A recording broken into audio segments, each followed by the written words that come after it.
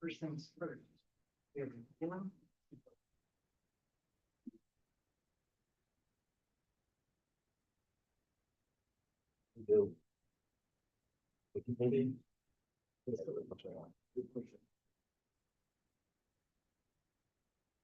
Right, are we online and live on YouTube? Yeah, we're live on YouTube. Okay, That guy is all on. That's so they can hear what we're saying. Yeah, it's That's all on. Yeah, that's on. Yeah. What's it? nice. Hey, what's Good up? to see you. Welcome, welcome. Yeah, please, you're, I'll introduce you. Okay. But, you can write your Yeah, name and then love the sign pronunciation, bro. it. Good evening to everybody. Welcome to Queens Community Board 2 Transportation Committee. This is our May meeting. We meet every first Tuesday of every month. My name is Riley Owens. I'm the chair of this committee. I welcome you all. We have a very busy agenda. I'm going to start off by saying the community board goes on a summer break, so we have 2 meetings of this committee. This is one of them, and then one more next month, I believe. Yeah. That's right. So there's a lot tonight. So I'm going to employ our community board chair's rule of wait, WAIT. Why am I talking? A lot of people have been invited to talk here. Please use our time wisely. We want to make sure that everyone gets their time. We have a couple presentations. We have the 108th precinct, Captain Armani here to speak with us. We have EOT, MTA. We have EDC with the New York City Ferry, and then we have a couple of other people who would like to talk to us. So thank you so much for coming again. Everybody online, can you hear me? All right, excellent. There's a microphone in the middle of the table, so if you're speaking, people should be able to hear you. Great. We are going to get started with public comment. Again, same rule. Why am I talking? You get 1 minute, so please get all of your pertinent information out front. If we have any questions, we will ask questions, but otherwise, we will use your public comment for further discussion later in the meeting.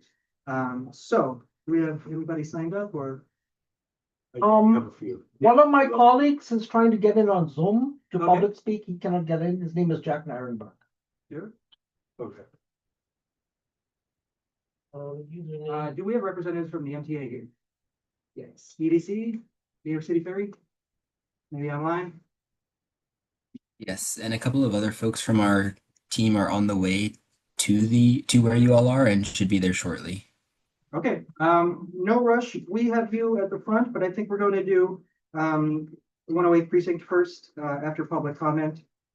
And yeah, things shouldn't take too long. Okay, hopefully. Great. David? Yes. Yeah. Hi, my name is David Kupferberg, member Passengers United. Mr. Camera.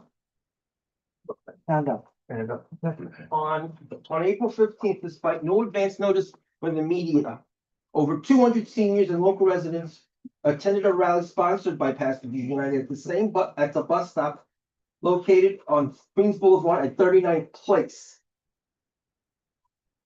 We and to oppose its relocation to 39th Street. And we have the footage to prove that this is the truth. Despite overwhelming community opposition, the work order to relocate the bus stop from 39th Place to 39th Street was signed in late March. Hence, the rally took place too late to prevent the bus stop's location. These rallies show that bus stop balancing is opposed by the public, elected officials, and the MTA's customers. Shame on the NYC DOT and shame on the MTA. Thank you so much, David. Well, All right. Do you want to go as well? Oh, thank you. Yeah. Good evening, Mr. Chair. Thank you guys for all your help. I'm the president of Passengers United. So we actually had a rally outside Sunnyside Community Services. My name is Charlton D'Souza. So we had a rally. That was the second rally that we had. I want to thank the 108 precinct for all their help. And what we really need is that bus stop to go back. That is what Sunnyside Community Service wants. That's what we want, because right now the bikes are not stopping. They're going in full speed. My colleague Jack Narenberg, who's a transportation planner, he did an assessment of that bus stop. And what we found was the old bus stop where the bus is currently at has a very high rating. But the island bus stop that you're moving it to has a lower rating. And it's a serious danger of seniors getting hit. There's a fire hydrant there, which would impede the fire department. And there's also a car dealership there, which requires the doors be open so they can bring their cars in and out. And so obviously, the seniors have told me that they're concerned because many of them have been hit by bikes.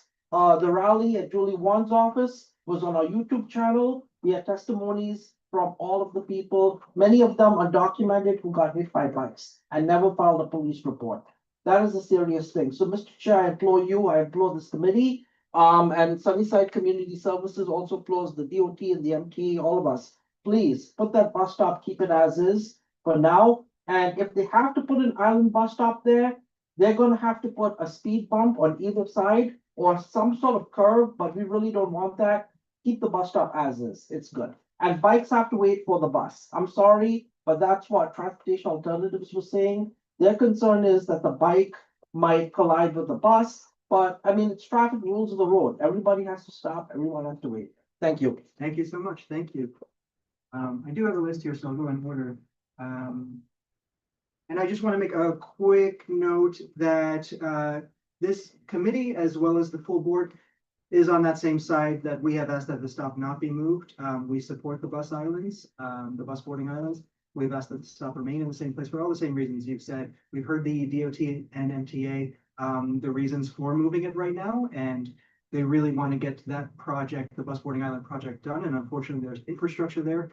But we have appealed, and I think we're going to make a full motion tonight to appeal for a capital project to keep the bus boarding island in the current place, to build the boarding island there, which would be a capital project to move some infrastructure. So it would be a bus stop island then as well. They want to build islands all across I got it. Boulevard, which are proven safer, and, you know, I don't want to dwell too long on it. No, I That's a lot know. of it. All they have to do, DOT has to do is put a speed bump on either side so that the bikes are forced to stop. Because right now the bikes are not stopping. This winter, so many seniors were hit. It's not even, it's bad. And I don't know if the 108 has data on that. I would have to, yeah, I would ask for data on that. There's a lot of anecdotal data about people who've been hit by bikes and stuff, and I believe so many people. But unless we know really truly what's happening, yeah. Thank you, Mr. Chair. Plan very briefly, that as far as like traffic calming goes, right? Speed bumps aren't necessarily a DOT's toolkit just because, you know, for a car, the suspension, it's just a different kind of interaction, but there are treatments to slow down bikes, right? Like thicker thermoplastic, like a rumble strip kind of thing that's been proven effective. I don't think anyone on this committee would oppose that if there's a point of conflict with people waiting on the bus. And I agree with the chair that the bus boarding island, it's gonna help because it's gonna give the people waiting for the bus a place to stand that's not, you know, in the bike lane. Right now with the initial phase, right, the quick build project, the issue is like the place where the bus pulls over is the same place that the bike lane is, right? And obviously no one likes that. So we're hopeful that by separating those spaces, we'll cut down some of those costs. And DOT already started construction on the new bus stop. Yeah. We're aware. Yeah, okay. I believe that's going to happen, and I think DOT is hearing us on, and Sunnyside Community Services. Got it. All right, thank you. I do want to take a brief moment to introduce Rafael Nava, who is running things in this office right now. He's doing a lot of work. If you contact this office by email or phone or any other way, you are talking to Rafael, so I appreciate it. And he's running this meeting for us. I'm helping him. Thanks so much. Thank you so much. We have a new member, Isabella Bustamante. She is a new member of our committee. Welcome. May I introduce our committee? This is Dr. Rose G. Nusas, Corey Hannigan, Patricia Pan. I am Riley Owens. Online. Nobody. Nope. You have Eric Albert. Yeah, Eric, but he's like. But we appreciate it. Yeah, Jack couldn't get in for some reason. I don't know how that. Is he still trying? Yeah, What's let me his ask name? him. Jack Narenberg.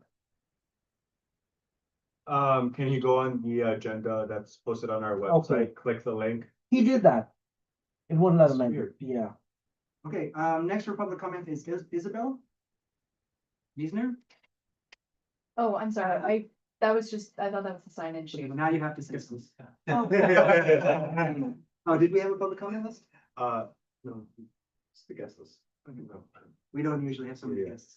I appreciate you. Does anybody else here have public comment? Philip? Yes. Hi, folks, making public comment about the paving, on the length of Skillman Avenue for the bike lane. I have one suggestion, 2 complaints. Suggestion is that DOT, repaints the layout at intersections from the mixing zone intersection to an offset, intersection. The mixing zone is when you can see from my lovely diagram where the parked car protection ends at the intersection and bikes and cars mix at the intersection. Problem with that, you have a few problems. You have cars that just park there, blocking the lane for everyone. We have cars that do not respect the mixing zone, do a very high speed turn from the general traffic lane. And we also have the lack of pedestrian refuge crossing. So that's why mixing zones were the original layout of protected bike lanes. They are not anymore. When DOT builds new bike lanes, they don't put in mixing zones. Putting in a mixing zone after repaving is like installing an outdated operating system on a new computer. It just doesn't make sense for the future. Complaints about this repaving process. Number one, there is absolutely no protection during the time that the street is milled, and even when it's paved, the lines aren't striped. We've had protected bike lanes in New York City for over 10 years now. I really don't understand how DOT doesn't have a procedure to ensure protection for cyclists during the period of milling and paving. Second suggestion, the opportunity should have been taken to enhance the painted pedestrian islands with concrete. The street is torn up. It's a perfect time to tear it up a little more. If we want that concrete, now we got to go in and tear up the asphalt again. Protection should be the priority in concrete. Using these opportunities a little bit better so we don't have to just keep digging and redigging forever. That's it. Thank you. Thank you so much. Thank you. And you're speaking about Skillman Avenue, which Skillman in just milled particular. and Yes, is hopefully being repaid. The same thing apply to 43rd Ave. absolutely. That is something we have asked for on 43rd. I see it on page 3 of the agenda. Same issue. So, Joe Patty from DOT, I Yeah. didn't introduce you. I didn't want to interrupt you, but Yeah. the good news is that we are adding those. Okay. We're actually planning to do, when we reintroduce the market there. All right.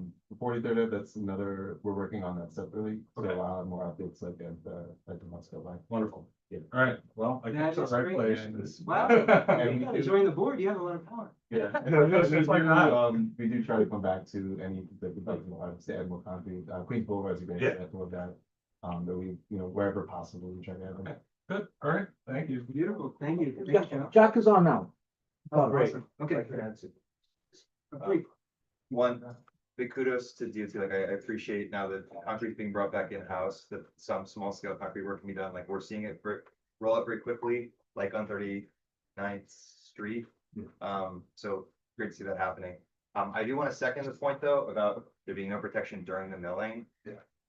As you may know, Skillman is like an essential link in the east-west protected bike route through this entire district. And so it really is essential that some alternative route be identified, right? When we close down a street for cars, there's usually a detour identified. Bikes need a little more protection than just a sign, but providing a safe alternative route for people going east-west through the district, I think is a really high priority. I would accept those, what possibilities there are, well, Like we've got 39th Avenue, right? Like Barnett, whatever, like there's other parallel routes. It's just a matter of some cones, create a protected route for them. Of course, yeah. Here's your Yeah, but just fast question. How long is it gonna take to close the meeting? Oh, it's starting from. It is starting. Yeah, it's a. Oh, okay. You started the milling, when are you ending? That's what I want to No, know. the paving is starting. Okay, Yeah. but not painting, because there was somebody where was it, in Brooklyn, who was a child who was killed because it was paved but not painted, and there's gotta be a solution to that. I mean, it may be necessary to let the pavement pure or something, but maybe not. And then Also, just like again, Roosevelt Avenue desperately needs to be milled and repaved. I'm obviously happy to see Skillman made nice and smooth, but like, that's a safety hazard. Okay, we're off topic, sorry. We'll talk to you about that later. Thank you so much. Anybody else in this room with public comment? All right, we'll go to online. What was your, Jack Narenberg, his name is. Jack, Narenberg? If you have a public comment? Yes, I did. Thank you very much. So I wanted to just discuss briefly the relocation of the bus stop away from Sunnyside Community Services. It was ill thought out. It was ultimately inconsiderate to the many people who, many seniors, people with disabilities, other people who rely on the congregate programs at Sunnyside Community Services. And ultimately, from my calculations, using the Comprehensive Bus Stop Accessibility Index, which is a framework that I've been developing in consultation with transportation professionals, disability advocates, everyday transit riders, professors at the University of Pennsylvania, I found that the relocation of this bus stop will dramatically decrease accessibility of the stop, both with regard to its proximity to essential origins and destinations, including Sunnyside Community Services, down by about 40 percentage points based on the index, as well as based on its pathway conditions, the conditions that affect people's abilities to get to and from the bus stop, on and off the bus, by up to 30 percentage points. Now, this is a significant decrease because not only will people have to travel down a steep hill and cross a street, they will also have to cross an active bike lane, and there are no protections for pedestrians, especially those with limited mobility, other disabilities, who will now face an increased risk to get to the bus stop. So I implore the community board, I will be releasing a report in the next few days. We are talking with other elected officials, stakeholders at the DOT, MTA, but this needs to be reversed immediately. Thank you so much. Thank you for your advocacy, and I look forward to that report. He's my vice president. Oh, good. Awesome. Thank you very much. See you guys. A few raised hands. I just want to get to Teresa. Hi everyone. Sorry, I'm at a playground right now with my son. Just did a school pickup. Hi everyone. I'm Teresa. I'm from Councilmember Julie Wan's office. I just wanted to give you a quick update on what we're hearing from constituents with the warmer weather. Everybody's coming out, so top priorities definitely include street safety, as also, you know, as others have mentioned, in coordination with DOT's road repairs and different treatments that are going online. One particular area that we have been receiving a lot of constituent feedback is on Center Boulevard, particularly the intersections of Borden, 50th, 47th, and 48th Avenues. And just that concern from various parents and others with mobility issues about basically street safety at intersections. And I know it's a lot of moving pieces back and forth, and we've been communicating directly with DOT whenever people reach out to us, but I would say that is a top concern for us that we're seeing from the community over the past month or so. Great. Thank you so much, and thank you for attending. For Teresa. What's that? Super quick for Teresa. Super quick question for you, Yeah. Teresa. More just a comment. So I've seen a lot of new street trees sighted on 44th Street, 43rd Street. That's near where I live. Greatly appreciated. So if you can forward ahead, like a little thank you to Parks for prioritizing this. You know, our district is always desperate for more street trees, permeability, shade, and all that. So just a big thanks for that. It's been great to see. Glad to hear it. Thank you. Yeah, thank you so much. And just to help with the minutes, if you're speaking, just say your name. So because everyone's not always on camera. I meant to mention that to you. So hi, Isabella. That's Isabella. I just wanted to ask for the Center Boulevard challenges that you're seeing in the community. Are people also mentioning the double parking issues along the bike lanes? Yeah, so there that is something that has come up, and it's Forest Center Boulevard. We're getting a lot of feedback from PS 384 regarding how that affects their day-to-day operations with school buses and with deliveries. I know there are some people that have reached out to us about parking along there, and DOT can speak more to this, is constantly actively investigating this area, studying it for safety improvements, and I've informed them of the people who have requested to keep the parking, but priority to the school and their operations. But it is a I'd say a hot spot for Activity Center Boulevard in general. Okay. Thank you so much. Thank you. So I see Henry Smith next. Hey everyone, yeah, Henry Smith from Long Island City Partnership. I have 3 items to kind of quickly update you on and chat really quickly.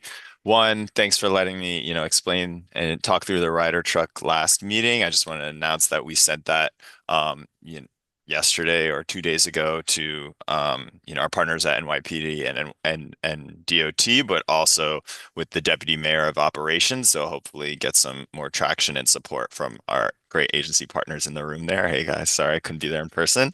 I also wanted to make the community board aware that the truck route redesign is going through a public comment phase. That will end on June 9th. As you may know, this is a major pass through for both the businesses in LIC and the whole of New York City, since it's very close to the geographical center. And we have Vernon Boulevard, Borden Avenue, Review Avenue, Queens Boulevard, Thompson as truck routes. And then also with this redesign, it's adding 44th Drive and Star Avenue. So we're kind of looking and through our, and talking to our stakeholders about what makes sense, but just wanted to kind of give you all a heads up. And then also there's a hearing on June 9th for more on that, but there's also ways to make comments through an online portal that I can put in the chat.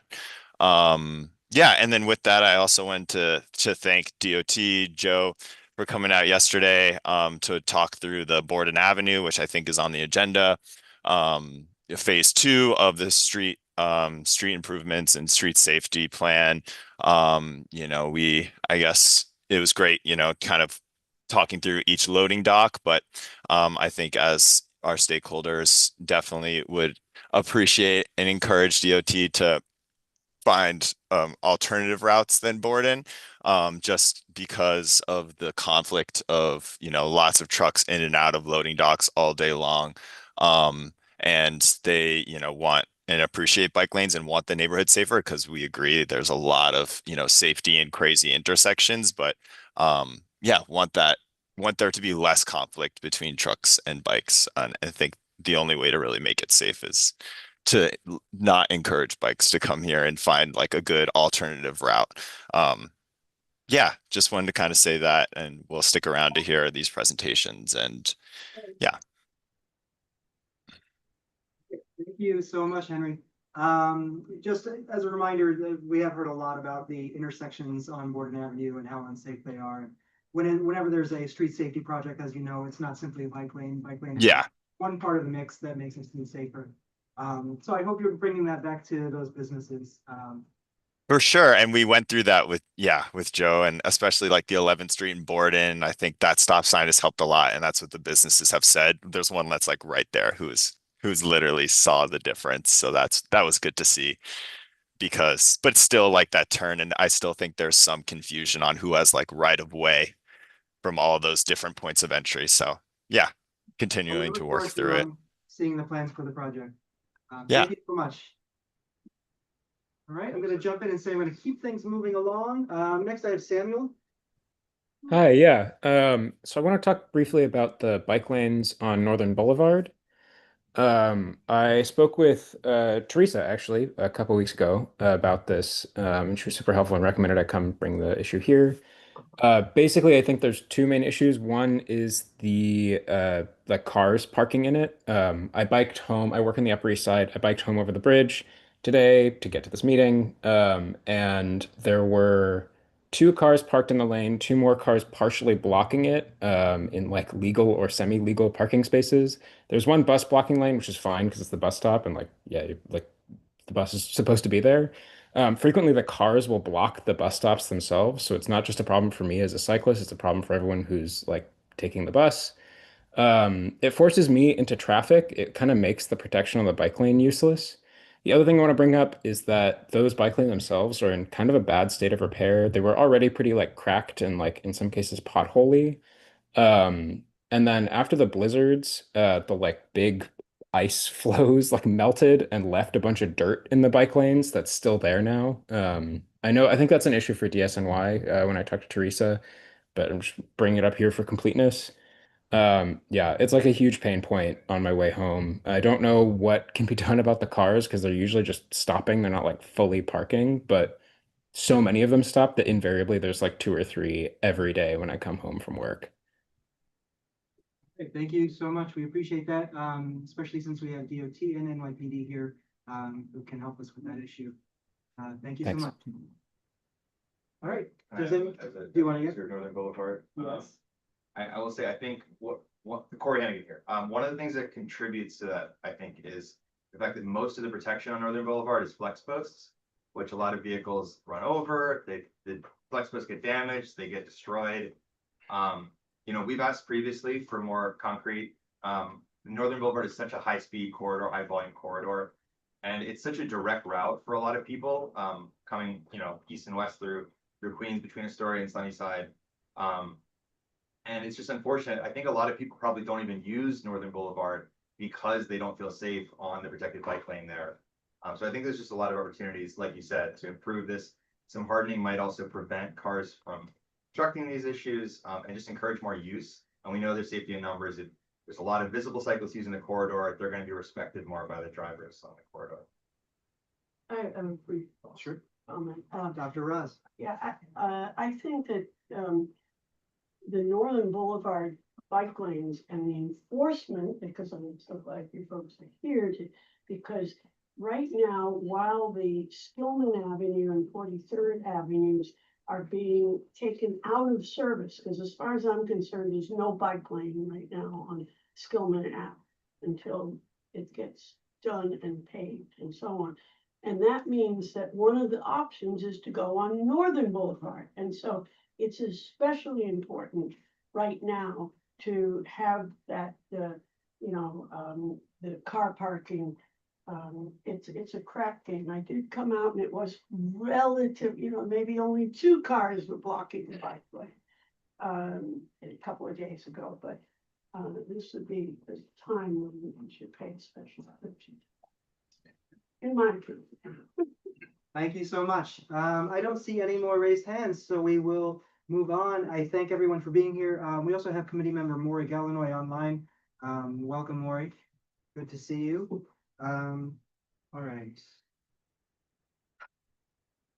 Good. Yeah, I think so. Yes, yeah. Good evening, everyone. Good evening. I'm the Deputy Inspector Armani, Commanding Officer. Vincent, thanks for having me here. I have Mike White, Sergeant, Community Affairs Officer as well here. Since it's traffic related, and I'm just gonna go leave the crime on the side. If you have any questions, also crime, I'll discuss later. For this year, we're up 1% in traffic collision confines of 108 Freeson, but we are down 4% in injuries. No, it's a good sign. You asked about the bicycle. We're down 40% in bicycle collisions. This is 2025. Just want to give you an overview. I did a 13 years analysis of our fatalities and confines of 108. We had 79, and we ranked number 7 in the city in fatalities in 108. 2025. Oh, that's when we came out commanding also 108 pieces. So 2024, we had 7 fatalities. In 2025, we had 1. Gladly, 1 life loss is too many, but we decreased it by 86%. We put a comprehensive traffic plan and confines of 108 precinct, which consists of educational first to our drivers, change driving behavior, presence of police presence, and a very busy intersection with direct control and obviously combined with enforcement. and brought our fatalities from 7 to 1, and we continue to work towards the same plan. Our enforcement in regards to our double parking summonses and everything. So I just want to give you a overview of 2026. We have issued 51,000 parking summonses, compliance with 108 precinct, 51,000 so far. In 2025, we have issued 138,000 parking summonses, compliance with 108 precinct. I know these numbers, we can look at it. Our officers are there, our traffic agents are there. When you see a violation, please call 311. That's how I know what's going on in the command. My choir life sergeant and everybody in the command, every Sunday I get a report, I look at it where the problems are. If I get 5 calls in one location, what else we can do, we'll reach out to the caller, see what else we can do to fix the problem. I get DOT involved, our great partners, all city is working together. Our job here in 108 precinct and NYPD as a whole to make sure our roadways are safe, bicyclists safe, pedestrians are safe. We had a very tragic collision on 62 in Roosevelt Avenue. I don't know if you guys saw the news. 19-year-old got killed by a dumpster truck. We did our operation with all around that area. We didn't find any the lighting is good, the signage is good. It's just an unfortunate accident that happened. The dump truck was making a left turn and our pedestrian was crossing the street. Still being investigated by police DA's office, and the case is still open. Other than that, I know the question, I just saw the agenda, but rider's truck that a lot of people were complaining. So year to date, I have 31 311 calls in regards to rider's truck in our sector, Adam. In year to date, we issued 1,577 summonses in that vicinity in regards to commercial vehicles. 2025, I had 80 311 calls in regards to trucks, rider trucks in that area.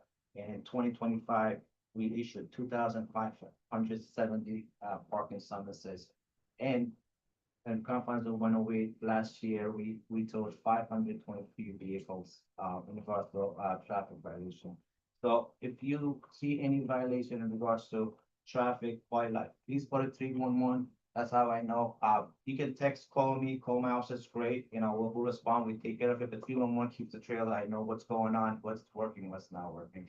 Other than that, I'm here. Any questions, concerns, and also, as everybody knows, I have an open door policy. Every time you want to talk to me, you just walk in 108 Houston, ask for me. From my office, we'll sit down, we'll discuss, and any issue within our power, NYPD, and our partners, DOT, FDNY, anything that we can. I'll personally pick up the phone and call, make sure it gets done. And thank you very much for having us. Thank you so much, very much. I'm sure we do have questions. Reminder, questions are for committee members only. This is why we hear public comments, so that we can bring these questions to you as committee members.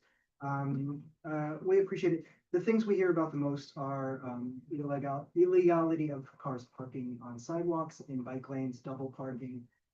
It's a problem that seems to infuriate everybody. Drivers when cars are double parked, bicyclists when cars are in bike lane, and then pedestrians when they're walking to their church or to their subway or to the grocery store, and they have to weave through cars that are parked in their public space.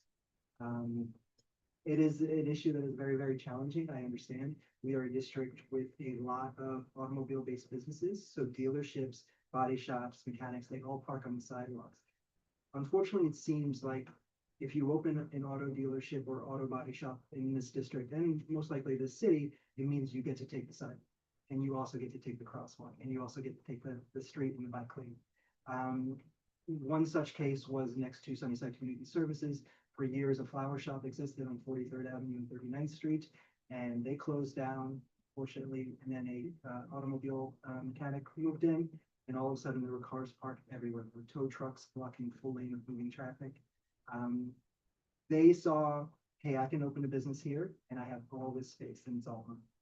Now we call 311, and our constituents, our neighbors call 311, and we report it. Sometimes we see summonses, and sometimes we see that you probably talk to the businesses to work things out. But as people who live here on the streets, every time I walk to the subway, I have to walk through cars parked all over the street, all over the sidewalk. as a parent of children, my children are much smaller than cars. The drivers can't see them. They're behind a parked car on the sidewalk. They're in danger. I have seen many times my children running ahead of me on a sidewalk and a car pulls into a driveway real fast because they didn't see my kid. And now my kid is not safe on the sidewalk. This is an endemic issue in this district. And I don't know how the 108 can solve it because it is a New York City wide issue. I've been to other districts. One time I drove to Narcy and I was like, holy cow, there's a lot of cars parked everywhere here. So we don't have it quite that bad, but because we're a district that mixes industrial zones, commercial manufacturing zones with residential zones, if you want to go anywhere from your house, you're going to pass a business that is parking on the sidewalk. I am a person who will report every car, just to see what happens, just to have a record of it. But I would like to know, and I think everyone would like to know, what's the future of Community District 2 for this? Because it seems like it's a worsening problem. Maybe not under you. I hope it's getting better, but I would hope that something is being done. That when somebody opens when somebody opens a business, they say, you know what, I can't park this. It's against the law. So thank you for listening. Just because we invited you here because we hear this all the time. No, it's good. Listen, it's a big concern. So just give an example of 37th Avenue with all these body shops. When I first got here, and it's still not where I would like to be. I personally met with every business owner. I walked through the entire 37th Avenue, spoke to every mechanic shops, and I know exactly what you're talking about. Like most close. The numbers that I give, the enforcement we have done. So enforcement is not one of the only answers. So educational, and then if any particular business that we have problem, then we're gonna escalate it to do a multi-agency operation at that location. And if any, I don't have the data for the in front of me of all the mechanic shops enforcement we did. If there's a location that you think that they are in violation, the number one thing is I have to say 311. Every 311 job. So every month I get about 3,100 311 calls and complaints of 108. And every single one of them is being answered by officers. They get a job number and they activate their body cam. So I can see every single job is being answered and it's being documented. And if it's not, there's no body cam or there's no job number, I actually get alert that it's not being done. So and our average response time right now is within 2 hours, which is great. We're like number 3 best in Queens North. Trying to improve on that one. So every 311 gets answered. If you put a 311 and you see an officer showed up and there was no summons issued and you're not happy with that, just reach out to me. Every now and then it happens. Rarely happens, then I gotta talk to those officers for what's the reasoning, whether it's a good reason or bad reason, whether we need to instruct our officers. But I would say 99.999% of every 311 jobs get answered, the phone and the summons being issued. And the tow operations, we are probably the most active in Queens North with tow operations. So Sharma sitting there, he lives for that. Good.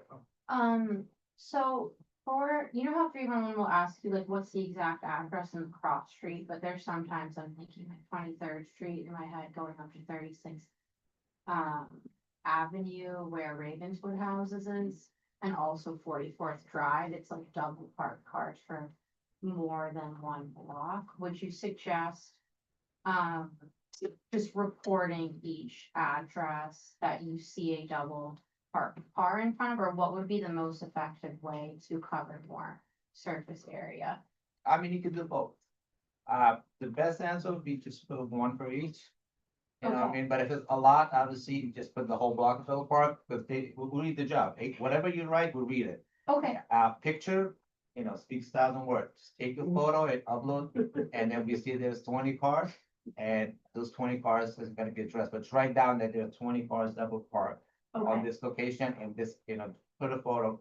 So when you upload a photo, there's a little secret I will give you that my student commander's gotta look anything that has attachment, and then, but I'm not saying if you don't put attachment, it's not gonna get answered.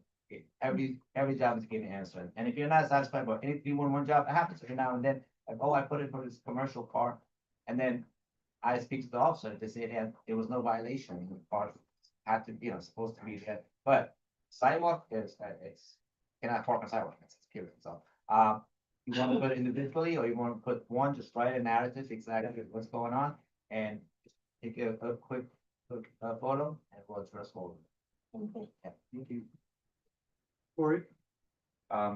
So first of all, just reiterating the thanks for coming, we've been asking, for many, many, many months for FYPD to come to our committee meetings. I just want to say, So we that's have my not, first request, we have not asked officially. No, yeah, I don't know who I'm throwing under a bus. Well, I'm here in all meeting that I've been invited. honestly, no. Former district manager was at these meetings and she heard us ask, so I just hoped that, but yeah. Okay, let me Wait, reiterate, my official- I'll reiterate, thank you so much for coming. We have a representative from DOT come almost every month, and it would be great if a representative of the precinct. Just one, and they don't have to necessarily even answer our questions, but just a touch point for us would be so important to have that open line of dialogue. So I've been here since, beginning of last year. In every meeting, I personally attended. So yes, you don't have to worry about it, President, I'll be there. Shoot me email, Yeah. If you and we'll be commit there. to If I everything. cannot make it for any reason, I got 500,000 people to protect out Yeah. there, my sergeant, lieutenant, definitely can. Okay, that would be really great, especially, yeah, okay, great, wonderful.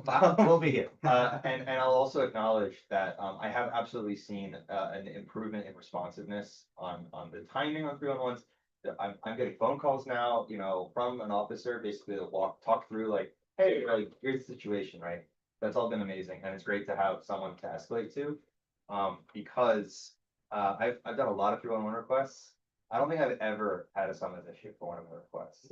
And I've had officers call me from a private number, which is always kind of sketchy, but I get it. To tell me like, when I reported sidewalk parking in front of an industrial business on 37th Avenue, that like, oh, they're allowed to do that.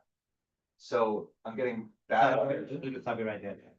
Officer told you they're allowed to park on sidewalk? Yeah, they said, well, if they're up against the facade of the building, then that's their property and they're allowed to. After explaining that's the wrong information, I would Yes. love to get the date and time, and that would be interesting to know. I can do that going forward. Yeah, and if you give me, do you use the same phone number, 311?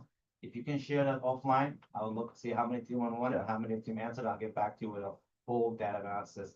And if it's anything on our side, it's fault of our officers, I'm gonna show you will be addressed. And so again, it's, I'm not trying to. No, I get it, I get it. We're all working together to I'm make the raising community better. I'm raising it particularly because like I have a privileged position, right? I can meet with you, I can talk to you.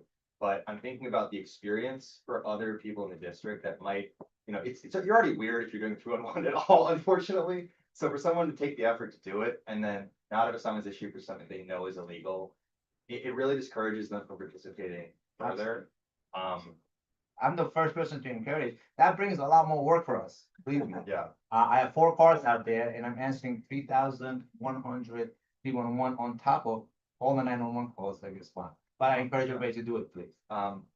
So also, just to read on the double parking, it is rampant, particularly 43rd Street, where we have a painted bike lane, 47th Street, where we have a painted bike lane. Community seems to just feel like those are flex parking spaces. Greenpoint Avenue has rampant commercial double parking. And that's a very narrow corridor, very high traffic, a lot of cyclists use that, no protection, so it's extra egregious. And then just truck parking on Queens Boulevard in the protected bike lane is very, very dangerous. I've had CVS trucks tell me I'm allowed to do this, go ahead and escalate, there's nothing you can do about it.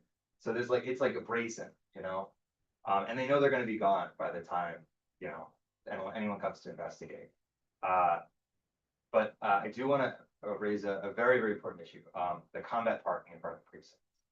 This is something that I actually complained about the last time a representative from FIPD came to the community board, and it was resolved for many months.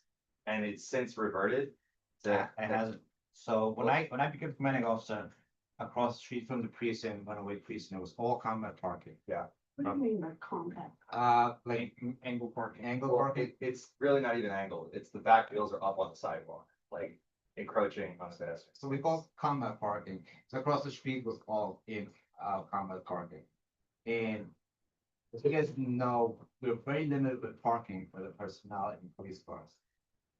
I changed that, very first week I got there, I don't know if anybody saw the difference there, so I changed that. Now the officers sometimes going around for like blocks just to find parking. It's across the street. Now, on this side of the street, I have 3 spots for my lieutenants. That's common park. So there is no common park across the street for no police car. You're never gonna see a police car. Not saying never, because if they have a perpetrator that has to drop off right in front and person is violently acting up, we have to put right in front of the precinct. And that there is no common park across the street precinct.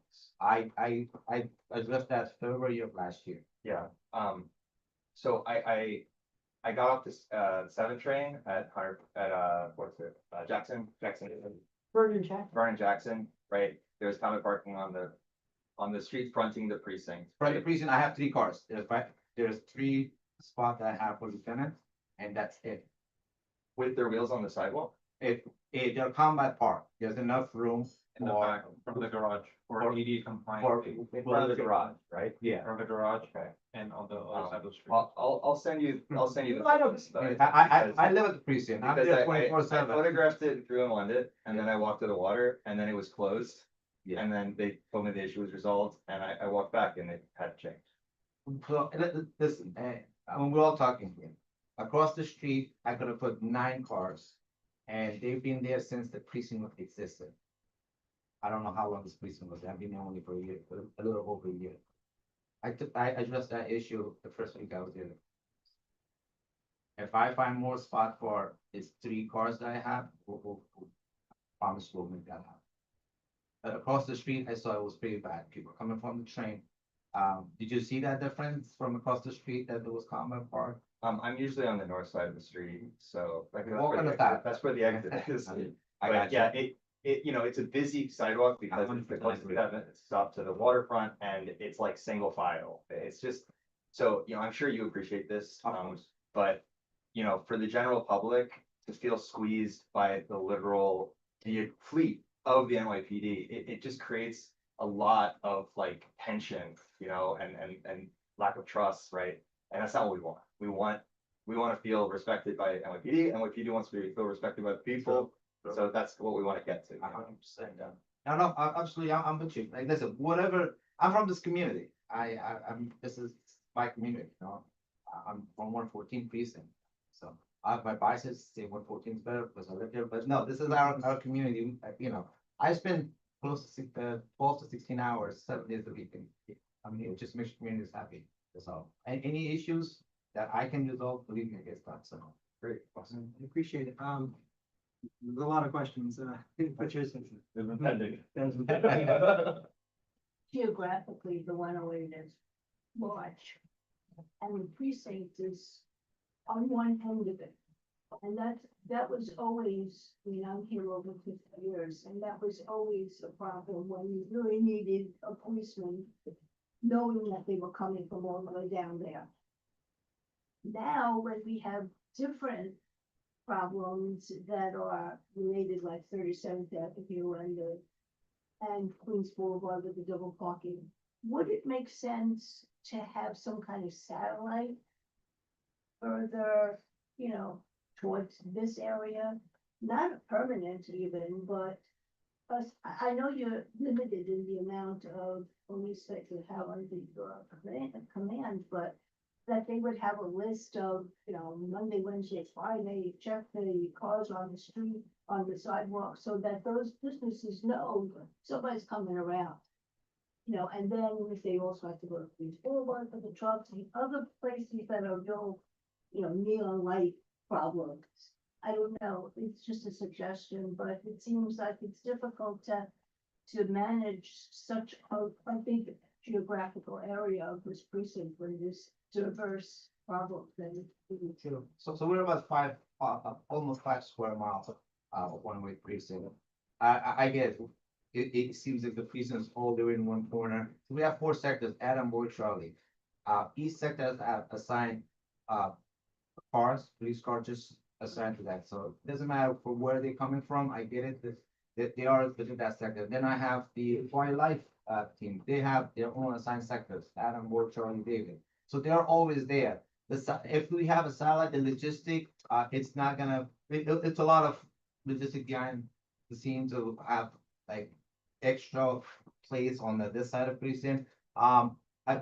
This question came up quite often, every meeting that I go to, I bring it up to my higher ups, it's a little above my pay grade, but we definitely, the services being provided, it's just the same, doesn't matter where our location is, because the cars are out there. They have to stay within the sector. If they have to leave, they need a permission of a supervisor, field supervisor to even leave their sector, so they I are just want to assigned. say that the people who are not doing the right thing know that somebody's watching. Oh, no, we're there watching. No, I want them to know. I'm sure they know it. Thank you so much. Maura, you had a question? Sorry. Yeah, just two quick, I think quick comments. First, I would like to say that years ago, Sorry, can you get a little closer to your microphone? oh yeah, sorry. So first of all, thank you for coming, Captain. It was great actually when you first joined the 108 and you came to our full board meeting. It was great to have you there, and I know you offered to be accessible, and we appreciate that. I wanted to just give some historical context, and Dr. Ross will probably remember this. Years ago, maybe 6 years ago, 5-6 years ago, the Transportation Committee did used to have a rep from the 108 that would come, not every meeting, sometimes they would come for consecutive meetings month to month, but usually like every other month or every 3 months they would come. We haven't had that for many years now. And I know the city services, I know you went there a while back ago, I think, or a representative went, and I know they were really eager to have somebody as well. I know you can't be everywhere, but if maybe a rep could come to a couple of the committees where it's important for regular, especially like things like city services where they're dealing with cannabis licenses and they're dealing with, crime and other things. And then our committee, the Transportation Committee, where it's just day in and day out. Things that come up and get voted on. So I think that's important. And then just the other, and you're welcome to respond to that. And then the last thing I know, to Patricia's point about a facility, and Raj, you may remember this as well, when we used to do our annual budget priorities. For years, one of our budget priorities was to prioritize building a new 108 precinct and having it centrally located in the district. And some of us who at one point were newer to the board didn't really know how it got on our budget priorities and when it got on and whether the police department even wanted that. But it's not on there anymore. I think 2 or 3 years ago it came off.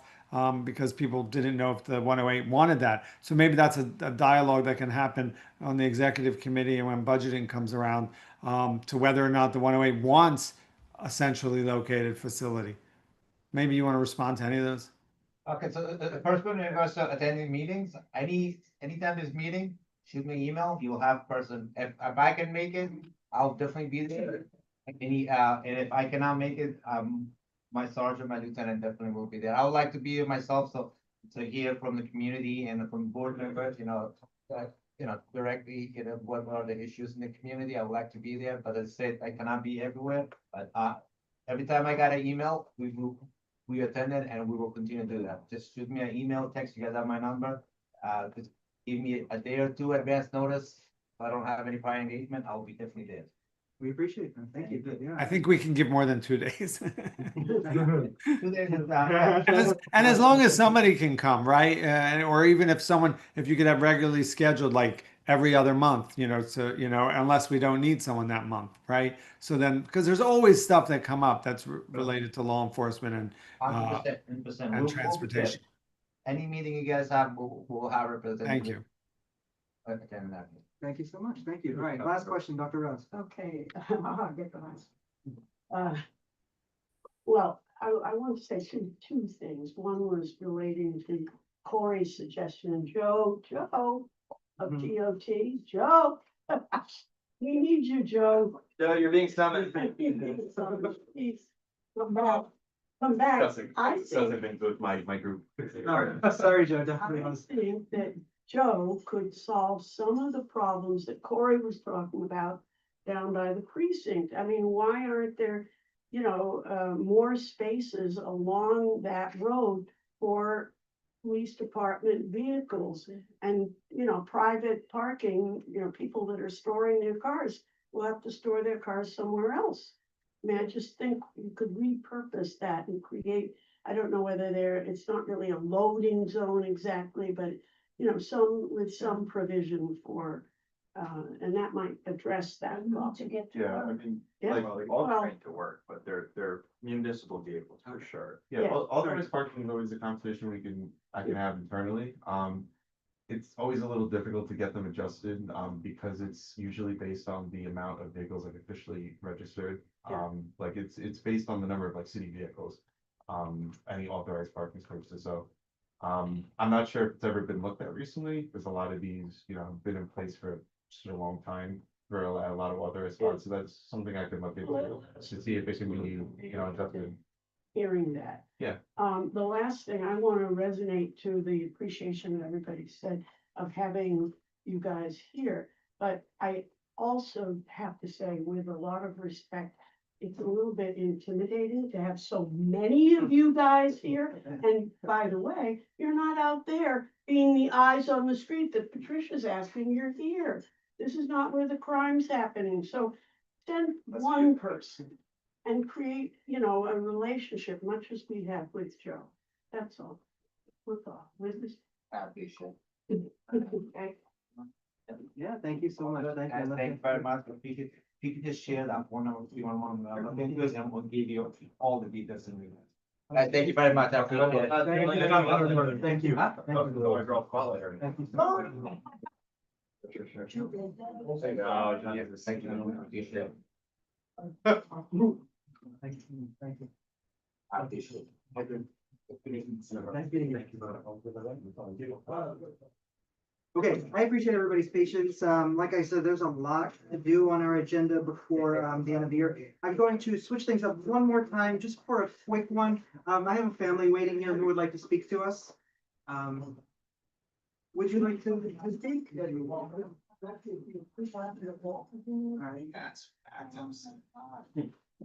Thank you so much. If you'd like to come on in. Getting safe.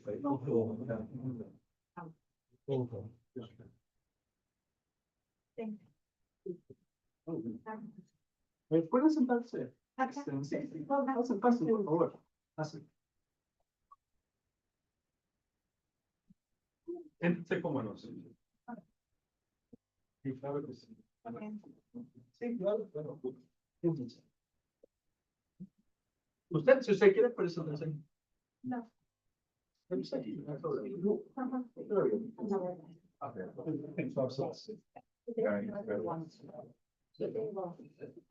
so I want to welcome you. the door. You are here to speak about renaming a street, for the city to rename a street for your daughter, your sister, Jenny.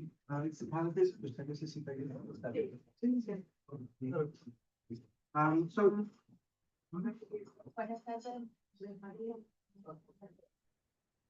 Her name is Maria, and she's very grateful that she's here at the meeting.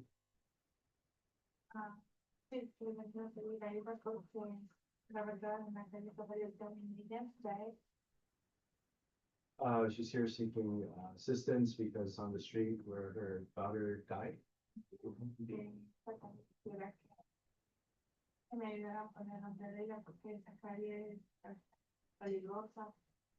She would like that street to be renamed because that street is dangerous.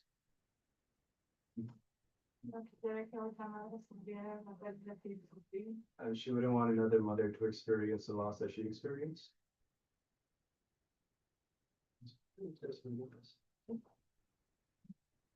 Yeah, like, bringing us some tissues. Oh, yeah, thank you so much. Thank you very much. Thank you for being here. You were with them? Yeah, my name's Bobby Preddy. I'm a social worker with. Here, Bobby, nice to meet you. Yeah, Nice to thank meet you. you. Did you want to speak briefly before, or? Yeah, so we've known, Maria Rubin, Make sure you speak up because the people out there are not necessarily gonna hear you. we've been working with this family for almost 2 years, this horrible crash.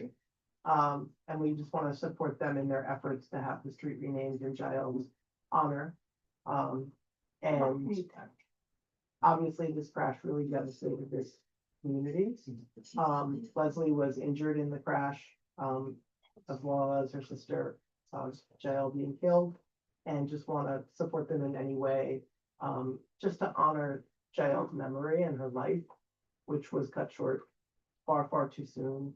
And they're living the nightmare of that, of losing a sister and a child, and think this is their wish, and we want to honor that wish to rename the street in Jael's honor.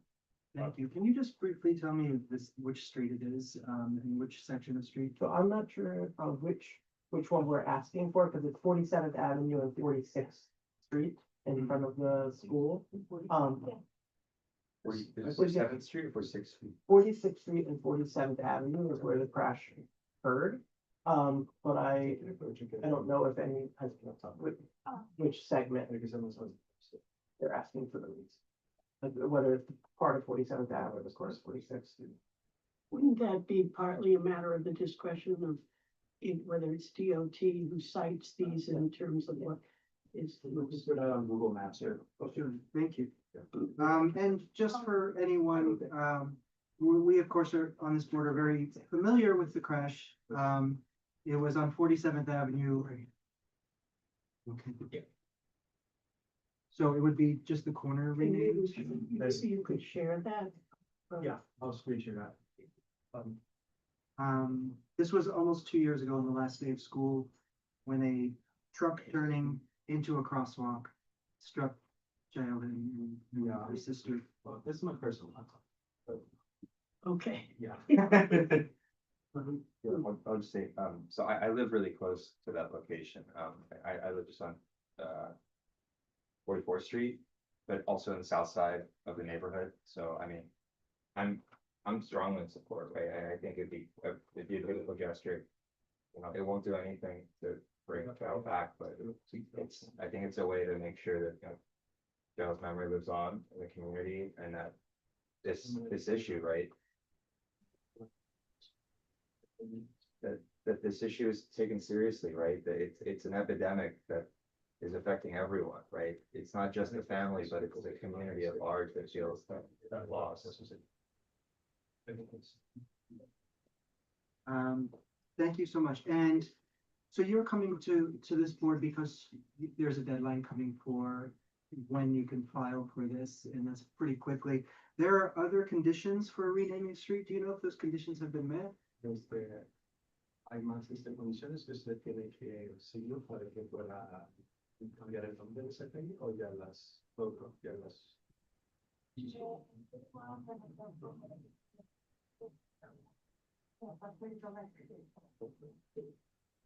Okay, Councilmember Julie Wan instructed her to come to the community board meeting the year that was given. And we'll be writing a letter of support to make that street meeting. Yeah, my understanding was that they ceased broader community support. They initially put in for it, and that was one of the. So is that the as- board could write a letter. Is- It has to be submitted by 5 o'clock on the right. Okay. And And he's supposed to. this ideally, does it need to come from the full board, or can it come from transportation committee? I think we've been told it's okay either way. Okay. But we could easily, if we agree as a committee. Yeah. Then as part of your, report, Report out. it can be, the full board is likely, there's no reason we wouldn't do this. What we really should be doing is redesigning that street so these things aren't happening. Yeah, agree. They say it's coming. Pudieran hacer es cambiar como el estilo de la calle, para prevenir accidentes como lo que sucedió. I'll add. Do you know if it gets submitted to a particular agency, or does it go to Julie Wan's I office? believe Julie's can submit it, and there's a portal that needs the letters need to go through. I'll add also that this committee has, I think unanimously, or at least, you know, largely voted in support of protected bike lanes on 47th Avenue and 47th Street. And added those to our annual statement of needs, which we know from DOT's data has a beneficial safety impact for pedestrians, shortens the crossing. So hopefully we can also help get the intersection redesigned. Special because it's a school. Right. Why they were there. I believe that DOT already has something in the works, right, Joe? Yeah, we have a planned capital project for that section of the street. And we do expect to see more movement on that next year. I just had a question myself. Was this a street co-naming or a renaming? Like, Desde va a cambiar el nombre completamente a la calle o va a tener como la calle Los Nombres, 47 calle y el nombre de street. No, no te participas. What's the difference? a co-naming? Co-naming. Okay. I guess What's guys the like difference? Gilman, That's- West Stamford Way, they're co-names. And I mean, renaming, meaning renaming, Yeah, I just wanted to get it straightened out because renaming is a very different process. yeah. The co-naming is a lot more straightforward. You just work with the council office as they've been Yes. doing. So meaning that it doesn't already have a name. Yeah, so like, a Renaming co-naming would be for a single location. It's like Lewis Mumford Way is also Skillman. Yeah, like how on most of the co-namings you see around the board would be just a regular co-naming. So it sounds like it's already, in progress, so that's good. Okay, thank you. Yeah, so the tragedy that happened to your daughter and your family is something that affected me, but also this board, and we are fully in your corner. We're going to discuss it and vote on it, but I assume that we're all going to. I think that there are rules that we don't quite know about the process that, coming to the community board is part of the process and will help there. And I think that there are guidelines that you do fall under because she was a member of the community, and a street can be co-named after somebody whose death shows us a lesson for the community, a reminder. As I said, it can't bring her back, but hopefully her memory will live. So thank you so much for being here. Thank you. Thank you. Yeah, if there's anything else you want to say, but otherwise. Okay. Mr. Chairman? Oh, sorry, and Maury, yes. Well, first of all, I'm in total support of this, but I noticed that the councilwoman's council members Oh, thank you. Teresa has her hand up, so maybe she wanted to say something. Teresa, you have something to say? Hi, yes, please send our office a letter of support for this co-naming. There is a deadline that is actually this Friday, the 8th. So if we can get that in the next day or two, there is a process that my deputy chief of staff is very familiar with for street co-namings.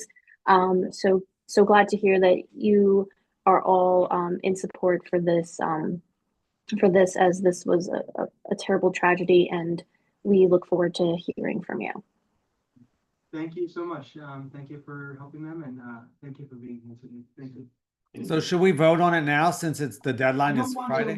We still have many presentations. I don't want to hold Oh. things with discussion, but we will Yeah. vote on it tonight. Sorry. Claro, siento que llamaron a la oficina para experiencia de los procesos. Thank you. Thank you. Thank you. Thank you, guys. Thanks again for coming. Thank you. Okay, like I said, there are many presentations. I appreciate everybody's patience. We're just a little over an hour into this. I'm going to stick to the agenda. I know we have somebody else online for another street co-naming. I'll just ask, I did go forward with that because there was a young student here waiting. I'll just ask to keep to the agenda now and talk to you soon. If New York City Ferry would like to go, is everyone online?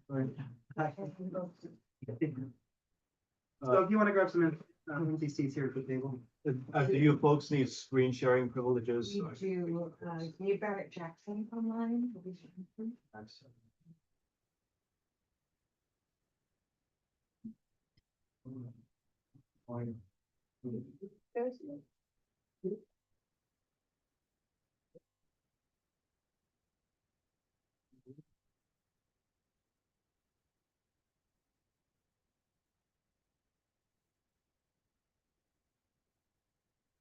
Welcome. How are you today?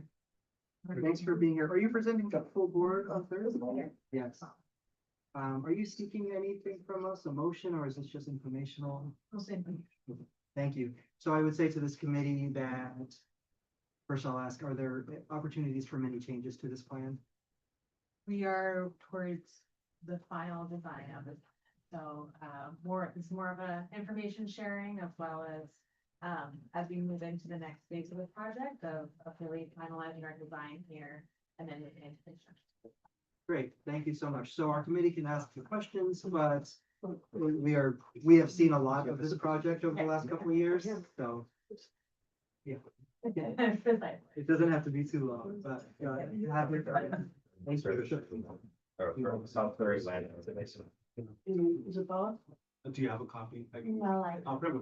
especially because you haven't been through this. Yeah, give them all, and I use this ferry all the time, so I have many feelings, but I'll let you go first. Alright. I'll let you go first. I'm a big NYC ferry enthusiast, Oh. but you know, I don't really like a fiber optic tour, so. I got feedback. I want to hear your story first, in your own words. All right, we'll get right into it. Whenever you're ready, thank you. Well, thanks so much for having us. I know a lot of you have been with us and this project for 4 years now. And so we're really excited to be here to talk a little bit and recap on what the history of this project has been, all the engagements we've been able to do. But really focus a lot of our presentation today on where we've landed with incorporating a lot of the feedback we've received over the past years into the design.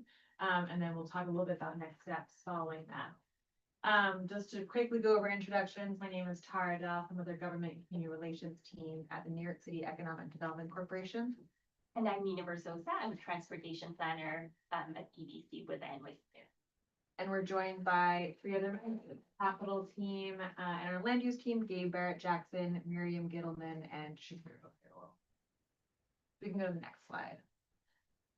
So before we delve deeper into this project, just again, recapping NYC Ferry at a glance. This is a relatively new system that in the context of New York City Transit, but we're really excited that we have many dedicated New York City Ferry or NYC Ferry riders. This is a huge asset to the community. Within Community Board District 2, we have 2 ferry landings, the Hunters Point South Landing and the Long Island City Landing. And we know that a lot of people do use these interchangeably, but they do serve different routes and moderately different constituencies as well. The Hunters Point South Landing specifically is really one of our most popular landings across the system. It's our 4th highest non-Manhattan landing. And so as you know from the map, Manhattan obviously has a lot of those hubs of commuters coming in and out. So the non-Manhattan landings are really the ones where people are living near, they're using them for go to different parks in the city for commuting purposes. And so understanding that this is our 4th highest ridership landing is really important to understand how much people use this. So going to the next slide. The reason why we're here talking about a landing replacement project is because this landing is one of the oldest landings in our system. It actually pre-existed NYC Ferry as a system. We incorporated it in when we were establishing first the East River route and then expanding over. But this landing, if you've seen it, does look pretty different than a lot of our other landings. It's smaller. It doesn't have a canopy on it. It is kind of it's more of like a pier that kind of jets out in a really tight area. All showing and indicating how this is kind of from an older system. And just like any waterfront infrastructure that ultimately needs to be replaced after a certain amount of time, this one, because of its age, does need to be replaced. So over the many past years, we have been doing routine inspections, making sure that ferry service is safe here, but it's only a matter of time until we won't be able to use this ferry landing anymore. So this project originally started in 2022 when we first proposed replacement in a location that's close to this. The reason why we can't do a replacement in the exact location, as you'll see in this image, is because we have a lot of Amtrak tunnels running underneath. And so we can't drive piles in this area, which is something that's needed for the type of landings that we generally build. So originally we proposed a location just 200 feet north of this location. If we go to the next slide, you can kind of see this visually.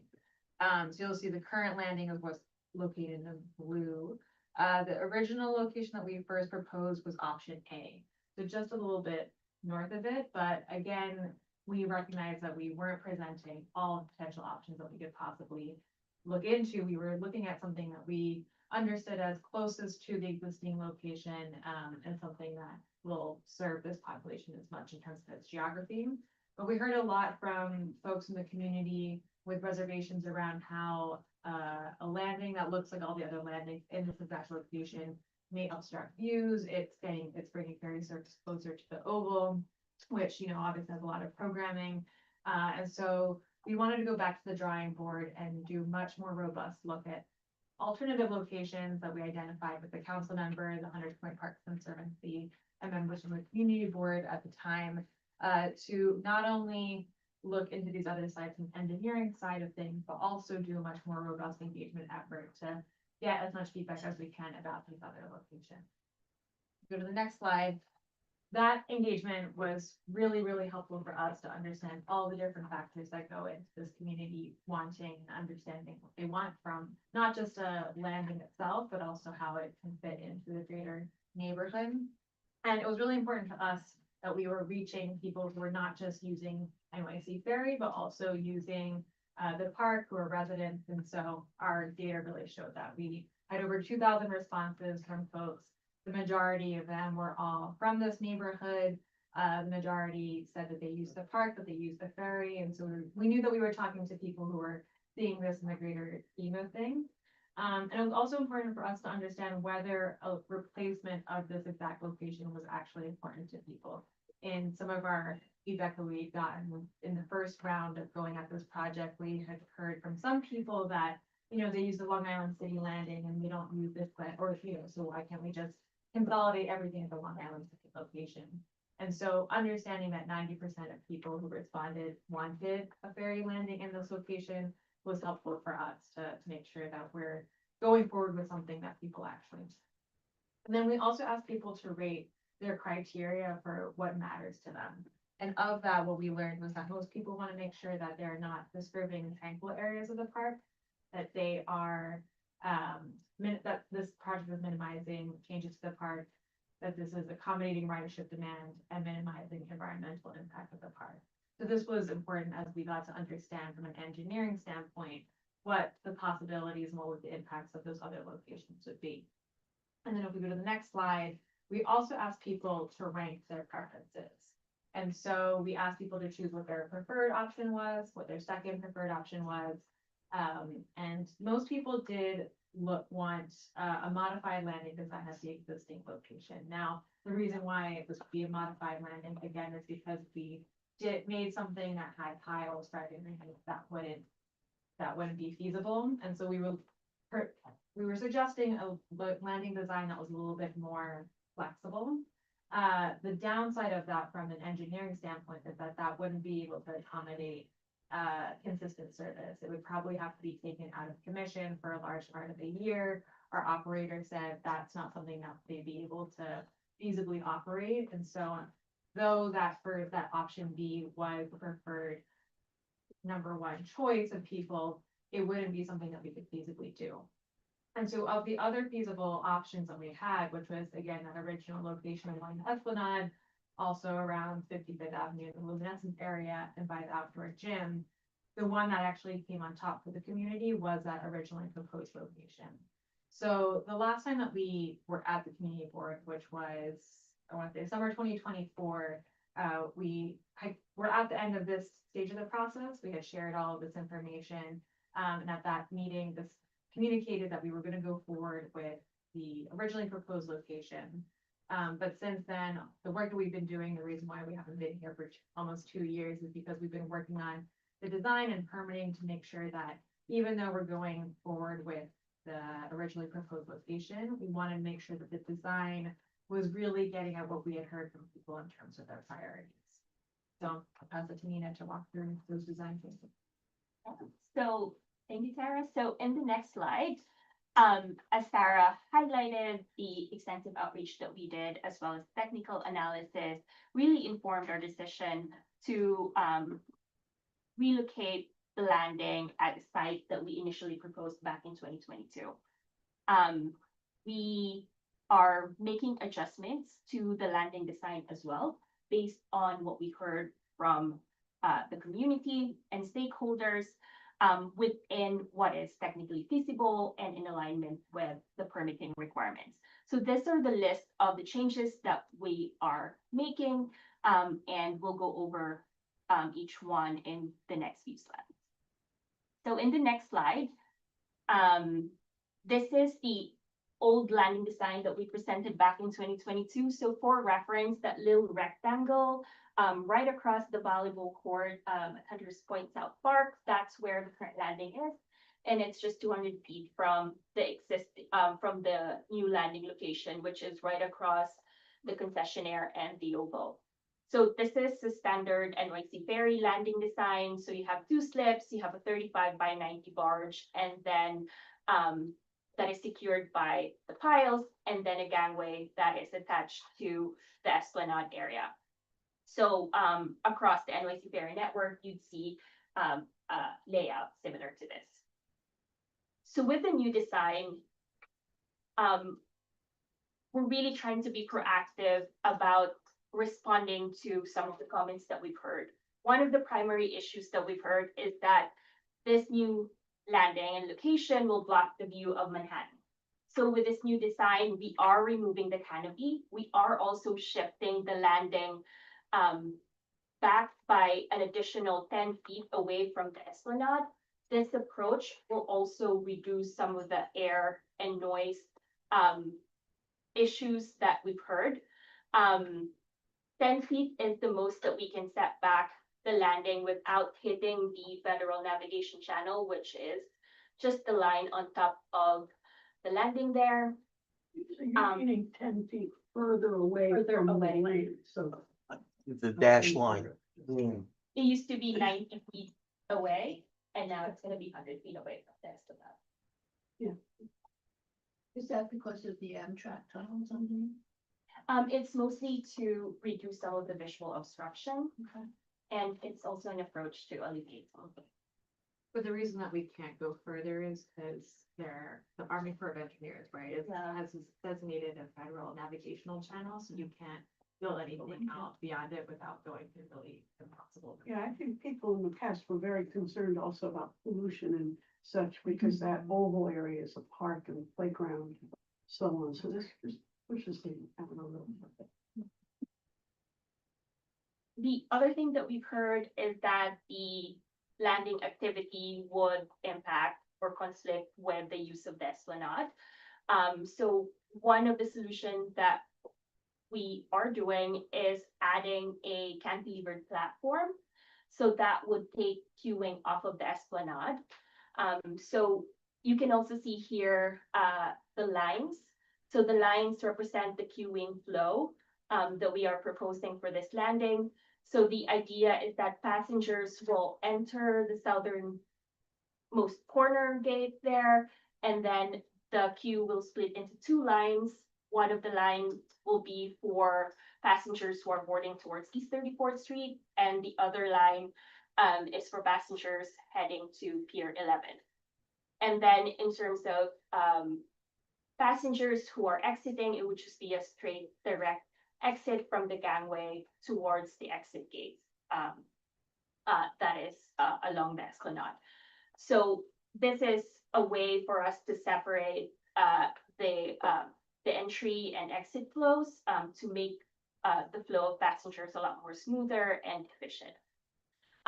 One of the biggest changes here is the dual gangway design. So about the same time that we are making some design adjustments, SPS and DOB, we're also updating the waterfront code.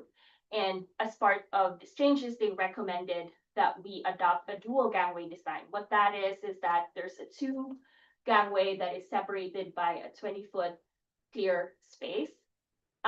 It it assists with emergency access and improves the efficiency of passengers who are entering and exiting the landing. The other improvements that we're making is that we are upgrading the stairs that is close to the concessionaire area into an ADA accessible ramp to improve access to the waterfront.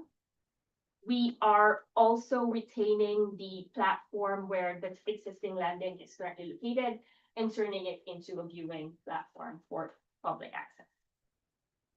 So in the next slide, we'll look at a rendering of the old design. So you can see that in this old design, passengers would have to queue along the esplanade, and then the MARSIC gates are directly attached to the esplanade.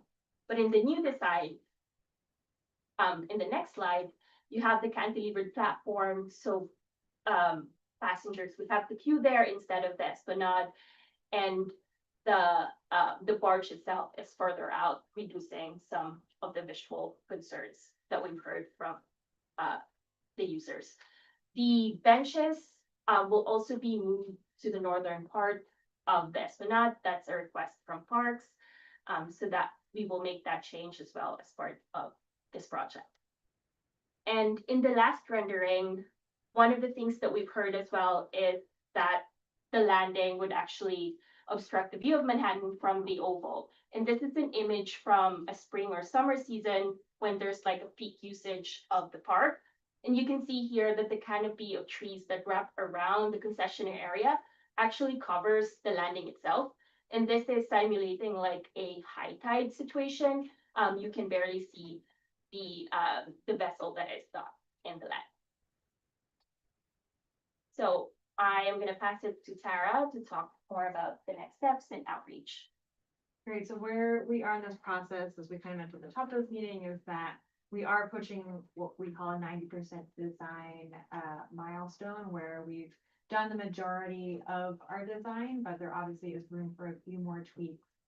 What does impact perhaps that 10% moment is the public comment period that we have with the Army Corps of Engineers. I think if you've been with this project for a while, this may sound familiar. It was part of, I think, what engaged a lot more people in this project the last time around.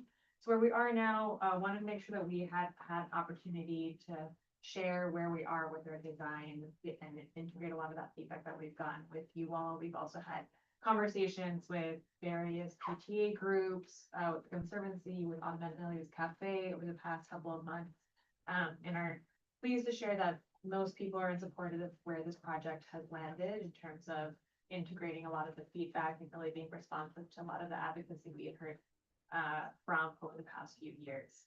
And so going into the summer, we'll be hitting that public comment period in the fall. So you may see something from Army Corps of Engineers about that. Generally, I think where we are at this point is that we have heard a lot through all the engagements we've done. So I don't think we expect to hear anything that we haven't heard before. But of course, if there's something that has not been brought up that comes to our attention through that, we would of course make sure to make any adjustments that we need to and tweak anything to ensure that this is being responsive to that feedback.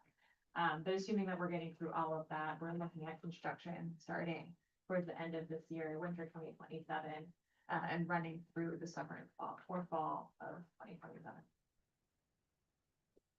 All right, thank you so much for your presentation. Looks like we have some questions. Dr. Ross? Well, good. I'm curious, without the canopy, what protects people that are waiting aboard the ferry from the elements? And are there going to be benches? As a senior, I don't usually present that way, but as a senior, I like to have places to sit down. And if you're going to be waiting, so tell me more. Currently, the existing landing does not have a canopy, and a lot of the passengers are using the what they call as the Hunters Point South landing shade as an area where they could get shade, like during inclement weather, not inclement weather, but when it's rainy or when it's too hot. There are also benches and seating area in that location. But that's far away from where you're putting them. Yeah, That's like And quite it's a just long line, they distance. can't queue up like they might not be able to get on the ferry. Especially because y'all are only letting 12 bikes on per ferry, so if you're someone with a bike or a baby carriage, you're really prioritizing like your spot in line to make sure that your baby carriage or your bike or your like accessibility needs are met. Yeah, and I think we recognize that there's obviously trade-offs that we're always trying to navigate here. I think, you know, in the first edition where we did have a canopy, the blocking of the views was something that really came up among many community members, and so we wanted to be responsive to that.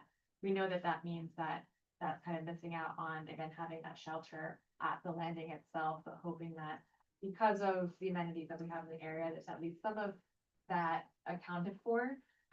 It is important for us though to not completely preclude ourselves from having a canopy in the future if that's something that, let's say in the, you know, many next years that people actually really want to bring back.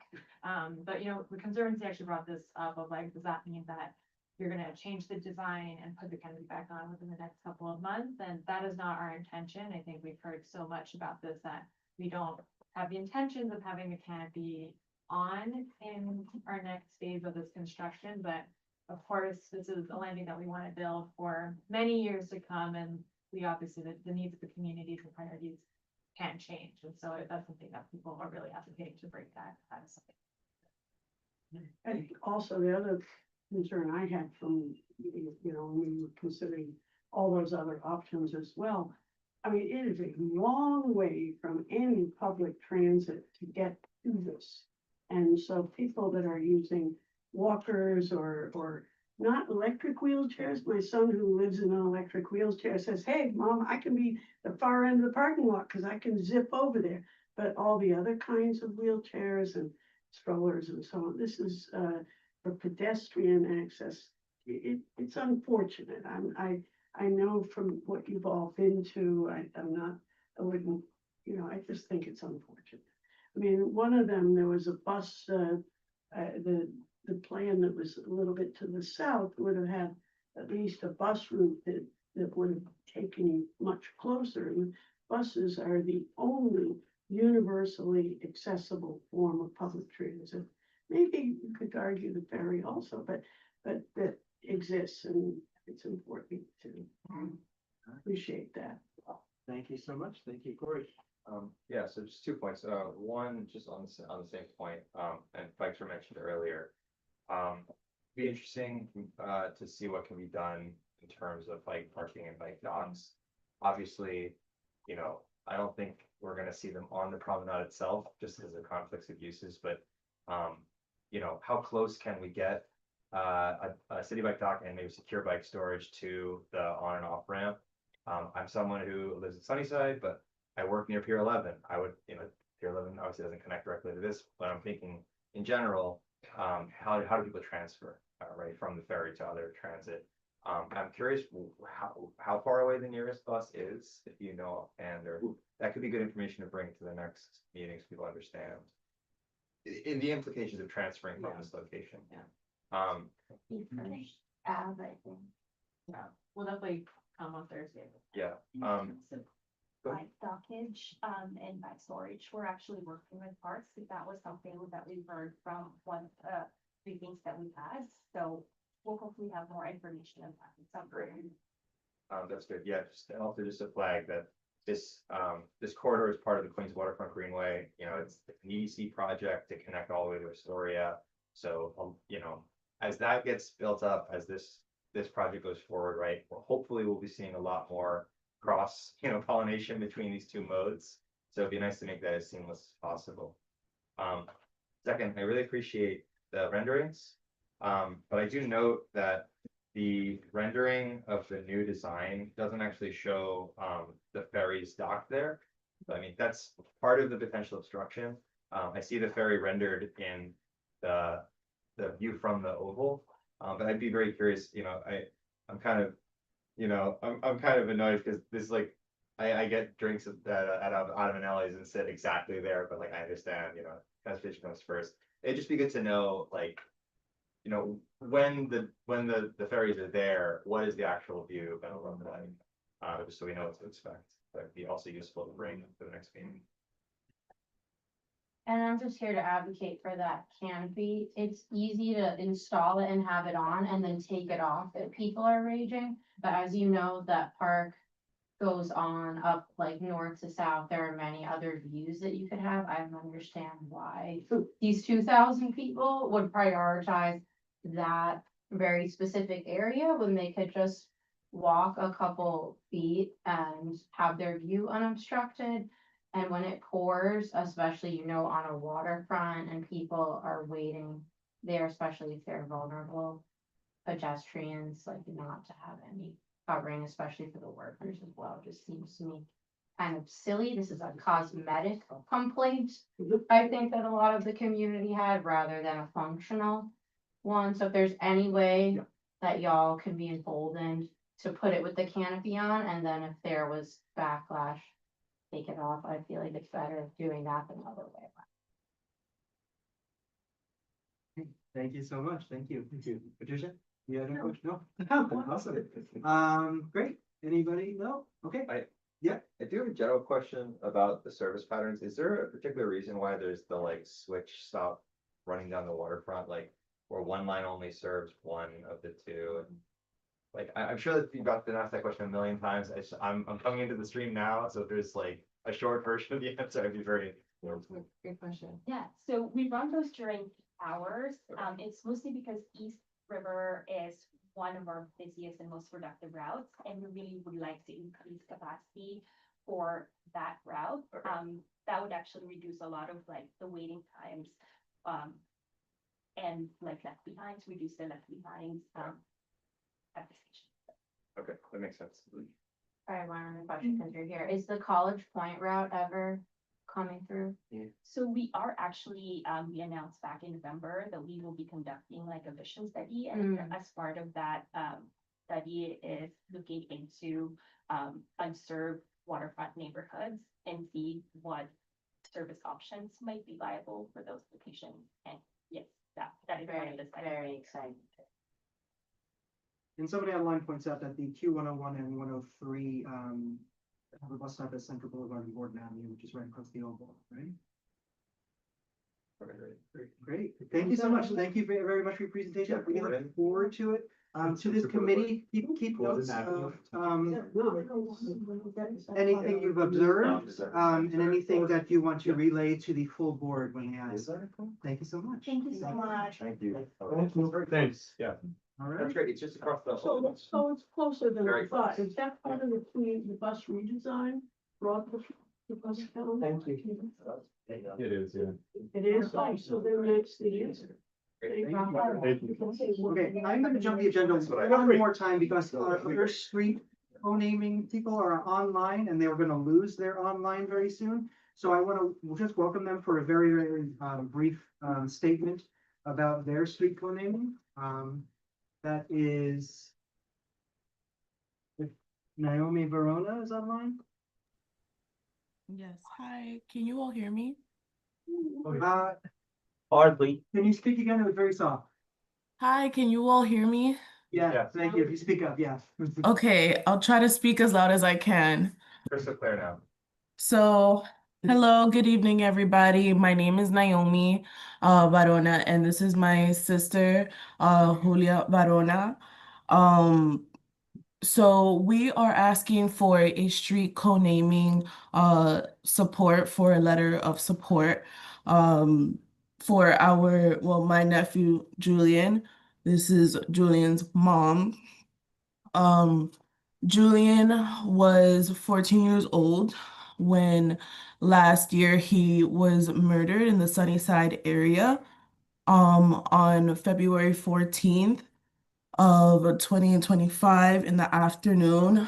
He had a bright future. He was a bright child. He was a great kid, a great nephew, a great family member, a great big brother. He was the only boy of four. He was always a protector, and he wanted, a better future for himself and to be able to provide for his family. And he was really interested in coding and paleontology, so he was looking to go into that field in the future. So on the afternoon of February 14th, Julian had plans of meeting a little love interest since it was Valentine's Day after school. And the girl who he was meeting up with went to school in that area. So he was looking to surprise her with some gifts. And he was also with a couple of friends.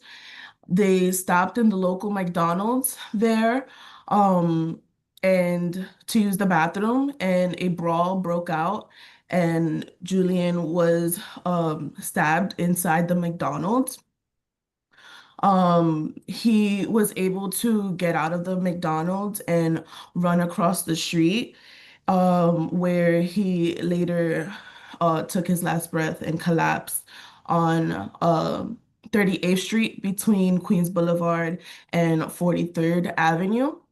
So since then, we have put up a memorial for him where he took his last breath. And the first time, the first few times we put it up, it was vandalized. At this moment, his picture is no longer there. There's just a couple of candles there that we have left. So we are in contact and we are working very closely along with Councilwoman Julie Wan's office to put in the request for a street co-naming in his honor so that his name and his memory won't be forgotten. It definitely won't be forgotten by our family, but we want to make sure that his legacy continues to live on since, you know, his life was cut so short and in such a bad, for lack of a better word, manner. So we are requesting, just as the family previous to us, your support in putting together a letter of support so that we can submit it by the deadline. As Teresa had mentioned, the deadline is on the 8th, but it would be better if we could have it before then so that we can turn everything on time. And it's a little bit more meaningful that hopefully this does go through for us because we started the process last year in spring and it was already denied once. So we're hoping that with your letter from the community board, it would suffice for it to be approved because Julian, this year would be turning 16 and his birthday month would have been June 2nd, which would if everything goes through and it is approved, would be renamed or co-named in the month of June as well. So there's a lot of meaning to it for us, and that's why we're here. So we thank you so much for hearing us and for opening this space for us and allowing us to be here. And that's pretty much all we have to say for the moment. Thank you so much, guys. Thank you. Thank you so much for being here. Thank you for bringing your story to us. I'm so sorry for your loss, and I see a lot of nodding heads. We all know the story. It was a tragedy that we all noted, and we are very, very sorry. It sounded like he lived a very, very loved, rich life before it was. So I appreciate you being here and asking for this. You said you've done this process before. Is it a yearly process? Like there's a deadline this year and then it's over? I'm not really sure about that, Teresa. Do you have any information about that? We just know that it was denied, and this is the deadline, the nearest deadline. I think it's twice. But Yeah, Teresa, I'll correct me if I'm confirm. wrong. I'll confirm with our deputy chief of staff. But the current deadline is this Friday, and I know that they're really strict with their deadlines. Okay, thank you. And have you sought any community support on it? It's going to be on 38th Street. Yes, on 38th Street between Queens Boulevard and 43rd Avenue.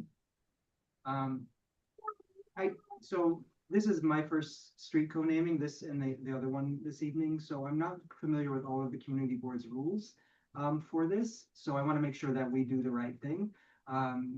That might include having gathered signatures in a petition from community members there, is what I read. So we're going to do our best.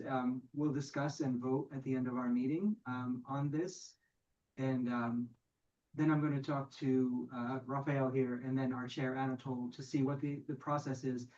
It's tough that it's for both these cases, it's on a tight deadline, but we'll do our best within the rules. But we appreciate it and thank you, Patricia. Did they give a reason for the denial last year? They just didn't have enough information about the reasoning why we want this street code naming. So the only other like documentation that they've asked us so far, asked of us for this round is a biography of Julian and some more letters of support from the community. So we're also Julian was a part of our local church. He was in the basketball team, so we're also working with our local church where he grew up at to also be able to provide us a letter of support, and hopefully that would be more helpful for the process.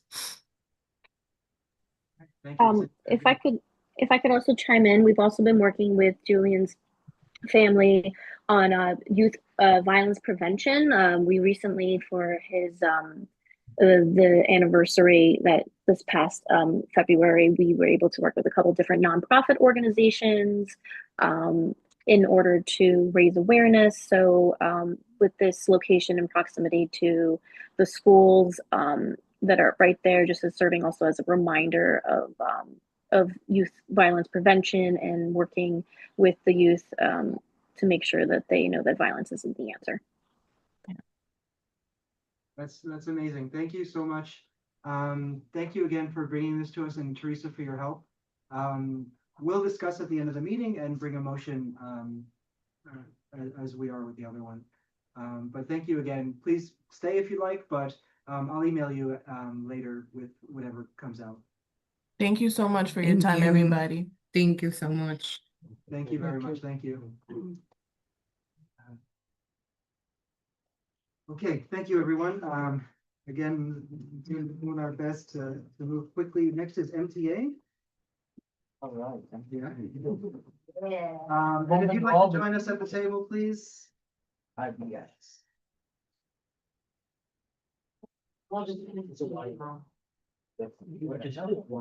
Do you need screen sharing? Yeah, I do. I'm logged into the Zoom. Honestly, just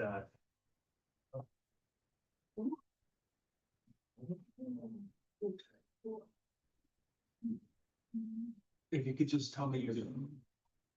Jordan Smith. Jordan Smith, it's amazing. Thanks, Jordy.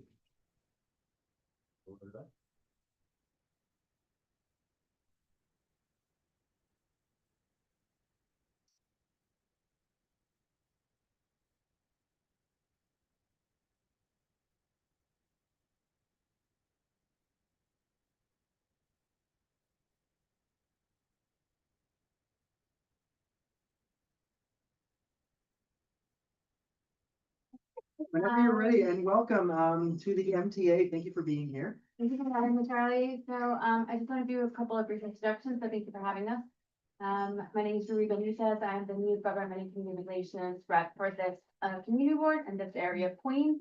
I'm also joined by my colleague Jason Greenberg. He is my counterpart in Queens as well. So we're both your point of contact. And we're joined here by Jordan Smith. He is one of the project leads for our Interborough Express project. And we have other members from the staff here as well. So with that, I'm going to give it over to Jordan so he can start giving you the rundown of our project. Great. Well, thanks, Ruby, and hello, everyone. Great to see you. I'm Jordan Smith, as Ruby noted, lead planner on the Interborough Express project for the MTA. We have the agenda on the screen here. We've done introductions. I'll give you a project overview. We'll talk about what we're calling access to opportunity, or a way we're visualizing the project. And then I'll run through some updates, kind of where we are, what's coming next, and we'll talk through some community focus areas, just some things that we've heard, and then next steps. So project overview, I know many are familiar with what the Interborough Express is, but happy to give you a quick rundown. It's a new transit opportunity that'll connect Brooklyn and Queens. So you see it on the screen here, it's 14 miles of an existing rail corridor. So today, freight only operates in this corridor. And the idea is that we would add passenger service to this existing asset. The majority of it is already owned by the MTA. This is the great part, is that 11 of the 14 miles, basically from Brooklyn Army Terminal or Sunset Park to around Metropolitan, maybe I can show with my cursor, right around here, oops, slow, is owned by the MTA. North of that is owned by CSX. About 3 miles is owned by a private freight carrier. This will be what we're calling a sealed corridor. So, we're adding passenger service to one side, freight service on the other side, and not connecting any area. Just really quick history. How did we get to where we are today? This line actually used to serve passengers back in 1876 until about 1924. So 100 years ago, there was actually passenger service on the line. So we'll be bringing that back after 100 years. In the 90s, Regional Plan Association, RPA, releases their regional plan that proposed a similar project. Since that time, about 5-6 years ago, the MTA picked it up as a feasibility study led by our governor, who has directed us to proceed with it based on the merits. So we've done a number of planning studies, feasibility studies, alternatives analyses to get us where we are today. We've gotten great funding through the governor and the state budget, as well as the MTA's capital plan. So this is our 5-year budget cycle. So the project has significant funding to move ahead. So we're in the design phase of the project now, and then the environmental review phase as well. So IBX by the numbers. I mentioned what it is. It's a new rail service. There will be 18 stations along these 14 miles. One of the great strengths of the project is how it ties in with the subway system. So the project would connect with 17 different subway lines, which is almost every subway line in the system, connecting to 50 bus routes in the Long Island Railroad at East New York and Woodside Avenues. So just some more numbers to throw at you. We're expecting about 160,000 daily riders and a runtime of about half an hour, 32 minutes from one end to the other.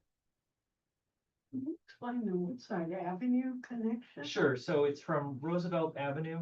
It's a short walk, 10-12 minutes to the west to get to. Right, I thought it was like about 70th Street or something. Yeah, so we're looking at like 69th Street on Roosevelt Avenue, where we're thinking we're gonna have like the terminal stop at Roosevelt Avenue. We'll get more into details in a bit, but essentially, since it's at 69th, you have like about a 10-minute walk to get to 61st to take the LIRR or the Diamond train at that area. So access to opportunity is what we're calling these slides. Just briefly, this is your district, as you well know. I don't have to talk to you about that. Today, 23 bus routes in the district. Of course, the subway lines, EFMR7 and the G train. So Interborough Express would add a passenger station at Roosevelt Avenue. So this would be the one new station in the district. So what you can see here on the screen, this is how we're trying to communicate the project visually. So what you're seeing is the corridor as we're proposing it, 14 miles with 18 stations. So as of today, and you're seeing two different colors on the screen, if you're standing at Roosevelt Avenue where IBX station will be located, you can get to the kind of darker pink or salmon color within 30 minutes. We're calling this a transition. So using transit today, you can get that distance. But once Interborough Express opens, you can get to the lighter pink colors. So it really opens up, parts of Queens and Brooklyn, Flatbush, Crown Heights, East New York. All of that is now going to be accessible within that half-hour transit shift. So it's one thing to expand the geography. It's another thing to expand the opportunities. So when you take these shapes and distances and you add in all of these opportunities that IBX will unlock. Now, fortunately, Roosevelt Avenue is already transit rich, but it will become more so when you add IBX service. So, you're going from 2.3 million to 2.7 million jobs are accessible within 30 minutes of the IBX station.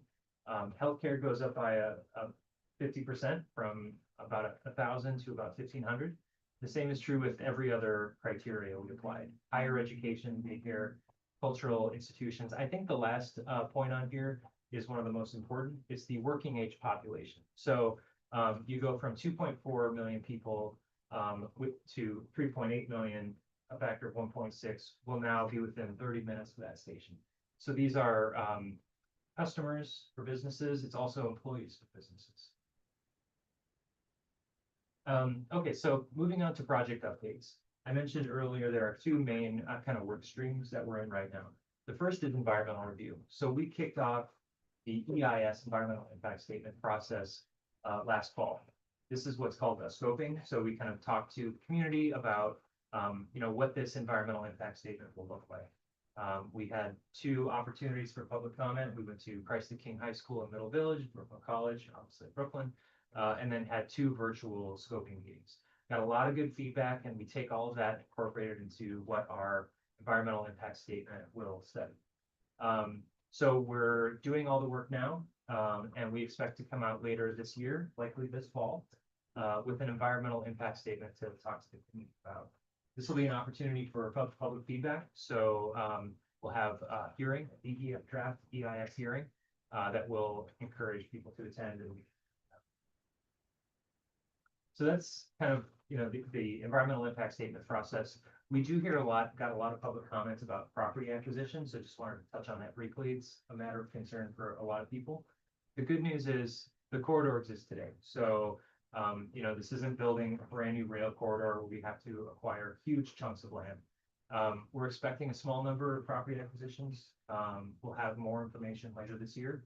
Our main goal is to minimize the leaks as possible. We don't like doing it. We only do it when we need to. But as part of the environmental impact statement, we'll have more information on that. So like I said, later this year. So that's kind of the environmental review phase. The other phase we're in now is project design. So everything that I mentioned earlier, kind of the feasibility studies, alternatives analyses, that's desktop research. So the project has now entered the design phase, which means we actually go onto the corridor with, inspection crews, survey crews, hard hats, safety vests, boots, all that personal protective equipment. So there's really kind of 3 phases, part of the design that we're in right now. The first one's due diligence. So we're out there, like I said, collecting data, doing inspections, really kind of measuring with tape and lasers and everything, just to get a better understanding of the corridor today. That feeds into the civil design, which is basically what we think of when you think about large infrastructure project. It's the track work, it's structures, bridges, all the stuff that goes into a rail project. That fits into the 3rd phase, which is the system design, kind of the smart phase of the project, we're calling it. It's how trains communicate, signals, the operations facility where the trains have to be parked at Brooklyn Army Terminal, as well as all the power communication, all that good stuff. We are, in terms of that first phase, due diligence or data collection, we're about 1/3 of the way done. It's a 14-mile corridor. It's very long. We're starting south to north for no good reason except Brooklyn earlier alphabetically. So we did Brooklyn. We're moving our way north, please. So one thing that we've done as part of this data collection is we've done a lot of flyering. So if we have crews out in the rail corridor, we want the people in the neighborhoods to know. So we do a lot of flyering. We knock on doors. We give out flyers just saying we're in the neighborhood doing this work. Don't be alarmed. We talk a little bit about system design, stations in urban realm. One of the really important things of this project is how people will move through the system. We know that about 75% of all riders have transfers, so they don't take IBX from Brooklyn Army Terminal to Roosevelt Avenue. They take it 3 stops, connect to the L for the 3 train or the F train. So we want to know what moving through the system is going to be like. So we want feedback. One of the things we're doing this spring is we are doing all these public workshops. So we've had 2 already. We were at PS7. We've been to Christ the King High School in Middle Village. And we have 4 more, including one. We'll show the dates and locations. These have been really successful so far. We get at least 100 people at each one. And we're asking for all sorts of opinions on urban realm, passenger experience, safety. These are all really important things we want to get public feedback on. Alright, can I just clarify, is, this all children invited to this? Absolutely. Okay. Yeah, absolutely. We would encourage that. And they've come to the first two. Okay, great. You know, it's one thing for us, we have a saying, you can't plan from a desk. You know, we can't do all this work at our computers. We need to go out in the community, one of the reasons we're here tonight. And we need to, you know, hear directly from the public. So that's why we're doing all this outreach. As part of this outreach, we're hearing certain themes. I mentioned property acquisition earlier. Another thing that we're hearing is about stormwater. So you can see a picture here. This is the IBX corridor today, or the future IBX corridor. Much of it is below street level. Everyone knows water goes down, which causes ponding or flooding conditions on the tracks, and you can see that here. So, you know, as part of this large investment that the MTA is making, you know, the last thing that we want to do is develop a comprehensive stormwater management system that takes the water off of our property and just puts it into the communities where we serve. So we're working with our partners at DEP, other city agencies, to develop a comprehensive system. So working with what we know about DEP's stormwater management system so that we're kind of working in harmony with that. We've also been working very closely with Con Edison. Another theme that we've heard in some of our outreach is that you know, people are concerned about the power grid capability and how we would integrate with that.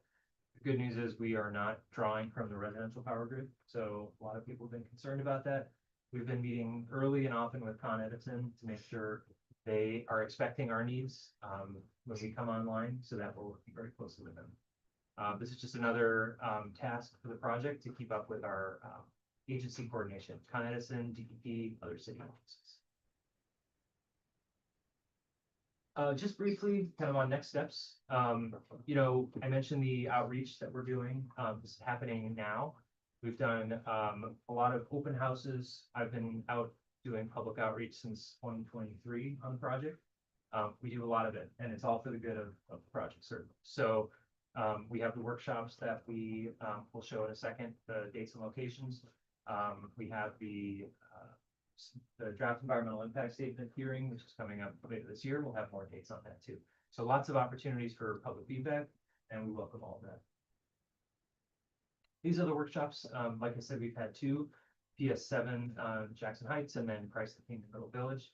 We have on Thursday, PS 235 in Flatbush, and then the others. I think the closest one to here is May 28th in Ridgewood at PS 88Q. So these are, all this information is on our website, mta.info/IBX. I encourage you to all check it out. We try to keep that up to date so everyone knows what's going on. Just graphically, the next steps. This is environmental review in blue that I talked through. We're intending to wrap that up by the end of this year. Design is about a 2-year process, so that'll take us through the end of next year. And then beyond the design phase, that's when the MTA makes decisions on going out to bid with contractor and construction. And then the last item on here, probably the most important, that outreach is continuing, you know, through the life of the project up till opening day. So we welcome all the feedback, and we're always happy to go out and meet them. And with that, we have a survey. You can go online to get the QR code, and I'll just leave it there because that's all I have fun. So thank you. All right, thank you very much. Thank you.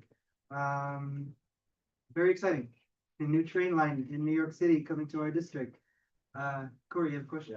Yeah. So we'll do questions about IBX now, and then Ruby has offered to answer any general questions we have from the board. Great. So obviously, this board is very excited about this project. Glad to see the timeline here for at least the end of the design phase. I know, you know, once it goes out to bid, anything can happen.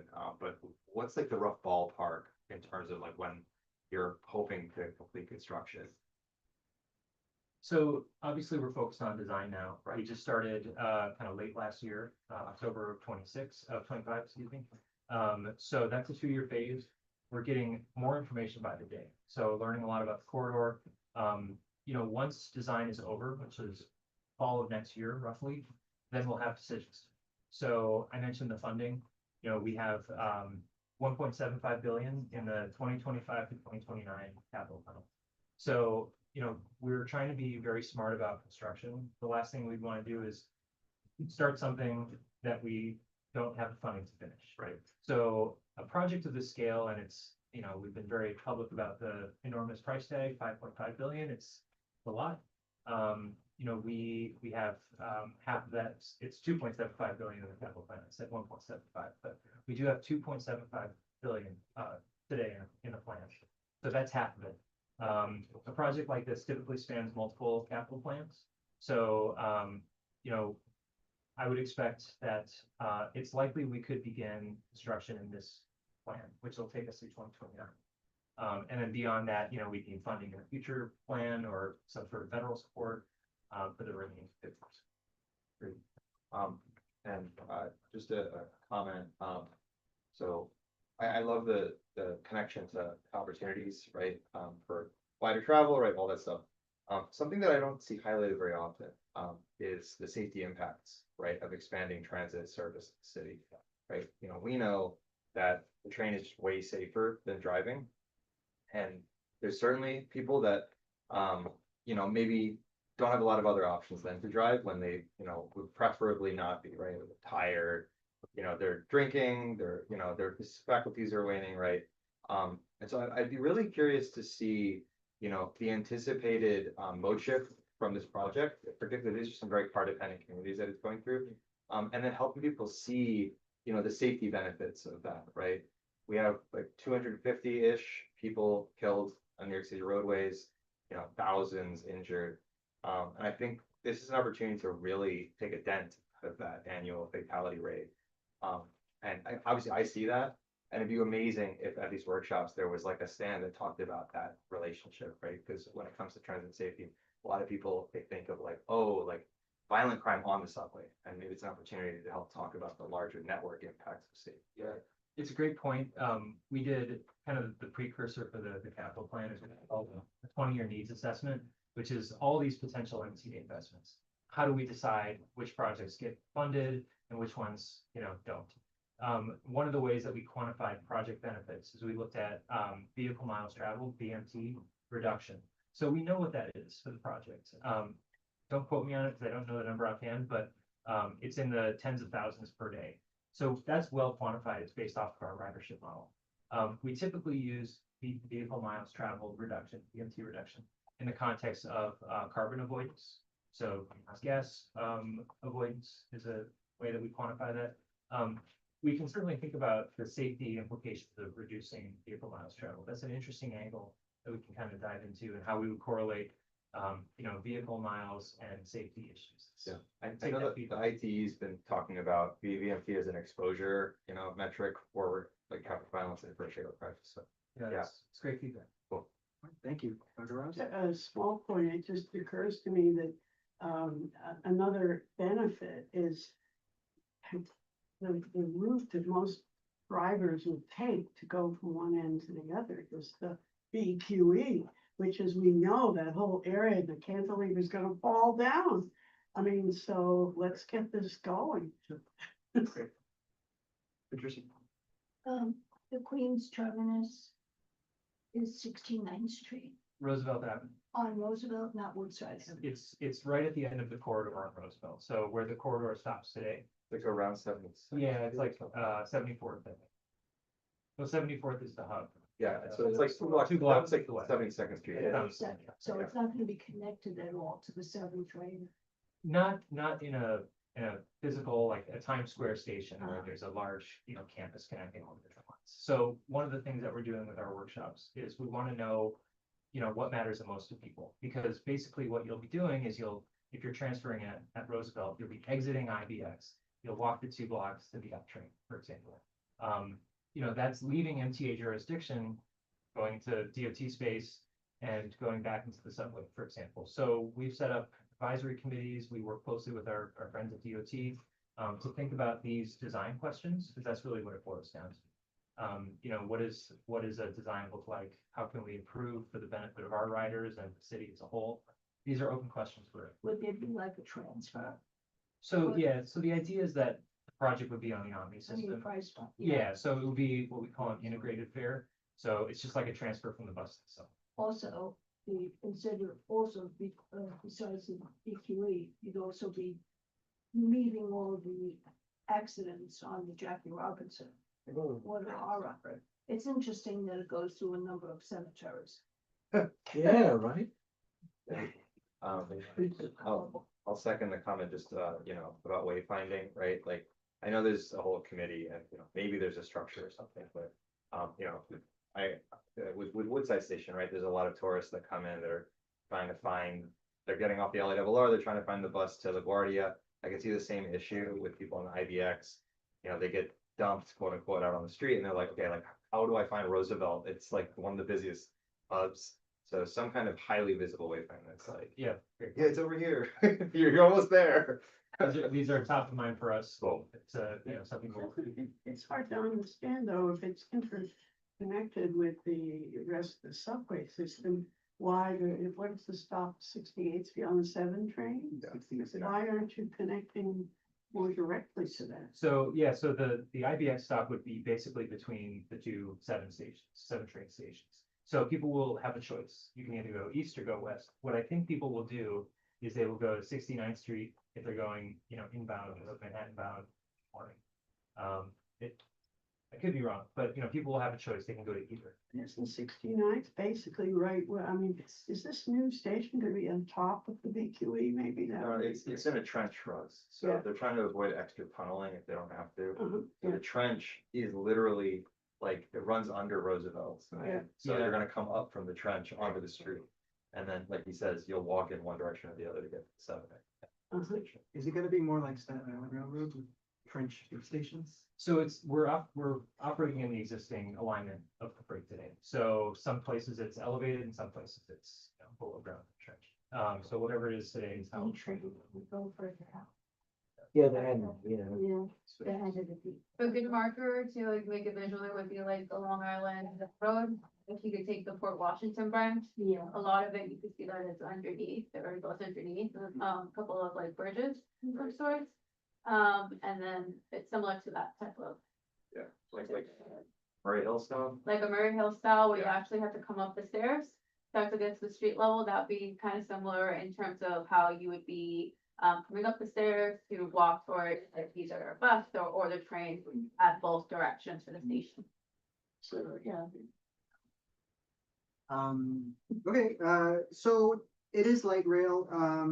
Is it a subway ticket or is it I don't know? If the expectation is that it would be, you know, fully integrated in the omnibus, so full free transfers, same price as the subway. Great. All right, and just to clarify, light rail is like the Long Island Railroad versus the New York City subway system. It's a train. I mean, that's kind of how we're describing it. There are technical differences, you know, there's. It's more like the Hudson Bergen Light Rail in Jersey. Riverline, yeah. I've never been to New Jersey. Difference being that we're not operating on the street. So they It's do, not the Staten Island Rapid Transit. it is not. That's- And that's good. I was gonna ask about LaGuardia. Is there a way to get it to LaGuardia? Yes. Not without significant funding. So, that's not currently one of the goals of the project or, one seat for LaGuardia. There would be, you know, like I said, we're really operating in the existing rail corridor, which, as you know, it does not go to LaGuardia. So, Well, highlighting note is like one that actually is, well, we have heard about the connection with the J link. So it would be an idea to reroute the actual bus line to actually have it stop. Right, when you actually get out of the actual Roosevelt, you'll be able to board on the actual bus and be able to go to LaGuardia. The 270. Yeah. Which currently stops at 61st and 70. so we would, you know, we're well aware we can make that adjustment. And then, what are the headways, the frequency that you guys are seeing? Expecting 5 minutes in the peak periods. So 5 minutes between trains. Correct, yeah, Great. 24-hour service. that's the idea, 24/7. I know there's a potential for automation here. Maybe it's a touchy subject with some of the unions, but like, is that still part of the design process? Yeah, so that's really an operations question. You know, we're focused on the design currently. There are a lot of similar questions that we will need to make decisions on at some point. Nothing we're doing now precludes it, but it's not a decision yet. One more question just on the topic of buses. There's a point I raised during the Queens bus redesign in conjunction with this, but you mentioned the RPA, obviously, they proposed this as the Triborough for the Bronx. There's still no bus connection directly from West Queens to the Bronx. Yeah. I love the new typologies under the Queens bus redesign with the rush routes. You know, there's a lot of highway infrastructure between the Jackson Heights, LaGuardia area and, you know, and the South Bronx. So it could be an amazing olive branch to communities in the South Bronx to offer, you know, a connecting rush route. You know, hitting the 25, right, the subway lines up there and just rushing on the highway to get to people to Jackson Heights, where they can transfer the IBX, right? It's not perfect, but it would really show them like, hey, we see you, and then we know it's not ideal. And I know I certainly used to have a friend in the Bronx that has to drive to me, right? And he doesn't want to, so, yeah, it'd be something worth considering. I'll take that back to the team and see if that's something in the future. Great, thank you. One of our biggest issues with our neighbors, with the MPA is we need elevators. Is every system going to be accessible, or every station going to be accessible? So, yeah, the short answer is yes. We're required by law to make it accessible, but we're seeing the accessibility requirements as the floor. So we'll look to exceed accessibility requirement minimums wherever we can. But the short answer is yes, absolutely will be 100% accessible. Excellent, thank you. I have just an aesthetic graphic design comment. If I was just a regular person looking at this map, I would think this was an extension of the 7, because this salmon pink is very close to the 7 purple. So if there's any way to like rebrand that color. Taking your suggestion. I mean, Well, you know, our expert in color is Maury. Yeah, more Asian. He's colorblind. So Maury, if he's not, right, he would say that, when making these presentations, don't lean on color for those who are colorblind. Great, any other questions about the IDX? Thank you. When did you say it might be built? probably He did. 15 years. Yeah. That was the Second Avenue subway. We said they might start construction by 2029. Well, so I will say we have a lot of supporters on the project, you know, from the governor on down. So this is, you know, certainly an MTA priority. Great.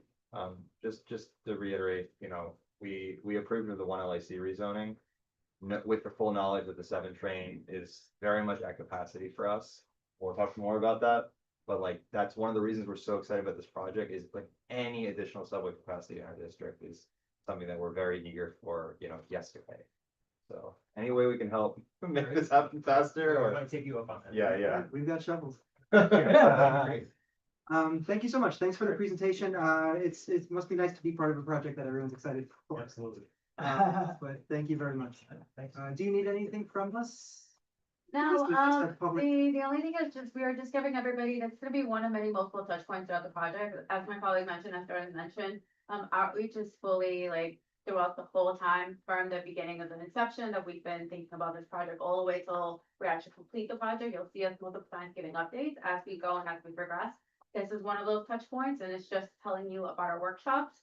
I'll leave some flyers with the workshop if you are nearby. The Brooklyn ones are kind of far, but if you're near Ridgewood or want to check this out, happy to see you guys there. If not, we are just asking, let us know if there's any communities, any civic groups, anyone that you think that might need to have information about this project, learn more about it. And if you support it, well, the one thing we do ask is please do take that survey.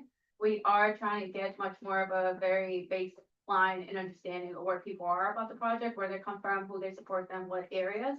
So we know where we need to do more boots on the ground coverage to get people to know about the project. Awesome, thank you.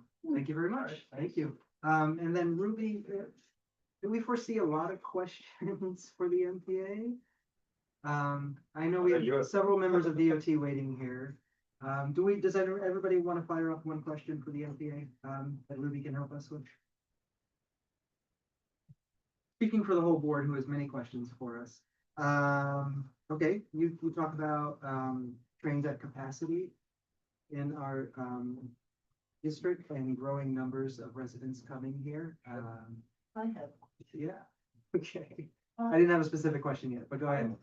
The Omnicons, have they straightened out that transfer business of not having to be charged again. Right. And so, So for the Omni cards that we have, like fixed it and tweaked it, that you always should be getting that transfer at within that 2 hour period from the first touch. That you do tap. What we do want to know, and we do want to highlight is a lot of people have stressed that they want to see similarly to the Metro cards where you can see your balance and we can see transfer. make sure that it's done correctly. So currently what we're doing is we're working internally to fix the system with the third party that is doing the whole function, which is Qubit. And we're hoping by the end of the year to be able to have that be an option and opportunity. So by the end of the year, you should be able to tap and it should say transfer and it should tell you your balance if you're using the bus or you're using the train. Okay, so at this point though, is there still a sticking point with getting charged again, or has that part of it been solved? That should have been solved at this point, but one thing we do ask our customers if they're seeing some discrepancies is you can call Omni. It's 24/7 now, 24 hours a day, 7 days a week. You can call and tell them about your discrepancy and they should be able to walk and talk over your process, your ride, or your tapping and how that's going.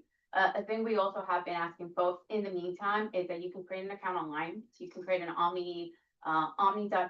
You can create an account and you can actually see the progress of your rides.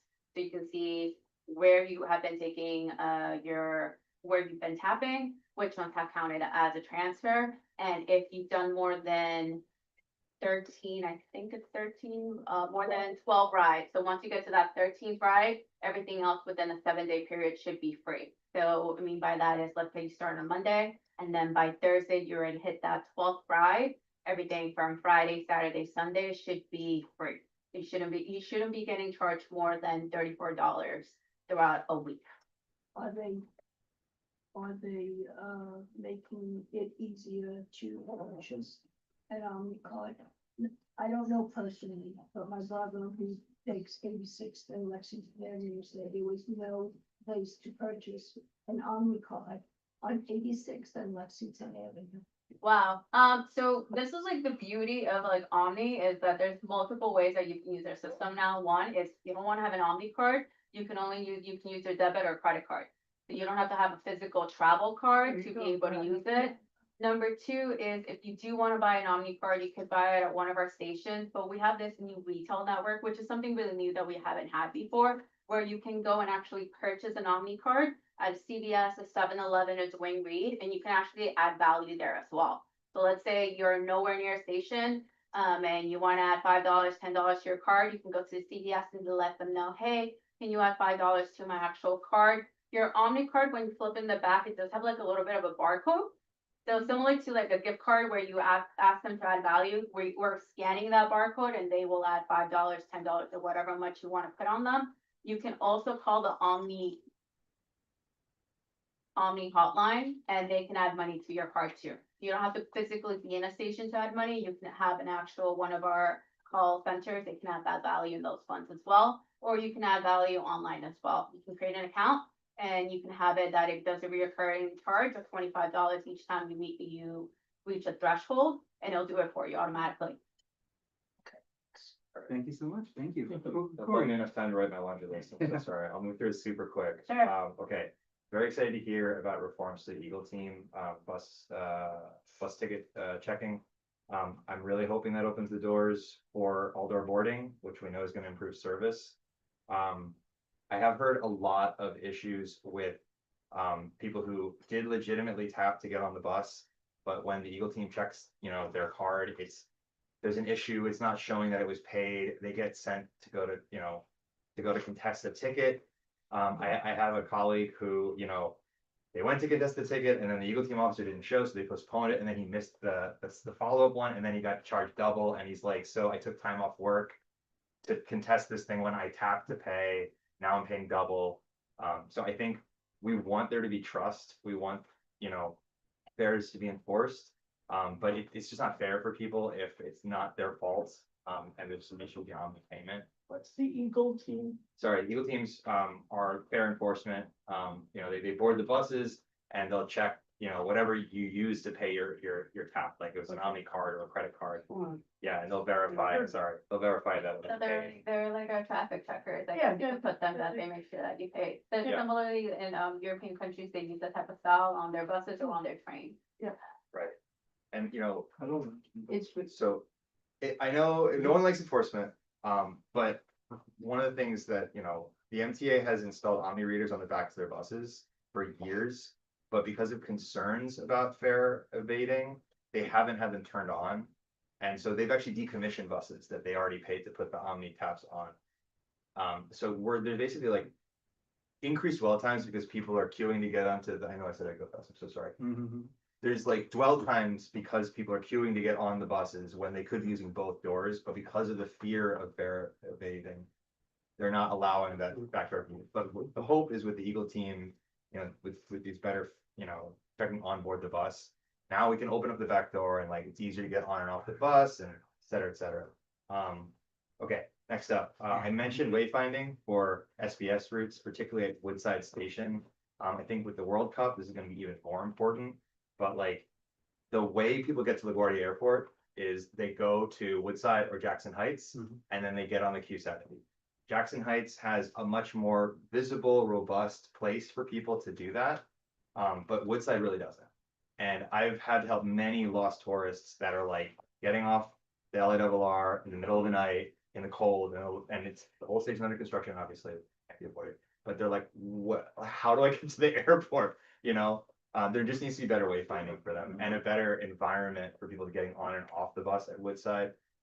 It's just our gateway to the world. It needs to be taken more, taken with a little more pride. Same with the Q52. That is our bus to the beach. It's the only way I can really get to the beach without having to pay for the Long Island Railroad ticket. That station area is really abysmal.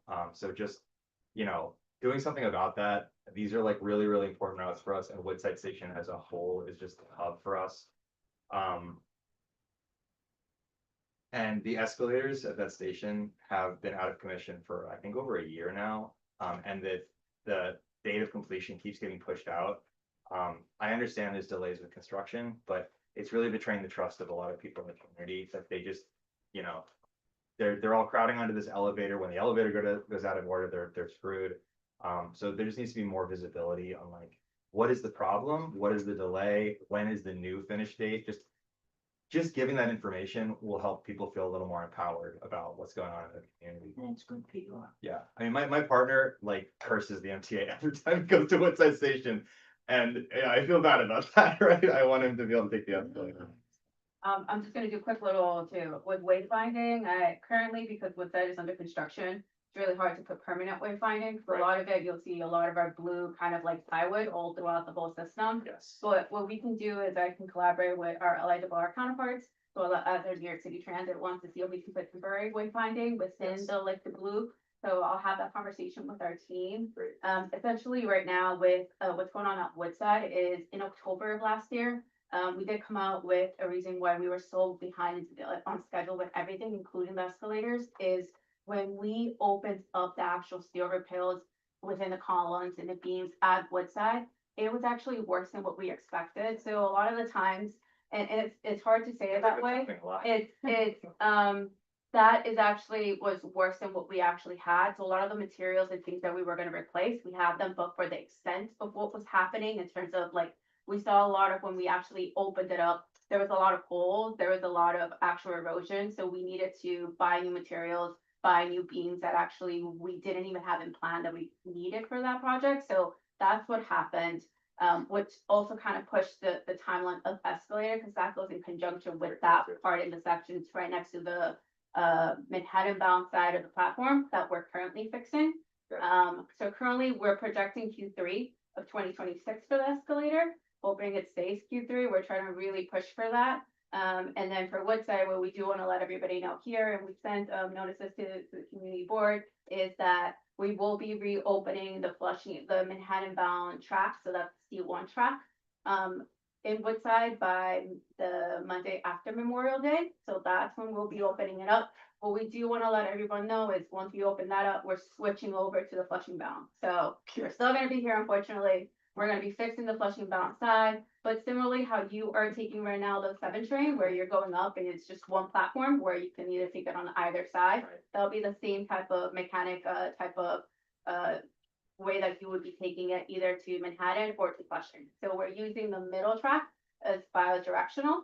So now it's gonna be flipping over to be used towards the Flushing bound. Right, I'm gonna keep rolling. Okay, this is a LIRR wide policy, but allowing for departures 2 minutes early is like a huge PR problem. You know, I recognize there's operational concerns, and I know it's not your department, but like, it is a huge betrayal of trust for people that arrived on time and the train's already gone, and then when they go to complain, they go, we're allowed to do that. Like, being late is bad enough. Being early is unforgivable. Gotcha. That needs to be changed. I'll take that over and I'll give it to my counterparts that I like. Great, for. thank you. Okay, I mentioned the bus to the South Bronx. Also Randall's Island, you know, there's a lot of park space. We have very, very little grand parks here.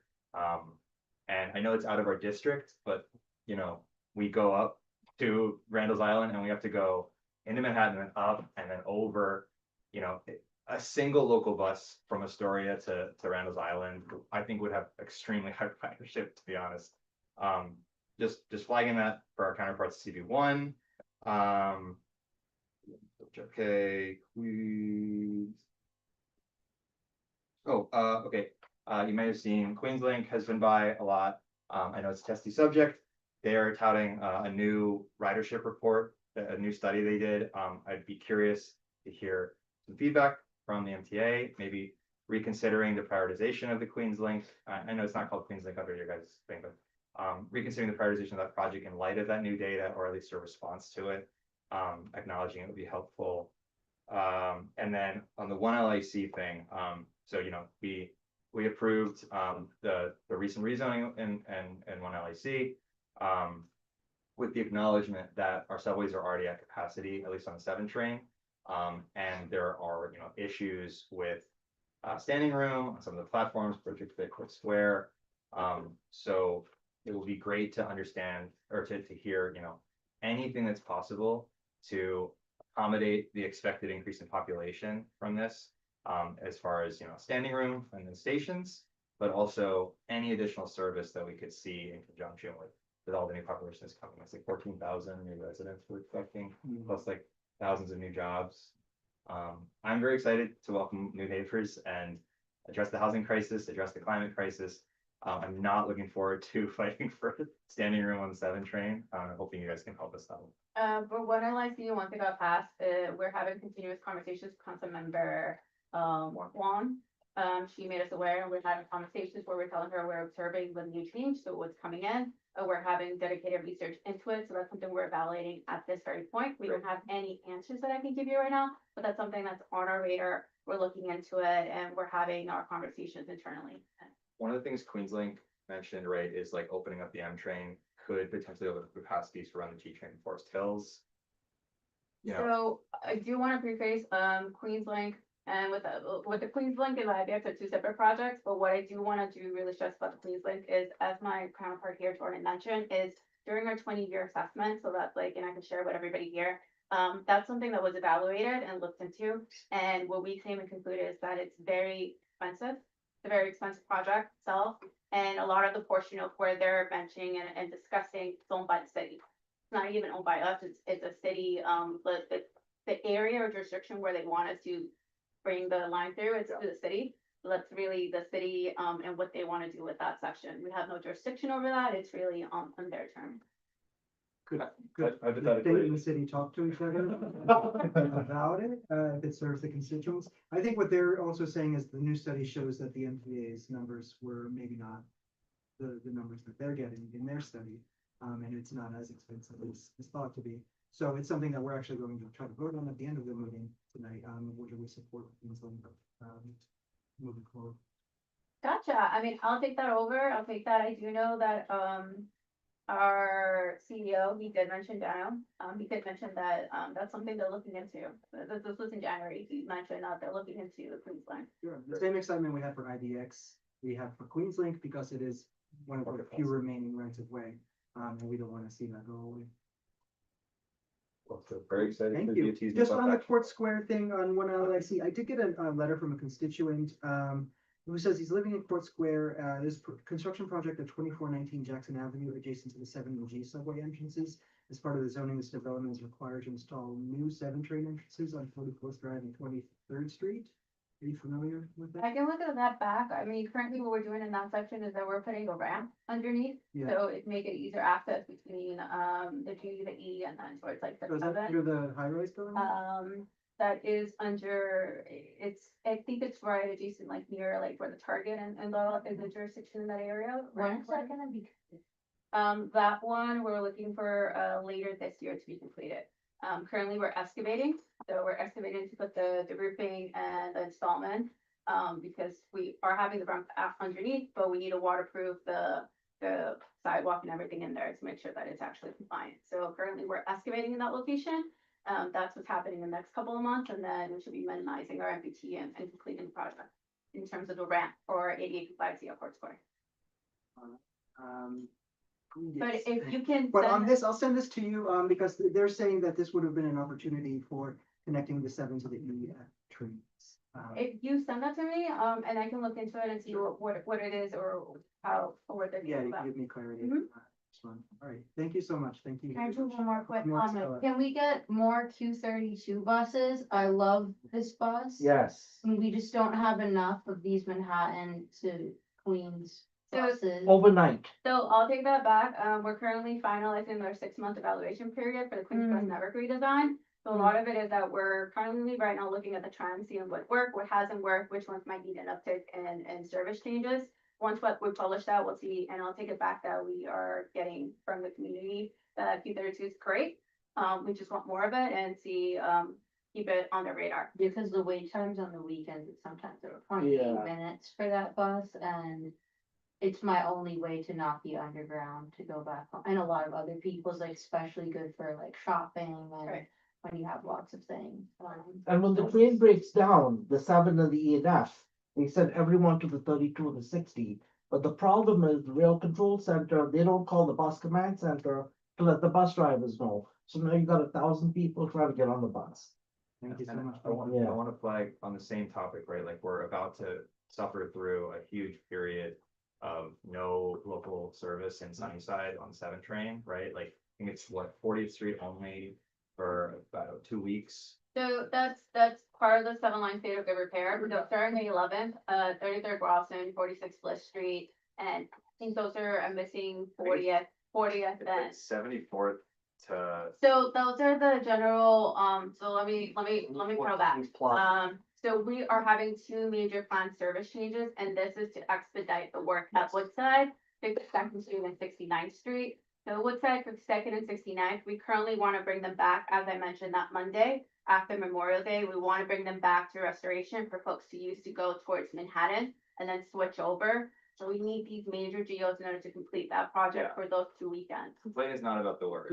It's just flagging that like all those people are gonna go onto the Q32 and Q60. We also are having 3 shuttles. So we're having segmented shuttles that will mimic the 7. So we have 3, one that's going from 74th all the way to Queens Plaza. The second shuttle will go from Queens Plaza all the way to Vernon Jackson. And then from there, people can transfer to take the G or the E. We did that last year in the fall, but we'll keep that for folks to know. 2 requests on that, and I know they're not easy. I'm so sorry. It's just I never get to talk to you again. Two questions on that.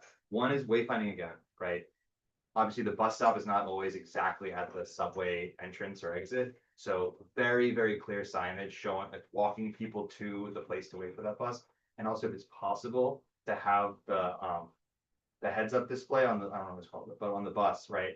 To actually say like, 7 train shuttle. Sometimes they don't, sometimes they're just like a number, like a queue number. I'll keep tab, because I remember, because I was out in the field last time we did it in the fall, so we had a lot of customer service ambassadors, I was one of Right. them as well, where we were directing and pointing people where to go. Particularly 74th, it was very easy for them to find the wayfinding, and then at each stop, we had like temporary signage, so I'll make sure that all of them have that 7, and then. And specifically interaction with GTFS, so like the apps are also calling it 7 replace, or like, so that people can see, it's not like a weird bus they've never taken. It's like Right. 7 replace. I don't know if that's feasible, but I think we call it like a shuttle and the specific number involved because that's how internally they're easy to understand, but I'll take that after, I completely understand, so we'll bring that back. But for this weekend that's coming up, as mentioned, we won't have the 7 train from 74th onwards. We will have 3 different type of shuttles. So from 74th, you can take the first shuttle that'll take you to Queens Plaza. If you're going further than that, you have a second shuttle that will take you to Vernon Jackson, and then I think that will take you back. We don't have a shuttle that goes from Vernon Jackson into the city because it'll take longer than if you were to just come towards Queens Plaza, take the E, and then go into the city or the N or Q. But we'll keep that in mind, and we'll have customer service ambassadors out there for this weekend, and then Memorial Day weekend, and then you guys will have your Flushing, your Manhattan Bound platforms. It's Mother's Day. I know, I'm sorry. I have one more question. We really do have to kind of short, and I thank everybody for staying so long. Just because it was brought up by several people here. There have been a couple of rallies since we last spoke about the 39th Street bus stop. I know we've spoken to DOT a lot about this. Everything I've communicated is everything that I've been communicated with by MTA and DOT. If there's any last words that you want to hear from MTA other than DOT. No, you did great. You summarized it completely, and we're having continuous conversation with one another in terms of the progress where we are, and then looking at the potential capital funding to come at a later time to revisit to restore it. But at the meantime, we do want to push along and support DOT in getting the project completed to make it safe, that Queens Boulevard area. That's something we want to do. But for the meantime, obviously the stop is still there. We'll move it there, and then we're still having ongoing conversations about capital. And we will come back and keep you updated as we go along. Thank you so much. Thank you very much for staying like. Yeah, you can meet. Right.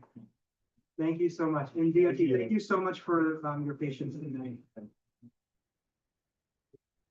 You can package. I want to talk about that. I know. It's a lot. We have Oh, you have it already. Oh, okay, good. We've been seeing everything.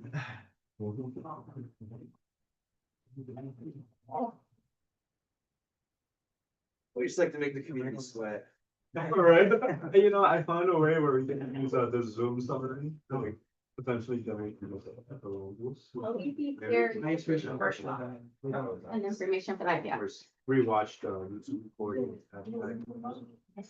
Yes, right over here. Thank you so much. Thank you. I thought we had a speaker. I appreciate the short. Yeah. And I'm in the chorus too, you know? Yeah. Okay. Forgive me, when I made the agenda, I didn't know you guys were gonna be a full team. I'll be right back. Yeah. I mean, it was a surprise for me this is them. Yeah. But same. If I could survive CB1 school board, survive this. Oh. You, Roz and Corey, you know. That was a good clip, I thought. I think so. But let's just get right into it.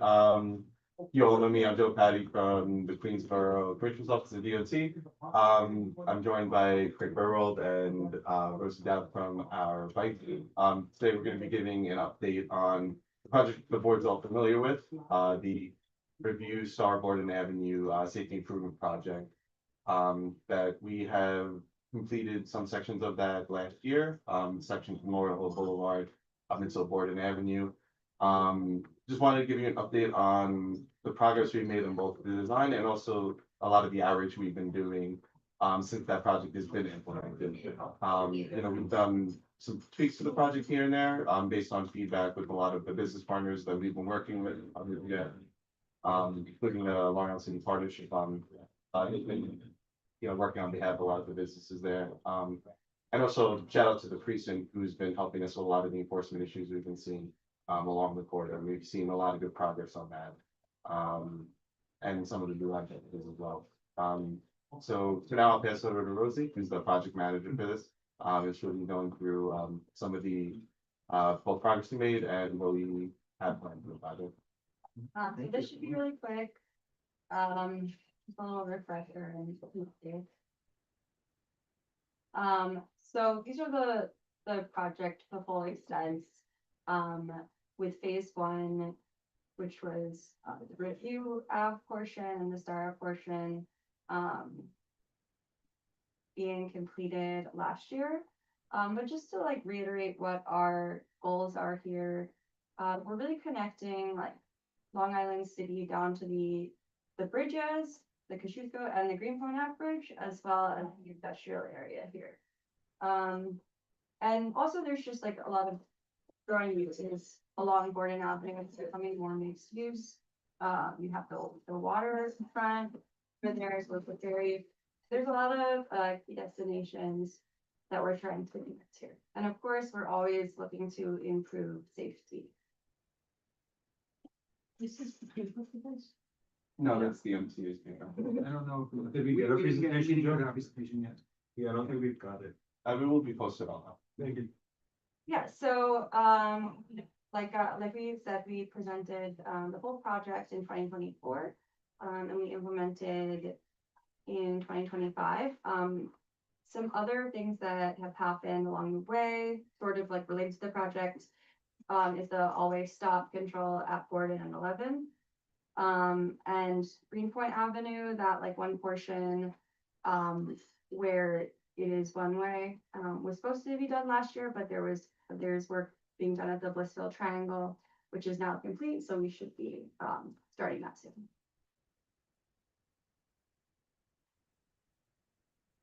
So the process with Review Avenue is kind of like a continuous process, working a lot with the Long Island City Partnership.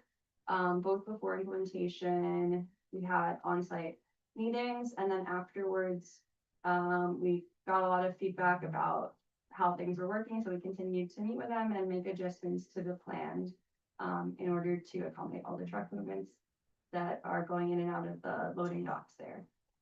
We also met with them yesterday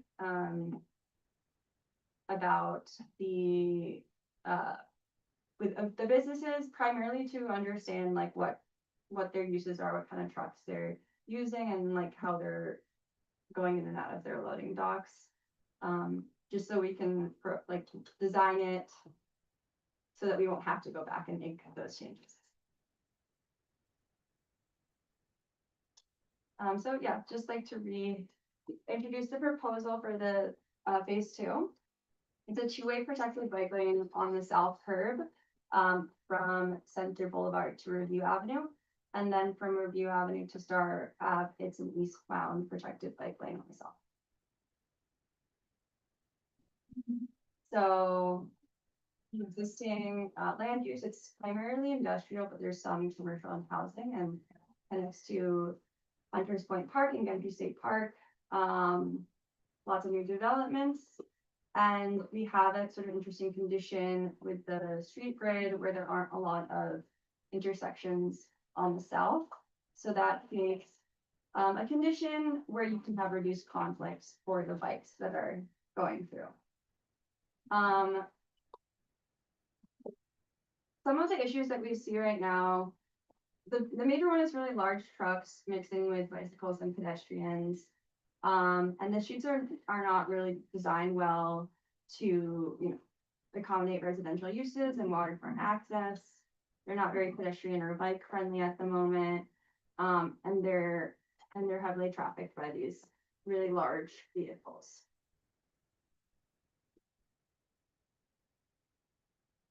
So this is just a cross section of what we're proposing.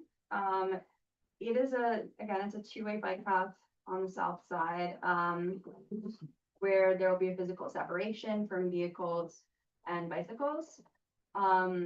It will be primarily parking protected, but in areas where it hinges down, we'll have Jersey barriers. We also are proposing to build a bus boarding island at 5th Street. So that, which this photo is here, as there is a bus stop there. And then just like some small changes to the traffic network. We're removing one eastbound travel lane between Center and 2nd, and a westbound travel lane between 11th and 3rd. And then for just this small portion between Review and Star, we are proposing an eastbound protected bike lane, again on the south curb, just to get you to the southbound, standard bike lane that we put on Star Avenue.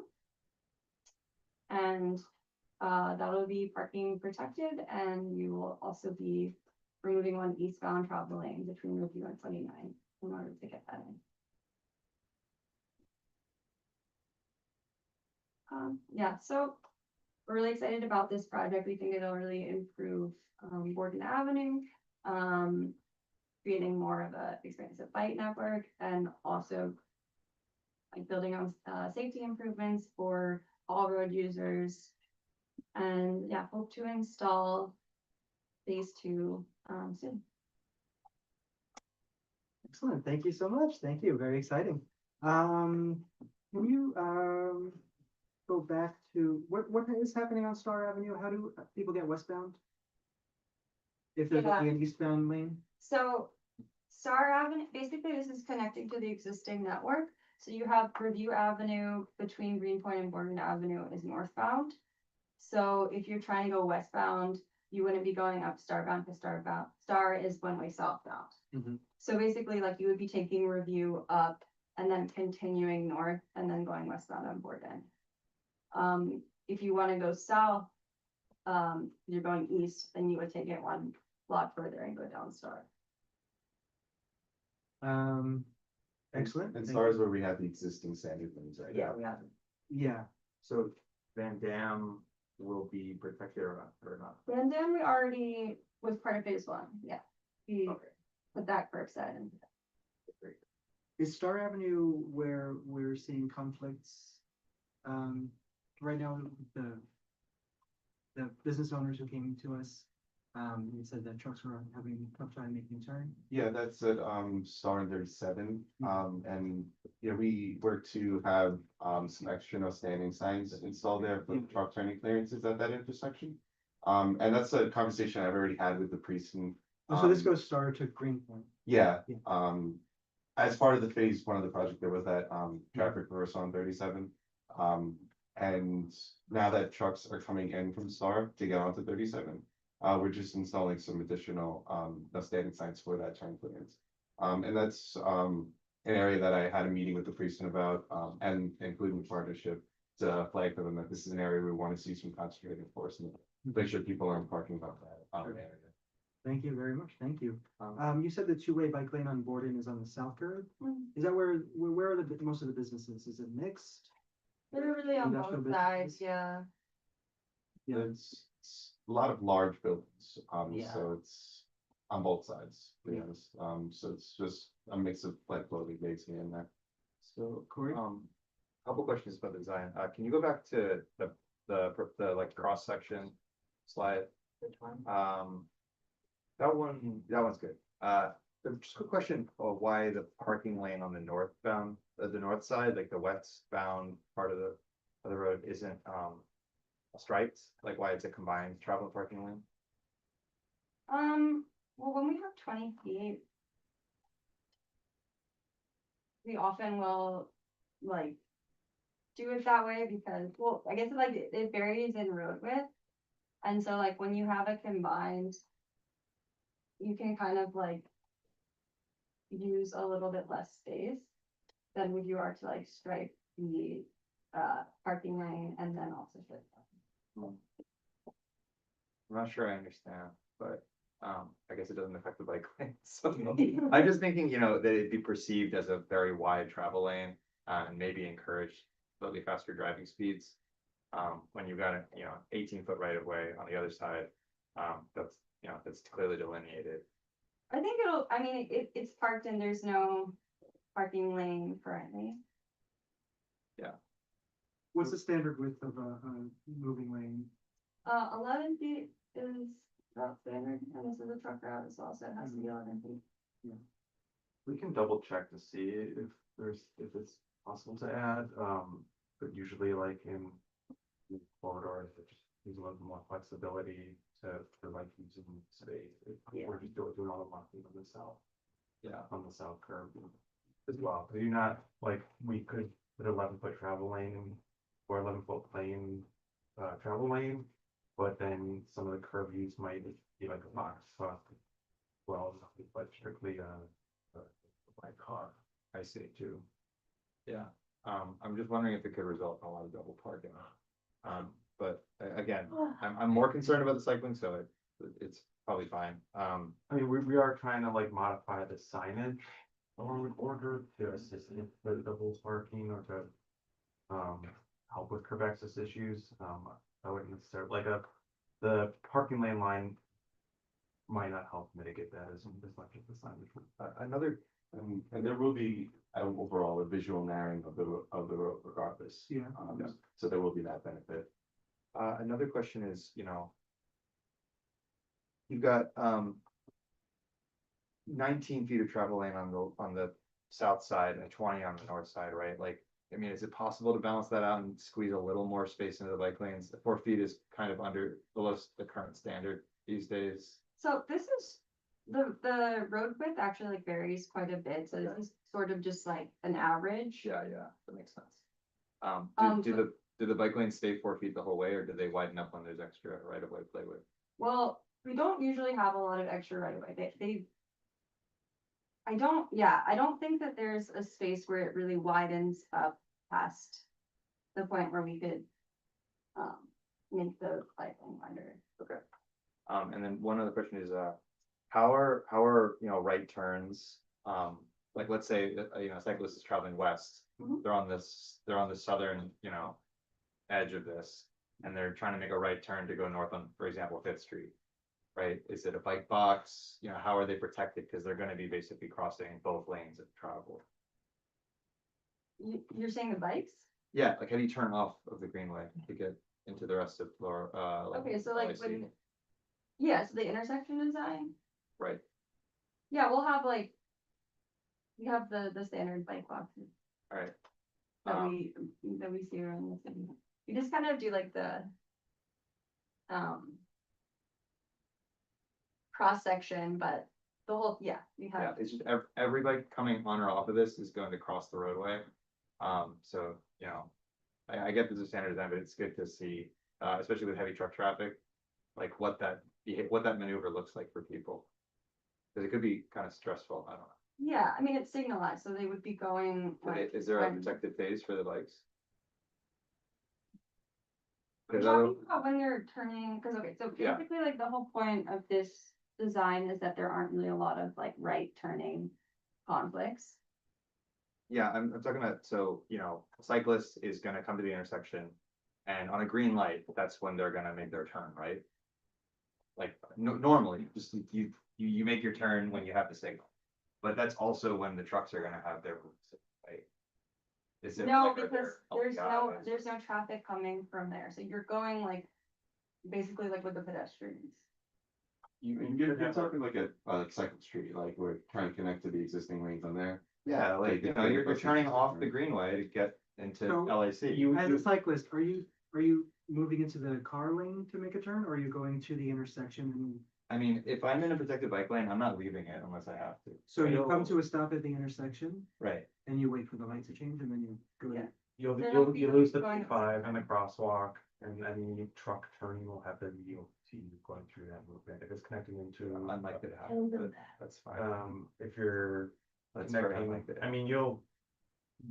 So the cyclist You'll will be be at the waiting. front of the intersection and potentially going Yeah, so sooner. what I'm hearing is there's gonna be a bike box, right? But other than that, not really any other treatment, right? There's gonna be no, I mean, the signals that are there are warning. There's no dedicated green So when you signals. see like a conflict, So like so. there's no conflict coming Yeah. from your left side, but there's potentially a left turn to come. But Yeah, you're and crossing. you're just turning and then crossing both lanes of moving traffic, so you have to look and make sure. If you're crossing both lanes though, they would be stopped. They would have a red light. Yeah. Borden has the red. If you're crossing Borden. Okay, so you go Gordon has pedestrian the red, phase. you go to the pedestrian phase. You'll have no conflict on Borden. Okay. We have shown a lot of enthusiasm for this project in the past, but obviously some people in the community will, as we heard from the LIC partnership, may not like it. Why Borden Avenue opposed to a different one? Why is Borden Avenue a good candidate for a two-way bike lane? A couple of reasons, like one of the reasons, if you look at the map, there's like really no other good place to put it. We're trying to connect it to the whole network and like down to the Greenpoint Avenue Bridge and Review and Kosciuszko Bridge. So those are all like really places that cyclists are going. And if you're trying to go like east, you have the rail line, you have the LIE. There's a lot of things that are in your way. This is the straight shot. It also, we discussed the edge condition makes it so that there's not a lot of intersections that are creating conflicts with the bikes. But like basically, usually if it's a desire line for a truck, it's probably also a desire line for a bike. Right, yeah. Yeah. And the treatment, I know Borden has that weird moment where it kind of goes around the exhaust shaft for the LAE. It's gonna wrap around the left side though, right? No real change to the design. Yeah, it's just gonna be like barrier protected there, rather than. One thing we've noticed, or that I've noticed on Review Avenue, is cars will park in the parking lane, but they'll also be in the buffer. Will there be physical barriers in the buffer lane? I know the buffer is important for cyclists to pass each other and stuff, but also if a driver is parked in the buffer, then that puts the bicyclist in the door zone. Yeah, there's not when there's a parking lane there. That's considered like a physical barrier. There is, and it's gonna be in the buffer if it's in the areas where it hinges down and it's a Jersey barrier protected. It's a tough thing. We're asking difficult questions, not out of skepticism over the passion. We're very excited about the project. Yeah, so I mean, I know what you're talking about. I mean, that's like an enforcement issue more. Yeah. How do you feel, Dr. Ross? I'm cool with it. It seems so easy. It seems like a two-way bike lane on this stretch. That's really needed. Desperately needed, and it connects neighborhoods to each other. So this is a greenway, ideally a greenway has greenery. I know this is a SIP, but like, is there any opportunity to work with parks to coordinate maybe some planting? Exactly where. Mosquito Beach, you guys know about?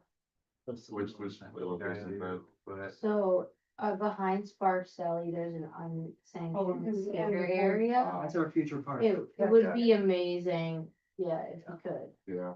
Keep both the essence of like what was brought there, like in a grassroots way, and also turn it into a park.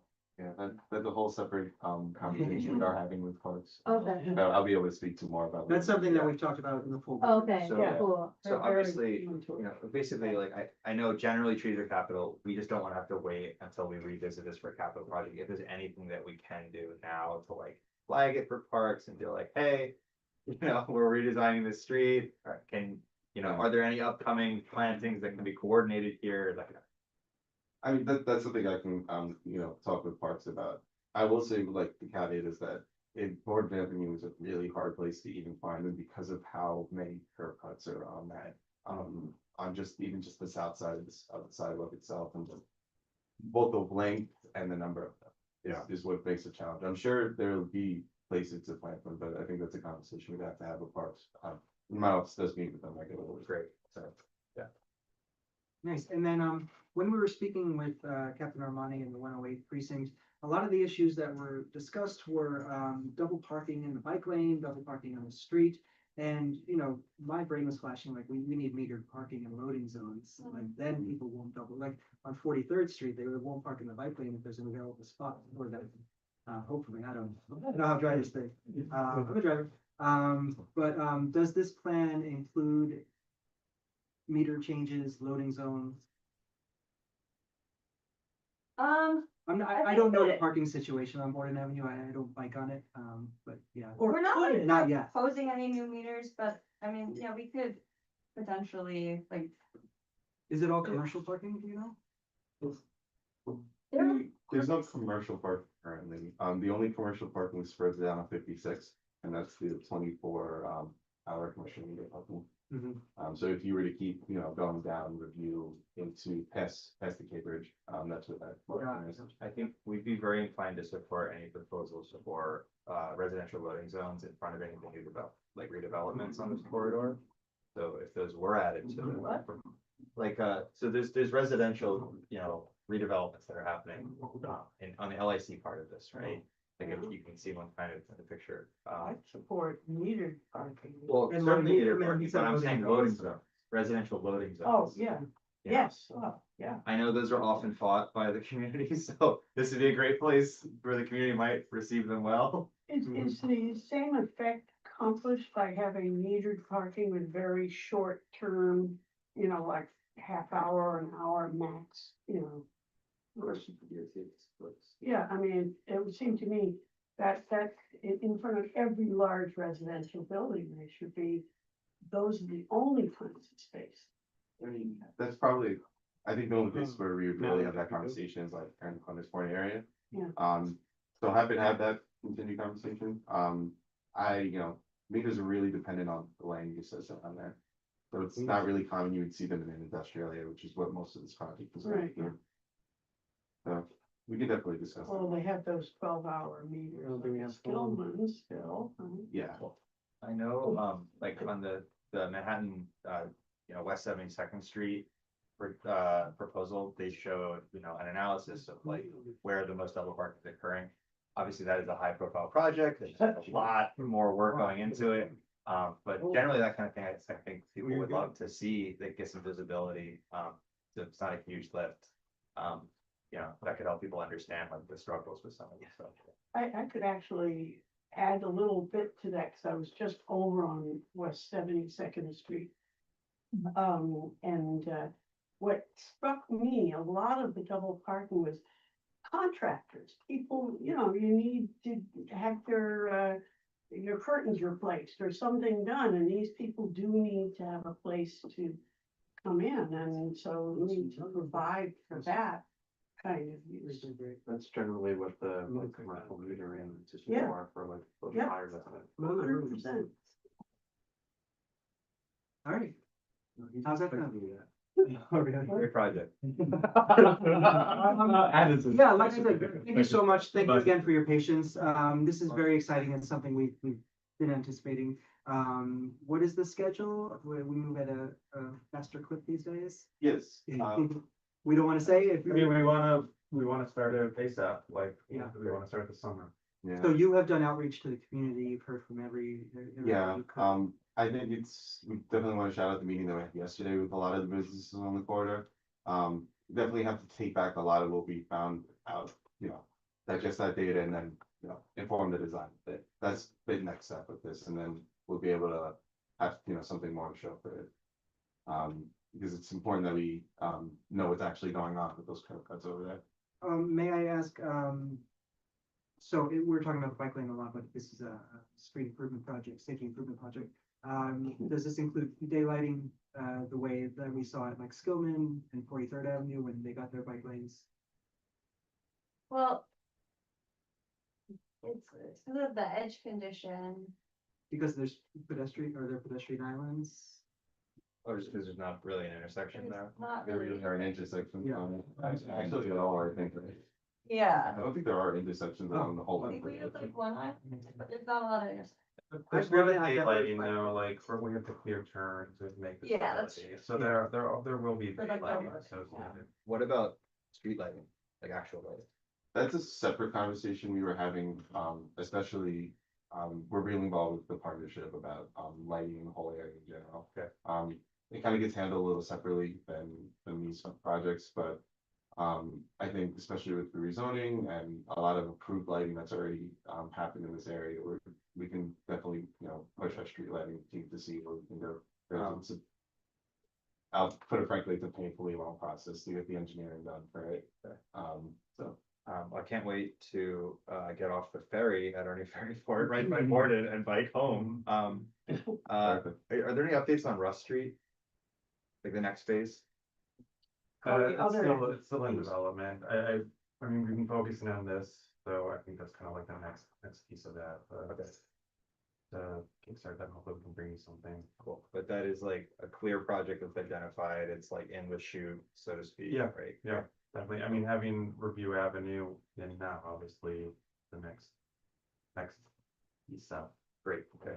I think, I have to say, I'm very much interested in that because it gets us into Maspeth and then Ridgewood and so on, and that connection is really important. I took Rush Street to the 100 Days celebration. I tell you, it was a rough ride. Yeah. Especially going home at night, it was very scary. Yeah, I've done it many times. Cool.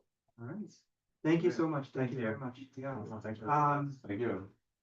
We're gonna have many discussions now and do some motions, and we may want to consider if we want to make a motion with support of that project. I know that is important to DOT.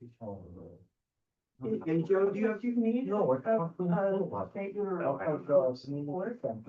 we're always welcome to that start. Yeah, well. We're always welcome to that. I mean, Yes. Any suggestions for our whereas?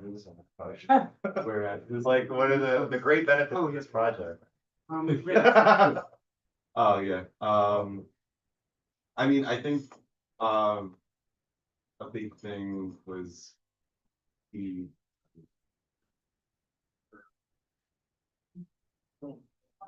Sorry, repeat the question. Oh, just if we make a motion in support of this, we like to have a preamble of explaining like the need and the benefits. So what are some kind of highlight points that we can highlight to the rest of the board? Yeah, I think a lot of it was highlighted in the beginning of the presentation, like number one, the connectivity to the area parks. The connection between existing facilities that we have, especially between Brooklyn and Queens. And one thing I like to emphasize with these projects is that there's always going to be a safety benefit when you add protective bike lanes. In the presentation, we did call out some of the fatalities that happened along Gordon, specifically cyclist fatalities. And I mean, that's a question we had from a lot of the community stakeholders that we talked to. They're like, what are, like we heard from the beginning, can we explore alternative routes? Our answer as an agency is that, we would like to create that bike connection, but we also are doing this because there's a safety benefit. Regardless of cyclist usage of the corridor, there's safety benefits for all road users. So that's what I would emphasize. That's the goal of this project. And Borden is shown as a large, wide open corridor with no organization on the roadway. And so now we have a place to expect cyclists, where to expect pedestrians. The parking is more clearly delineated in the floating lane. So that's essentially what I would emphasize about that. Well, I would say we have come a long way from, I remember, our deceased former assembly member of many years, just absolutely was staunchly opposed to providing for cycling and so on industrial roads like Borden has. So streets are for everyone, and I'm quite. I mean, at first glance, when most people, they will say this is, why would you put it on an industrial road? Yeah. And it's because of the condition of the road. Half our district's industrial. Exactly. So, Like, I mean, Queens Boulevard, nobody would ever imagine biking on that a few years ago, and same thing with Queens Boulevard. exactly. Just one thing, that intersection with the all-way stop at Borden and 11th, I believe, you said that this project would fix some of the things happening there. Yeah, I think it'll better organize the roadway a little more, because the intersection is so wide open. There will be some markings changes, to get the bike lane through that intersection. So I think any kind of organization will help it. It'll help, vehicles keep in the type of lanes that they need to be, for those areas. And any markings that may be missing, this project will help update that and refresh it, to give a little more sight lines to this. That was, we were at the intersection, with the onset, and we got firsthand what's going on there. So it's really interesting to see, and across the board, whatever someone's opinion on this project was, is that they want to see some safety at that intersection. Right now, all we can really do is put in an all-way stop because we had some issues with looking into adding a signal there. It's still a goal of ours, but because there's so many factors to take into account, there would be a little bit longer of a process than most standard intersections. It's basically a dog-legged intersection where there's like two points that the vehicles come in.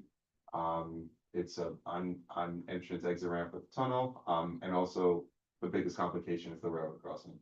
So the intersection is essentially like if you were to put a signal, like the intersection is essentially from the railroad crossing all the way to the other side of where that building starts, right past the overpass, the bridge.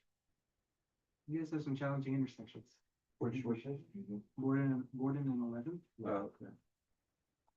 So while you're talking about markings, could you explain if there's, what the rationale or why there is a delay when you redo, as you're going to do, say, on Skillman Ave?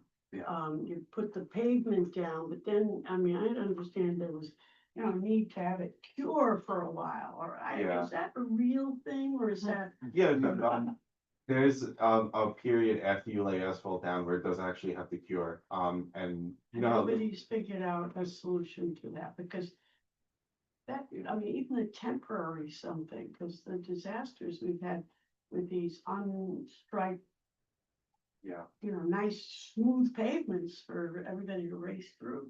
I mean, I would have to ask about what can be done in terms of temporary markings. I know that when they come out to do layout for the markings, they had those like temporary stencil marks. Yeah. And I know you're saying something that should be sooner than that. Absolutely. Well, even the temporary ones would be helpful. Why Yeah, of couldn't they course. get those down? Yeah, I think I think it's just because it's coordination between two different teams. Well, I get that, but that's something that, That's something I would like to see improved upon too, because it's like, how are you supposed to get down this corridor when there's nothing there, when it's normally. either that or you close it. To me, I think there should be a sign saying that Skillman Avenue bike lane right now is closed. It's out of service. Because for all intents and purposes, it is. I hear you on that, yeah. I think would definitely be an MPT question, the reroutes of, when a bike lane's ever taken out of service by construction, the temporary rerouting. Well, like any construction of buildings, the contractors sort are of- supposed to rip to something else. So. Yeah, that's But I- like what I was saying. I think that would definitely be like an agency-wide thing we would have to. Okay.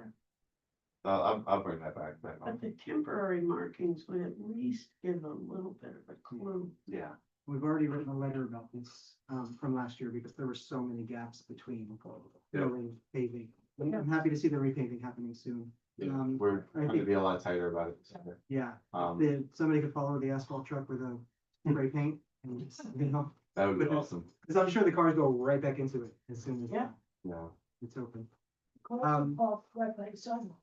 Yeah. So, and what's even worse is, Smile on the car's face. yeah, on the Skillman Avenue portion, near the railway where there's a tiny little sidewalk, now the cars are back fully into that sidewalk, so there's not even a sidewalk. Oh, there 'cause anymore. the wheel stops right there. Yeah. Yeah, okay. So anyway, yeah, we would like to see. Yeah, there's not a ton of streets that have those, so I wanted to actually look into how quickly we can get those back in. Yeah. Those wheel stops. And so I'm going to say that we are about almost an hour and a half past when we like to end these meetings, so we'll be quick with Joe with updates, not ask too many questions because we can ask them next month. Well, there's only, there's 5 minutes. Talk about the quorum. We do have several things to vote on while we have a quorum, and I don't want anyone to leave, so. Good. Yes, so, I guess I'll just go through some of my, updates that I have real quick. I know a lot of them were just last month. So I'll go down the list, starting with, Blissful, because I know we talked a lot about the district right ones last month. Start off with the development of a public park with Gordon Avenue. We are waiting to meet with Parks to have a further conversation about that. Because there was, some internal conversation that got started because of those letters. So believe in about, next month I'll have a little more information on that. The Gordon Avenue redesign, we just presented on that, make sure I'm on that.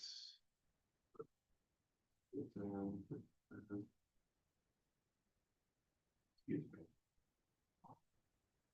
Yes, for the right turn improvements on 43rd Ave, so as I stated earlier in the meeting, we are planning to actually add in those protected turns on Stillman Avenue, in those places where we had those mixing zones that was talked about earlier in the meeting. So this is, perfect opportunity to add those in. That's something we had planned for a little while now. That's awesome. That's very nice. Yeah. So When we, essentially 43rd Avenue. 43rd Avenue, we are also looking at too. Yeah. Because I know there was, a lot of that Con Ed work that was happening along a lot of stretches of 43rd Ave. So still working on the design, but also waiting on that work as well. Road definitely in bad shape, but we really got them to come back and redo some of those sections. And the other updates.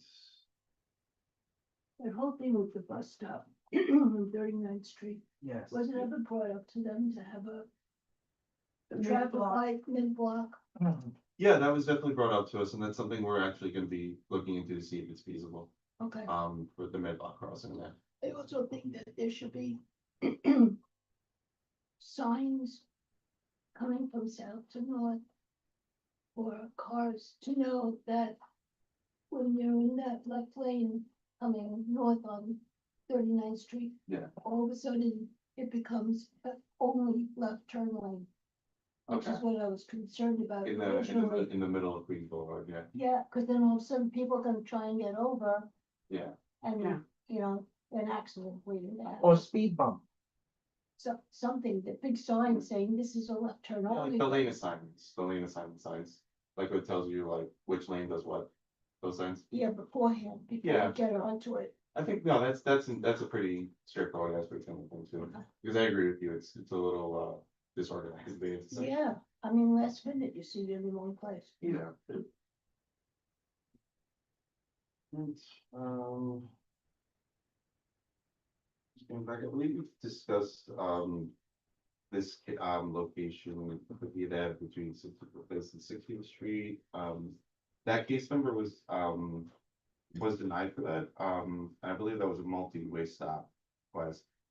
So if there is a request for a speed up there, I think we would, want to get a new case number started for that. Which one is this, sorry? Sorry, I jumped a little bit. This is, there's one that's 50th 50th Avenue Ave between in 65th Woodside? Place to 60th Street in Woodside, yeah. So it was denied? Yeah, and I believe that, we went over that. I think we just need to get a new case started. That's something that, you'll be able to contact me about. That predates me, so I'll have to look into it. Yeah. I'm 'cause sure I the believe it residents was- still want it. Yeah, I think it was like a big multi-case ask. But, and it predates me covering the board too, so. Yeah, I agree. Next was that always stop request at 54th Street and 39th Ave, that's still open and studied, so more updates when that's closed. And was also still open is the request to study bike infrastructure on 139th Avenue, east of Woodside. It's a very important project. I see so many cyclists. So many cyclists. In And, schools, people go in school, which I. Yeah. No. I might start a local petition to get the bike boulevard extended. Yeah. The entire bike boulevard. Well, I mean, As a private citizen, not as a government employee. I want to reiterate also that up in CD one, DOT is doing a project down, I forget the number street, but it's the one that 51st. turns into Woodside Avenue. 51st Street. Yeah. 51st Street, right? So I mean, Would we, hopefully the implements in. right, so with infrastructure sending people down that way, we had an ask about a contraflow on Woodside Ave to get people up, into Woodside proper, like to the park, to the city bike dock there. Yeah. But that would also intersect with this extension that we're asking for on 39. Of course, yeah, and, this is, Woodside Ave is an area, our bike team is just here, that is an area they are looking to do some improvements on. Because of how strong of an ask from the board was, I've been, hounding them over the past 2 years about that. That they, we want to see some access to the parks down there on Woodside Ave. And also because on this agenda, we've had that question that's already in place in Woodside, like emphasize that this is an area we want to see a project. And, further to the east, there was that safety improvement project along Woodside Ave. So it would make sense to have that kind of connection going up and down, this area in the board. So more to come. I agree, that's nice. Can't exactly say one, but more to come. Yeah, my concern, I mean, I definitely all those larger thinking and so on, I support. But in the very short term, there's that turn on Woodside Ave going south, then turning to go westbound on 39th Ave. I mean, the cars are whipping around there. I mean, a former district manager nearly hit another one of our board members there famously, but you know. I don't think I've been It's it wouldn't take just a few armadillos, for instance, going before the crosswalks where the pedestrians are. What is there now? There's a stop for Nothing, pedestrians. there's not There's a- even a stop sign. There's a stop bar. A stop And bar. there's a sign that says stop for pedestrians, Yeah, or you- stop when pedestrians are present. I don't understand why that can't just be a standard stop sign. Yeah, I wish it was too. It was a lot of times when you want to add a stop sign to a location, we're kind of constrained by federal standards. To have like proper traffic counts to meet the needs. Did the for feds that. get into the armadillo? Or well, when I say armadillos, I They're like even turn mean column. those raised median Yeah. strips. Yeah. I mean, those are nothing burgers, but they're enough to maybe slow people down. Oh, are you saying in the, like the Hardin center line, like where the WO line is? Not so much in the center lane, but if you're coming down Woodside Ave and there's that crosswalk that's going Turn east, column. and then there's a crosswalk going south. Okay, and if you put a raised median strip there, and then, or else, and also after the turn, because what happens is they come, not only do they not stop, but they whip around that corner and turn, and there's pedestrians, there's all kind of, I mean, it's Yeah. just. So. Yeah, so turn I will column in say, general. yeah, I will say, like, whatever, safety projects we do come back to the board with, that intersection will be included in it. And this, So, there's schools around there, kids are Right. coming out. They're I mean, going that's the back big and forth, issue. my kids are doing it. About it, but really, I mean, just the raised median, isn't that something that you and your authority could sort of do? I mean, And I think when we come back with some of the major changes there, I think I we'll want see to a big wait for change. the rest of it, I want this part. I'm with you on that. So, Sorry, I mean, today we just were talking about a child that got killed by a school. yeah. Yeah. Great. Let's move on to Long Island City. I know we've already discussed Ordinance 11. And, some of the changes we'll see with the project as a whole. At Borden Avenue and Vernon Boulevard, with the crossing there, we do expect to see some crossing improvements with that protected lane in. We expected, the bike lane to shorten the crossing there. Yeah. As, any protected lane does, with that project. So, I think the issue was that there wasn't a crossing there. I don't think there's an east crossing, like a crossing on the east side from north to south. I need to double check with the project team if that's included in it. If not, I would, I'd be able to, I just have to double check on the final design so that it just actually doesn't. Yeah. Apologies for not being able to talk about that on the presentation. No, it's okay. Yeah, it looks like the east side where they built a Vibe Fitness and. Yeah, that's where we started off yesterday. There's no crossing. For the crossings on the markings on the Queensboro, the Queens Boulevard Bridge to Queens Plaza. I flagged that, I had a service request made, to get those markings refreshed this year. We had a meeting with our markings team, I want to say last month, because they are just starting their season for markings. Flag that as a priority location. Thank you. So I do expect that to see that done this season. So many streets that go. Yeah. A lot of people are going to start riding their bikes because of the economy and the price of gas. Oh, I And, know. I would think that also. a lot of soccer players and riding their bikes. And one lane on the Queensboro Bridge has two-way markings and the other lane has one-way marking. So it's very, you know the issue, but I don't want it to be forgotten. Of course not. Yeah. Just Queens Boulevard Bridge, what's going on with the plastic, non-standard speed bumps? Yeah, I know, I already checked in with, person from Ride Bison that handles those, and he's.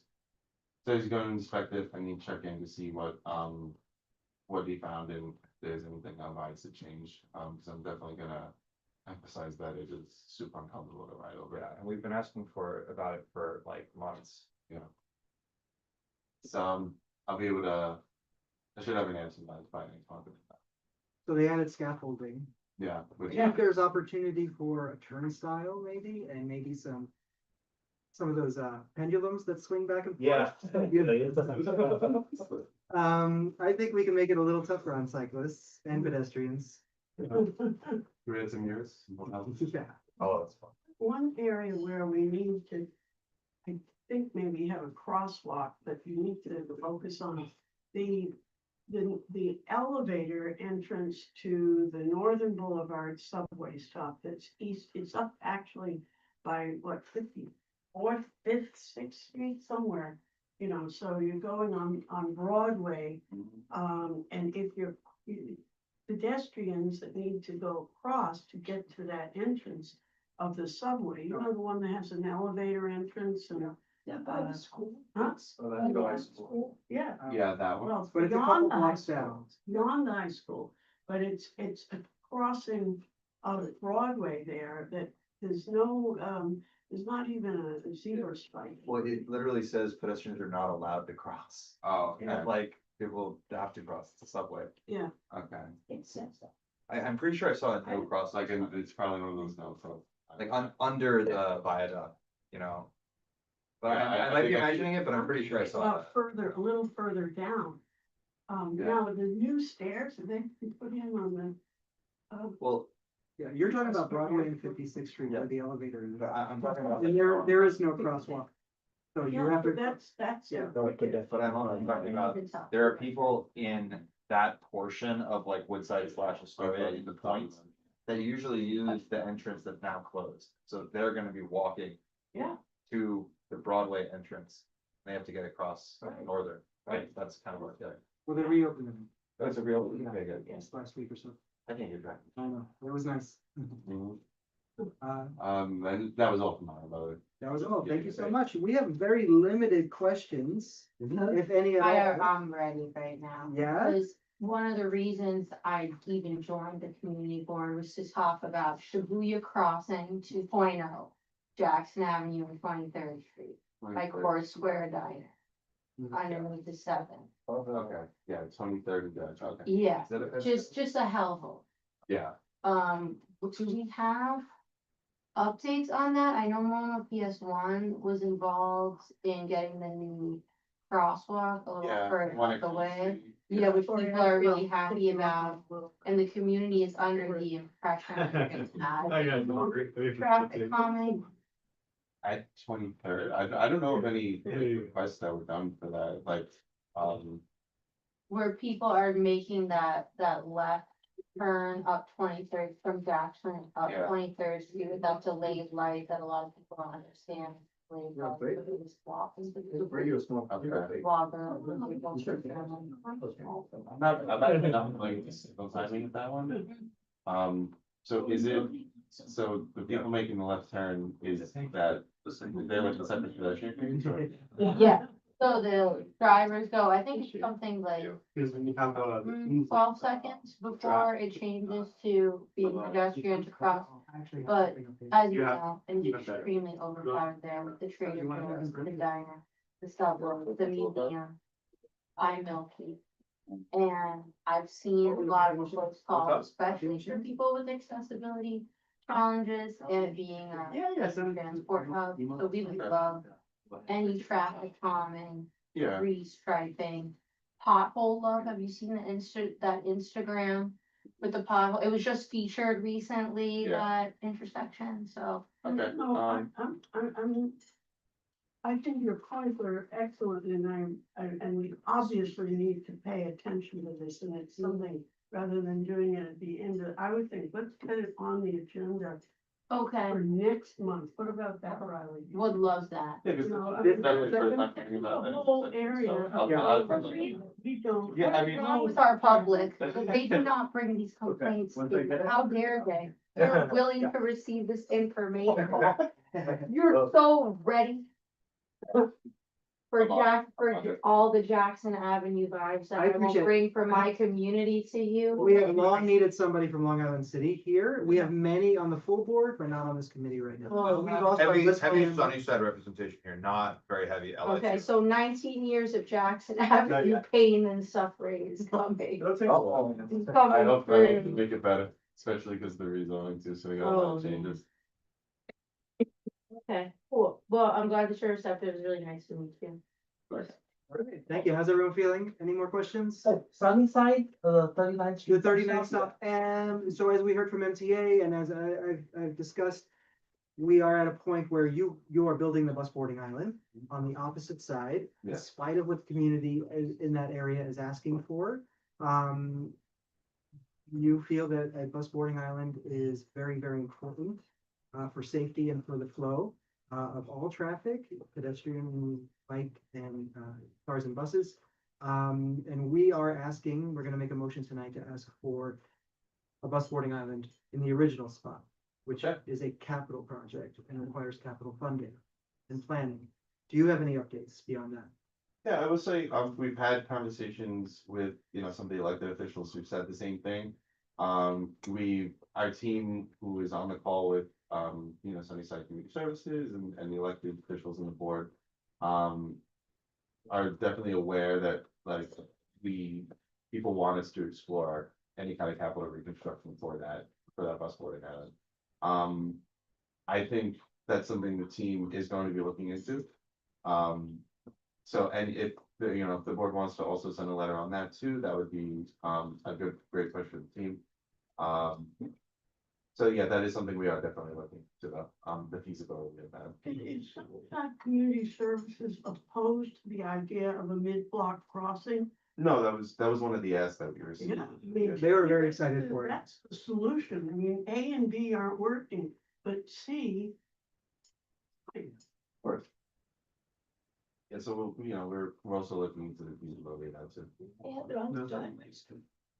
Yeah. So, Mr. Chair, are they gonna bring? Yeah. Chairman. Sorry. Sorry, Mr. Chair, so are they going to, so for now, because they already started building the new bus stop by the BMW dealership. The BMW dealership people who work there, the manager, told me no one from DOT reached out to him about the bus stop being placed in front of a fire hydrant in front of his business. And they have serious concerns about that because of the door. So how does that play into it? Because now you have the seniors, you have people going to the car dealership. I mean, so basically, they're gonna, at some point, they're gonna move the bus stop back to the old location, but it'll just be an island bus stop. I don't, do you want to I answer? can comment on that. Yeah, so whenever we do design these bike lanes, number one, when we design the bike lanes, they have to have minimum clearance for sanitation vehicles, whether it be street sweeper, garbage truck, and fire trucks.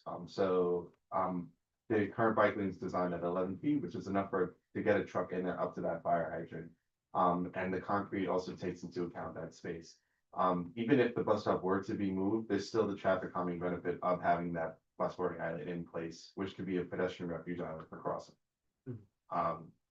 So yeah, that's the requirements that we have to accommodate those emergency vehicles. And when you build a bus boarding island, you talk to the businesses directly. We would talk to the business if we felt that it would affect like something like a curb cut or any kind of access that the business needs for that. Like for example, on Queens Boulevard, right as it's approaching Skillman. We did have to speak with that business there when we put in those Jersey barriers, and just to notify them because. We weren't sure how they were using access to get in and out of that dealership there. And so, just checked the curb cuts were legal or not, and so we communicated with them that that's there. We didn't see a conflict between, the business there because they have no curb cuts on Queens Boulevard itself. Just on 39th Street, so there wasn't, any kind of issue that we saw there. Sure. And did y'all reach out to the seniors? Cause I know there was a meeting. What came of that meeting? Yeah, that 'Cause was. we were not invited to that meeting. We're not profit, we're passengers. Yeah, that was the meeting with Sunnyside Community Services itself, and the elected officials on their behalf, including the community boards. That was where we were presenting the design changes, that we incorporated because of the feedback we received. People were saying we wanted a shorter crossing, so we were able to build that concrete ramp further out into the intersection to shorten that crossing, by 20%, on that intersection. So that was the result of that meeting. Right, cause there's no railings on those island bus stops. And in the winter, around the snow and the ice and all that, people were slipping, there were a lot of accidents. So, Mr. Chair, I don't know if you have like a report on injuries there, or, and many bike injuries, as I found out by the seniors, were not even reported to NYPD. So that needs to be looked at, If the so. bike injuries are not that serious to be reported, people are not going to the hospital, I question it. No, they went to the hospital. Huh? They were taken to the Well, hospital. then they would be in the system. We know about Okay. it. We can look at the crash data. Yeah. On those intersections. I do want to cut this short because, so you asked about the meetings, this has been discussed with DOT a lot, with MTA. There was a meeting that Sunnyside Community Services asked the elected officials to have the different agencies that. But was the for that. seniors there? Representatives for the seniors. There was a team of about 4 or so people from Ah. who advocate for the seniors. Yeah. Mr. Chair, if I can suggest, maybe there should be a meeting with the seniors to assess how the new bus stop is working out, so that immediate concerns can be flagged to DOT. Sure, yeah. Okay.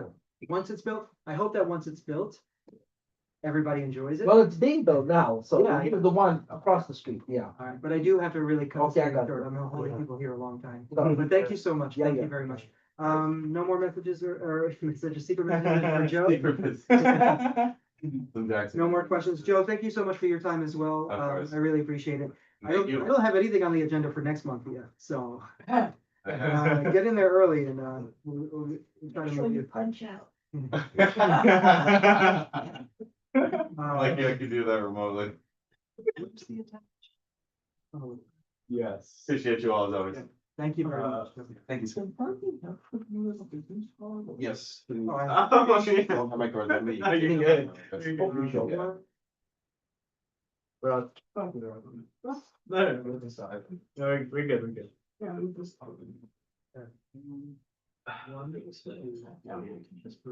We have 4 out of 7 plus a public member. Okay, I don't know if I counted right. Okay, let's quickly move through some things. I draw myself these. Isabel, welcome to the committee. We have some things that we did not have quorum in order to vote to. So the way we work here is we're an advisory agency. We advise elected officials. What we're hearing from the community, we don't have any. We don't do the laws, we don't, we do budget requests.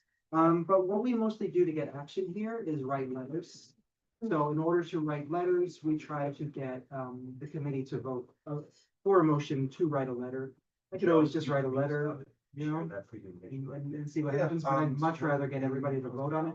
We're gonna talk about some things that happened previously, but if you know about QueensLink and you want to vote on it, please do. Otherwise, I think you might abstain. As long as we have quorum and it passes, it'll pass. Maureen is left. Yeah. Unfortunately. Count any, a forum has to be in person. All right, so I'm gonna look for a motion for the issue of the rider trucks. That was asked for by Long Island City Partnership last month. If anybody has a motion that they wanted to, because I didn't write anything down. I do have a motion for QueensLink. I want to get that out because they have been asking us for a couple months. Yes. So, I'd like to make a motion. It's a little bit long, but it's in front of you. Whereas Community Board 2. Okay, whereas my name is Riley, I'm making a motion. Whereas Community Board Two will need additional transit capacity in anticipation of the 14,700 new homes and 14,400 jobs expected to result from the one LIC rezoning. Whereas Community Board Two currently has poor access to large-scale open spaces like Forest Park and Rockaway Beach. Whereas Community Board Two is largely cut off from the southeastern portion of our own borough. Whereas a disproportionate amount of automobile traffic flows through. This is not the right one, I'm so sorry. You're good, no worries, no I worries. sent you the wrong one. That's totally okay. No. Same one. That's totally okay. Send it to me now. It's exactly the same except one little difference. What's the one little difference? So you can just read along. So, okay. I'm gonna send it to you, but I'll also just gonna start reading. I should have sent the one that said final. That's okay. Thank you. It still sounds good, so. Yeah, so far so good. Okay. Great. Whereas Community Board Two will need additional transit capacity in anticipation of the 14,700 new homes and 14,400 jobs expected to result from the one LAC rezoning. Whereas Community Board Two currently has poor access to large-scale open spaces like Forest Park and Rockaway Beach. Whereas Community Board Two is largely cut off from the southeastern portion of our own borough. Whereas a disproportionate amount of automobile traffic flows through Community Board Two from neighborhoods without mass transit options, making our roads more dangerous and our air and environment more polluted. Whereas a 2019 MTA feasibility study found that reactivating the Rockaway Beach branch was feasible, including space for new parks.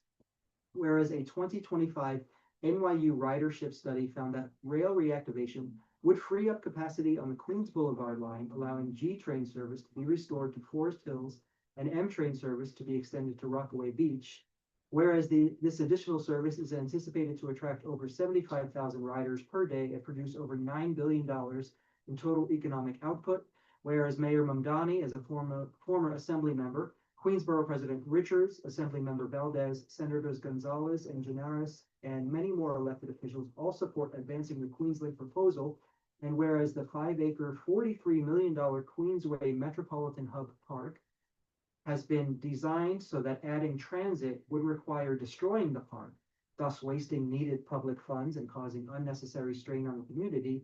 Now therefore be it resolved that Queens Community Board Two supports the advancement of the Queenslink proposal and requests that DPR, EDC, and the mayor pause development of the Queensway Metropolitan Hub Park to convene a city-state interagency committee with direct community representation to review how to design the Rockaway branch RBB corridor with parks and rail transit for the benefit of Queens and New York City and state, and ensure that the Queenslink subway extension with parks is included in the MTA's 2030 to 2034 capital plan. Seconded by Corey Hannigan, bless you. Bless you. Discussion? No. No? We have discussed this a lot, so if you don't have anything to All the add. questions? Good. No question. All right, call the question. All in favor? Unanimous, also unanimous. All right, it's unanimous. Thank you so much. Thank you so much. We'll get that printed copy. We can circulate it before Yeah. the board meeting. The board is also going to be asked to vote on this motion, so it's good that it passed the committee. Yes. That Unanimous. would be great. Thank you so much. You have one? Yeah, I'll do the street cleaning, Sure. and then after that, I'll do the, POC. budget. Okay, so, Corey Hannigan making a motion, whereas, Queens CB2 has the highest rate of pedestrian injuries in Queens and the 4th highest citywide.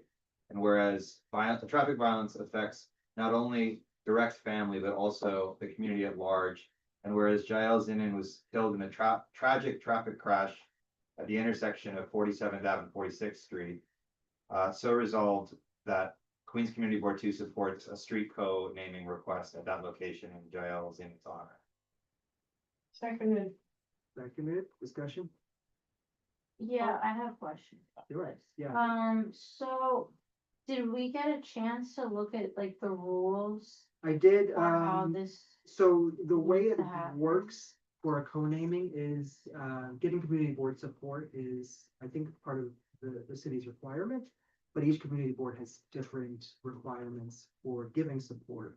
I have checked with our chair and he said if we vote to support, that's good enough. There are other boards that do require petitions and signatures from people on that street or in the neighborhood. I'd say in both these cases, based on the fact that the families have come to us and made their statements and that these are very well-known cases, especially, I mean, they're both very well-known cases, but the Jayo Janin one is one that we've discussed a lot and have made motions to ask for safety changes along that whole corridor in that area. That I feel confident that we can at least make a motion and vote for it so that we can send a letter of support to the council member who is shepherding the co-naming. I have another question. So let's say another accident or other event of importance happens at an intersection or a street, and another person wants that to be like co-named for them or in honor of someone else, then what happens? I think we would hear it again.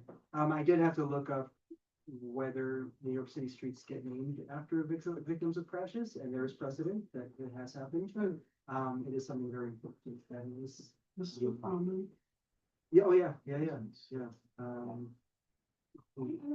know, to me, I mean, if we ended up with every corner having, it's like having ghost bikes to remind us that cyclists have been killed there. And if you have a street renaming that indicates that maybe people will take the issue or the, you know, traffic violence more seriously.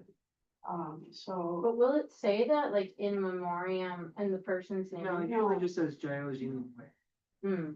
It just says the name, but. And these are good questions because I had the same Yeah, questions cause as when they someone emailed who's me. seen like three co-namings for like activists or for people, you know, for like sort of different purposes. Right. You may like look up at that name and be like, oh, is that a like hero of our neighborhood? And like, Yeah. you know, who are they? And sometimes to your point, like to emphasize it as a safety issue and bringing awareness. Well, it's good if somebody and says that who are they, then they'll know Yeah. the story. I guess so.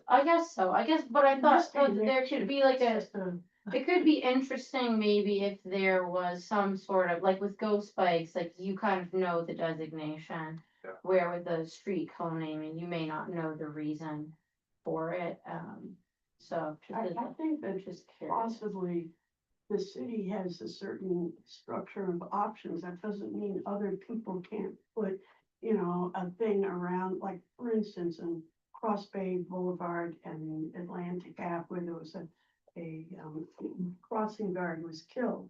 So there's a thing on the pole there, some flowers and so on, that tells you about that. And I don't know whether they've co-named that street, would be, she It was would be involved. interesting if they had a different What? color. It would be. Yeah, interesting if that's they had a what I different was color or a thinking. border around, Well, somebody who was killed at that, Yeah. so then people would know. Yeah. But I mean, then you're getting into the weeds. Yeah, well, I wanna recognize that also, that'd be a really great, like, thing to discuss in general with DOT about like, hey, memorial phone names, maybe they could get a special treatment. And on the merits of this specific instance, maybe it's outside the scope, right?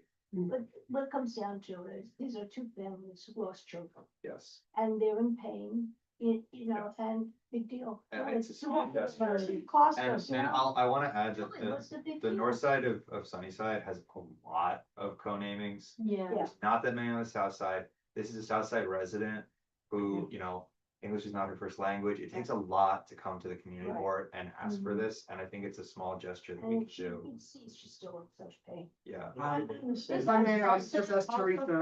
for minors, is it fairly common for a minor to be? I just asked this as an art historian, I'm just very curious about New York City history and if like I can follow up with our team on, This is from. hi, Teresa from Councilmember Juan's You're office. sticking with us 4 hours. I've actually been doing a pretty good job listening the whole time. And I stayed for the entire thing, for this discussion.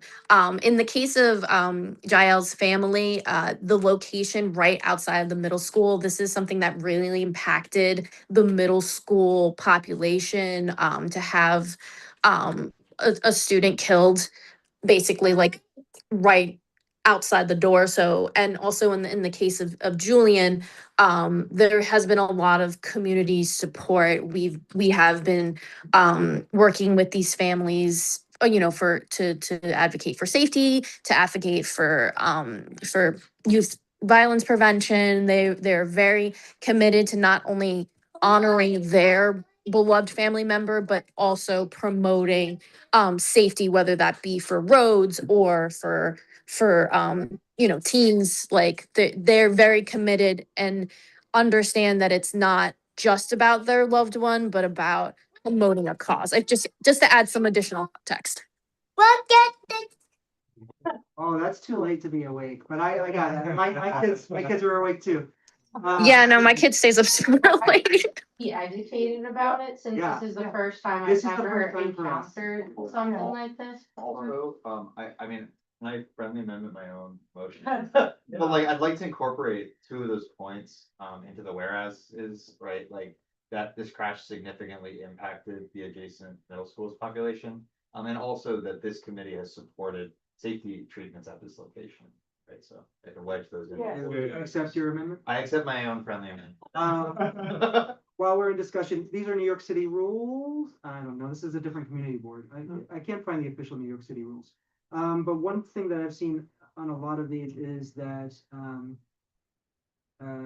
one of the conditions for a secondary street name is the person had an untimely death that led to a greater awareness of the cause of death There you go. and concerted effort to address the problem. Could use those words in it. Mhm.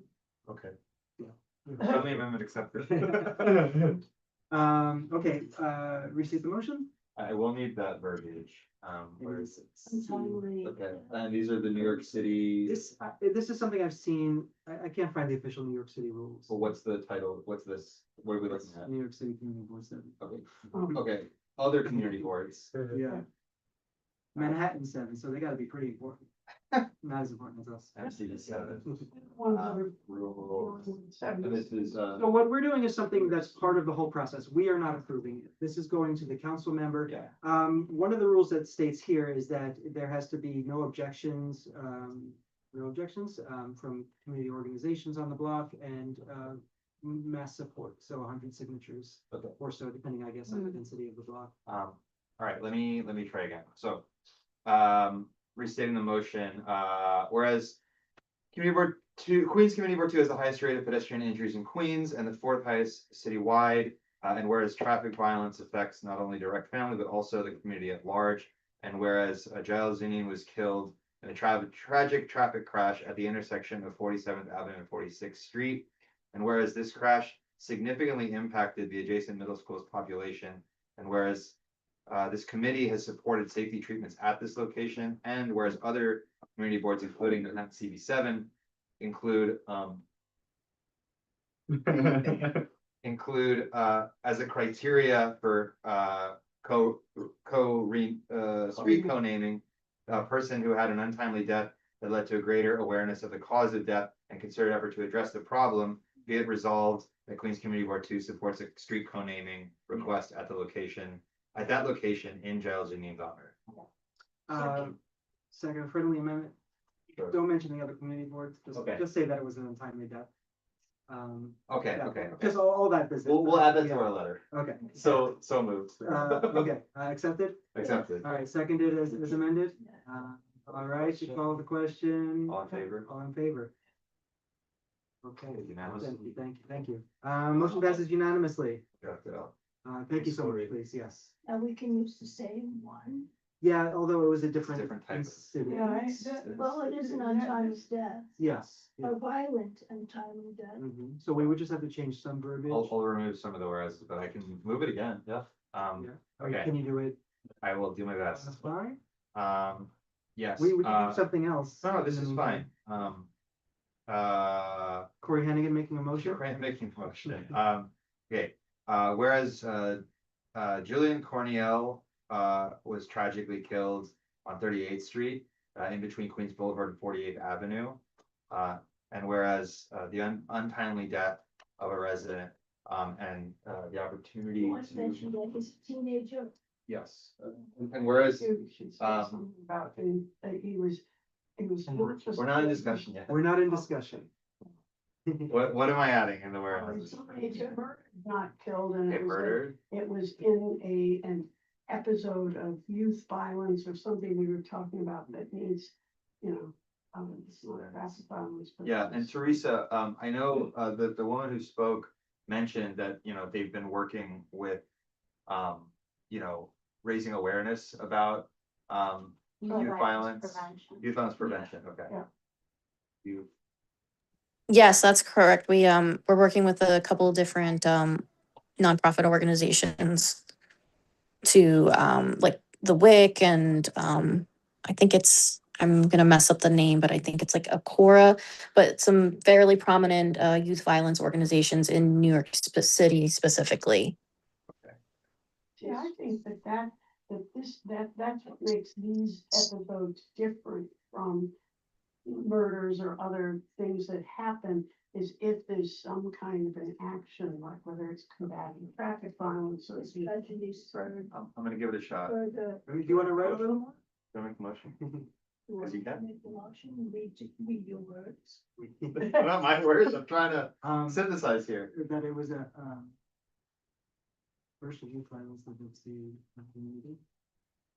Because it was, an issue that everyone took note and said, maybe they said, that doesn't happen in Sunnyside, Yeah, where it was a horrific thing. okay, let me try here,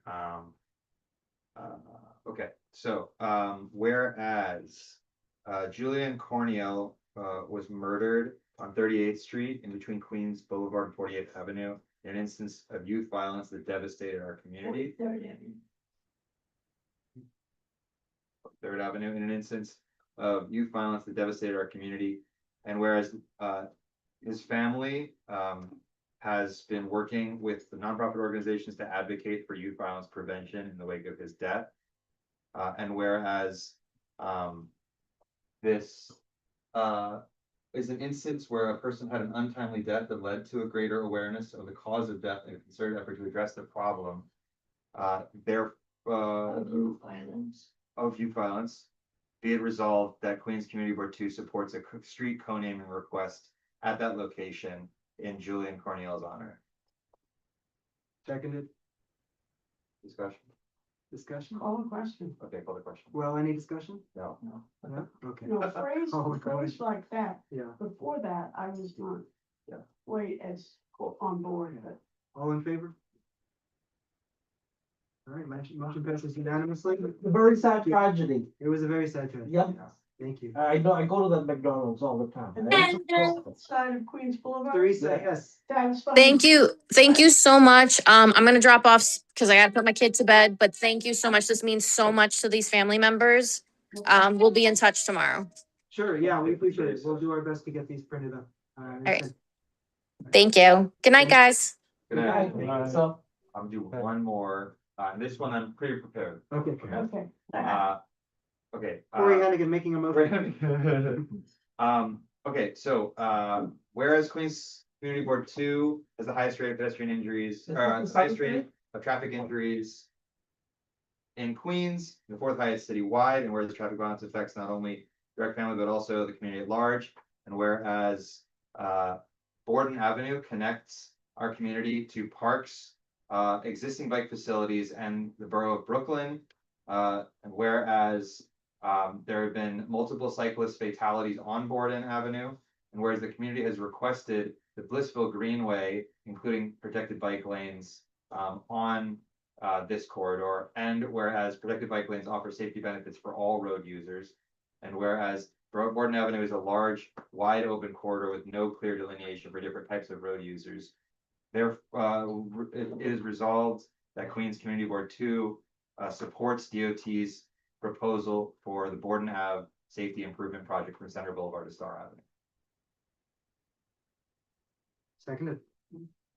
Discussion? Do we want to say anything further about, and that just add that the extension of it beyond the Blissville Greenway, that further, I mean, we also want to encourage it, we look forward to find a way of saying.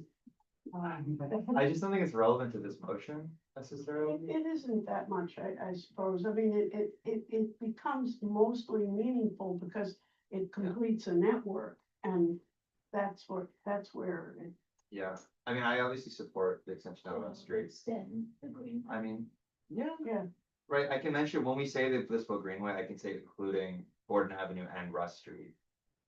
Does that Two, help? but can you say two, is Russ Street to continue, or doesn't it goes go on. Laurel Hill Avenue and then you get up to Russ? It gets complicated. Yeah, so just say two Russ Street. Okay. Officially, New York City doesn't call it Blissville Green. But we requested the Blissville Greenway. That may be. That's how I another wrote it. motion. Um.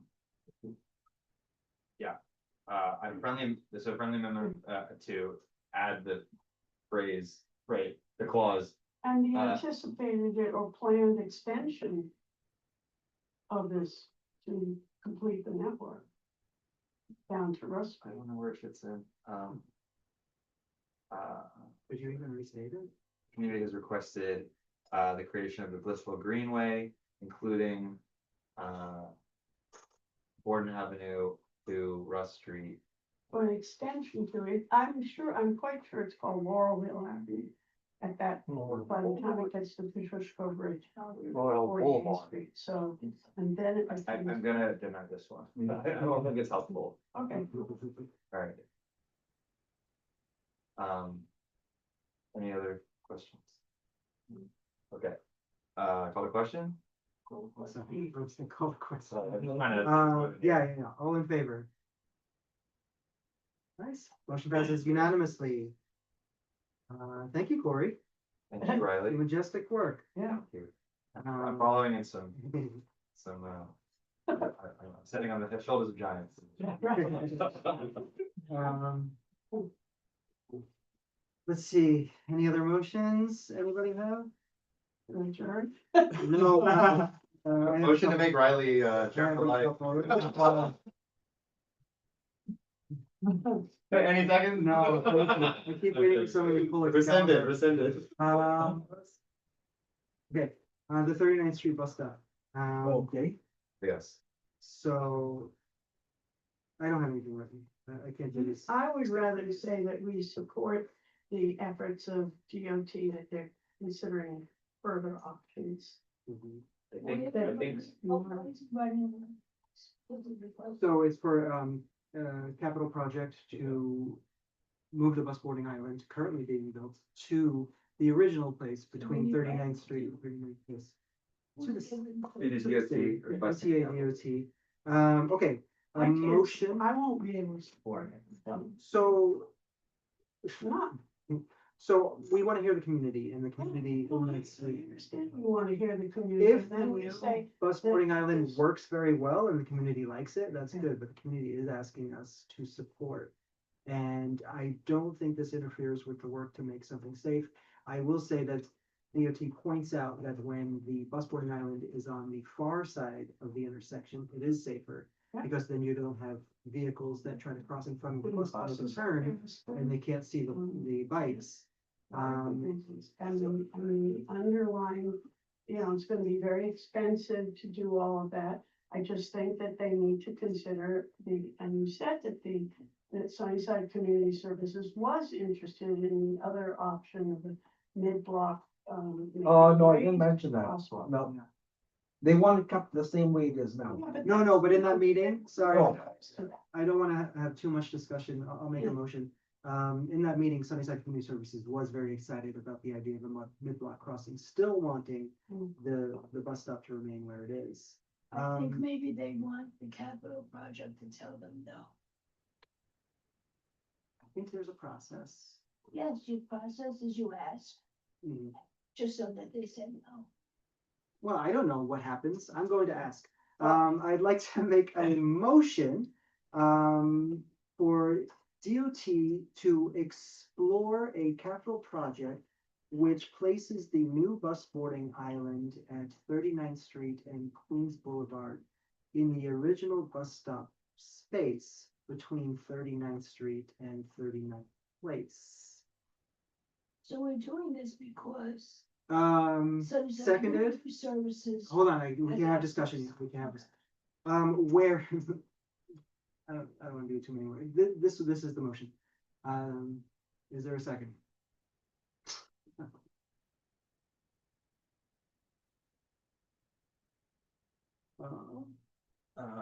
Let's consider it next month. Can we table until next month? Well, I think we have to second it first. We can have discussion. All right, I'll second it. Oh, seconded, thank you. Discussion? Motion to table. We're just doing this because they've asked us to. We're doing this because of very large community services Well, we- organization. Them. And we then come up with a creative solution that DOT is saying they're gonna explore and follow up on. But DOT has also asked us to ask for the capital plan. For the capital improvement. I don't want my tax. Totally. Is there a way I could restate the motion that would make everyone on board? Cause it seems like that nobody wants that to happen. And this is a committee, I'm not, but I have talked to the parties involved and I've heard from many people who want us as the community board, and including the community board, who want us as the community board to stand for this, in spite of what I may personally feel, but I am not a senior with different abilities who finds crossing a truck route as challenging as it may be.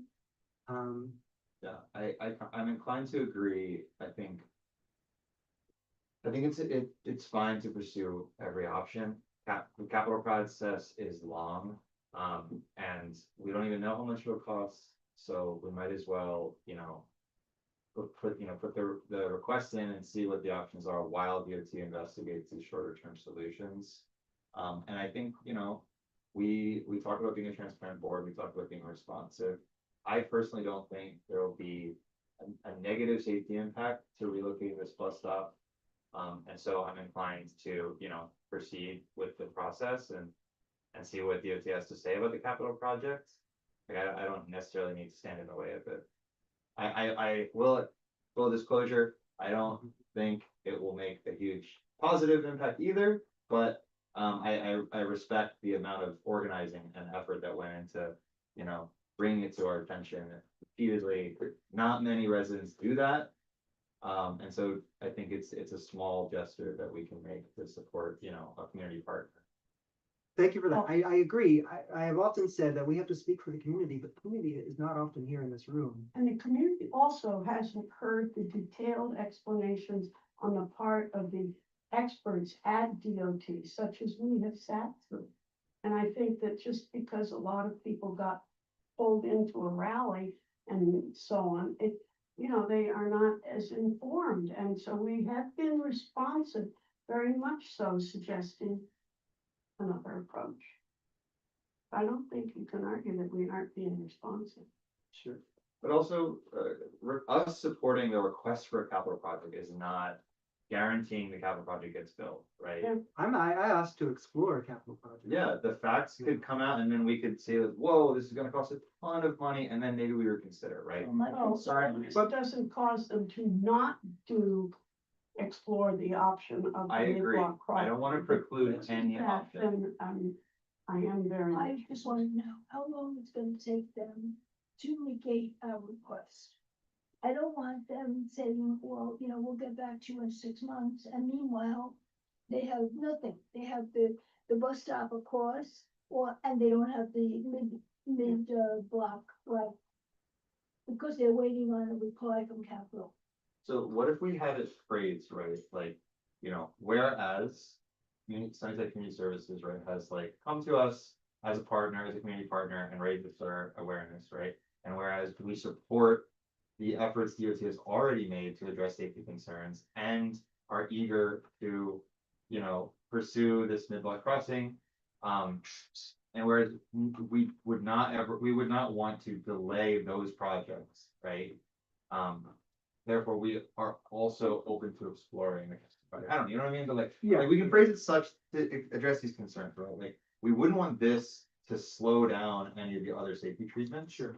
And we're also not throwing our full weight behind this, but we're just saying like, yeah, you can make the capital request, like, what's the problem? Can I ask a question?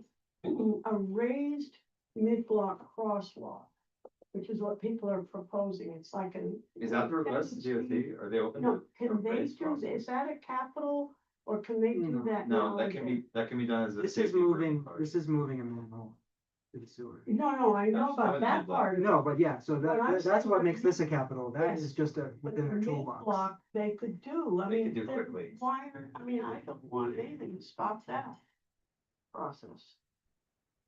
I like the way you worded it. I would back it more in exploration of a capital project to. Sure. You know, unfortunately, I'm on your side as well. I think it is safer overall for everybody on the far side because it does prevent anybody from crossing in front of the bus, and hitting a pedestrian or a cyclist.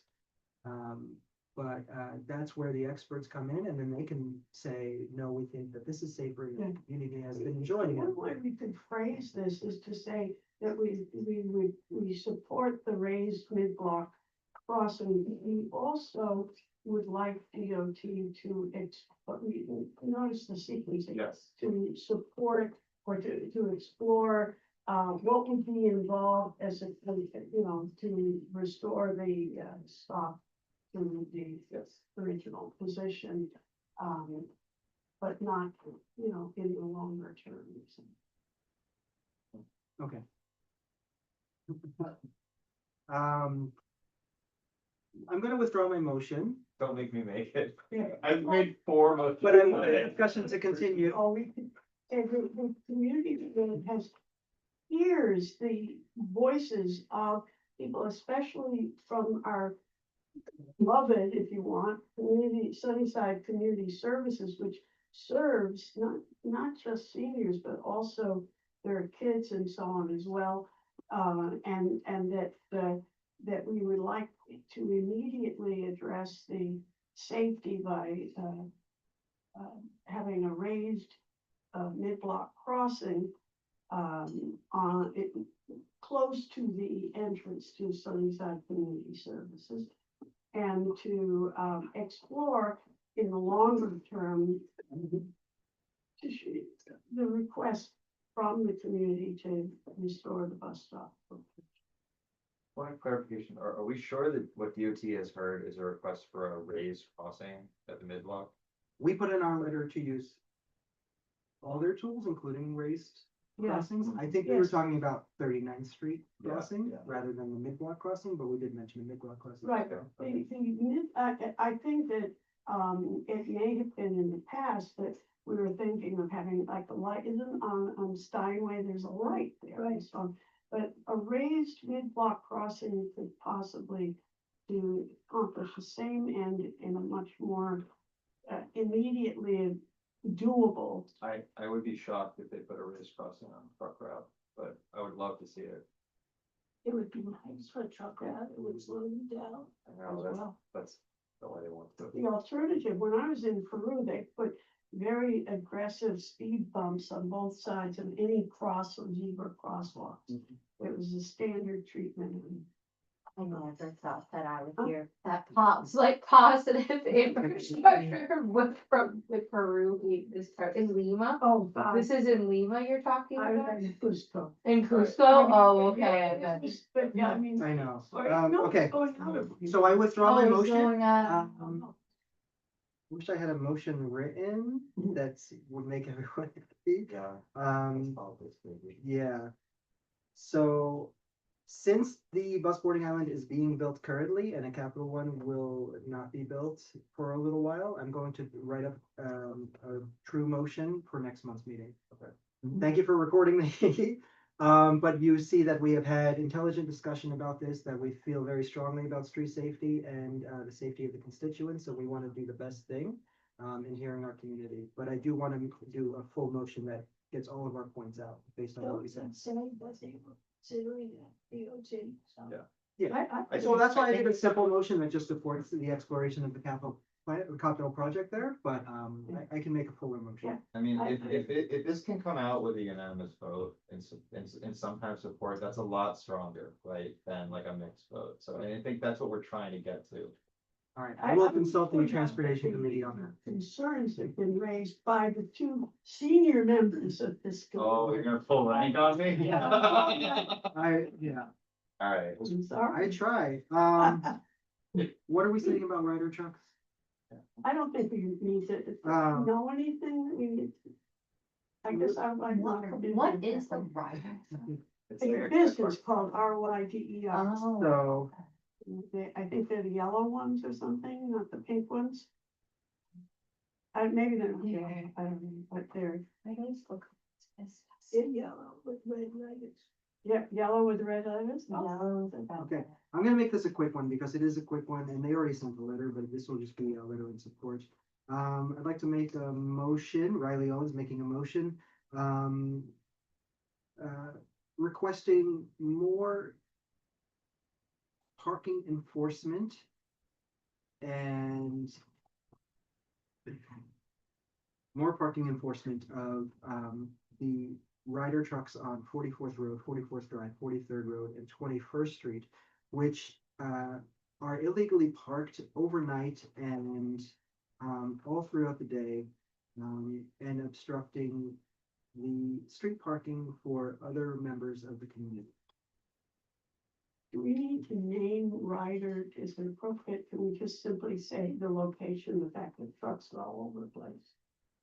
It is one particular business that's the rider. Yeah. But I think if they change their name, it wouldn't make it easier with that. That would be something. Would anyone like to second that? Second. All right, discussion. So this came to us through the Long Island City Partnership last month, or 2 months ago. We didn't have quorum last month to vote on it. It is a simple thing. These trucks are illegally parked a lot of the times. Yeah. They're commercial parking, overnight, and, they are, I don't even know all the other laws that he said that they're violating. They are on sidewalks as well, and that the NYPD, does not have the efficient tow trucks, that could tow them. Well, yeah. So, and they are, I don't even know, they are getting ticketed, as Captain Armani said, but they are just simply paying the tickets. because Well, and of I'll the cost bet of you doing they don't pay the full price, because a lot of businesses get a cut rate it. Yeah. on these, so. But I still don't think there's no need to mention them by name, the location and the problem of commercial vehicles doing overnight parking is what we're concerned about, wherever it is, but, I don't know, that's just. So what is the problem To me, exactly? If you're naming, it's like. If it's free street parking, then anybody can use it. So if it's a business using it, well, that's just the way the system works. But the problem is that they are parking commercial vehicles overnight Right, illegally. that's what. And they are also parking illegally But on there's sidewalks. illegal commercial vehicles being parked in that location that they are parked on the street. And I'm just curious, I'm not a lawyer, so I don't know if it could be problematic to specifically name them. Me saying I have a motion against this Corey Hilligan, who's a commercial vehicle. An amended motion to Not- request stricter enforcement of overnight commercial parking on 44th Road, 44th Road, Especially, 43rd Road, and or 21st you Street. say, whereas issues have been raised, that there is illegal commercial parking on this location, blah, blah, blah. We request stricter enforcement. Yeah, but I mean, everybody knows the issues. Yeah. So I think just a simple one. Yeah.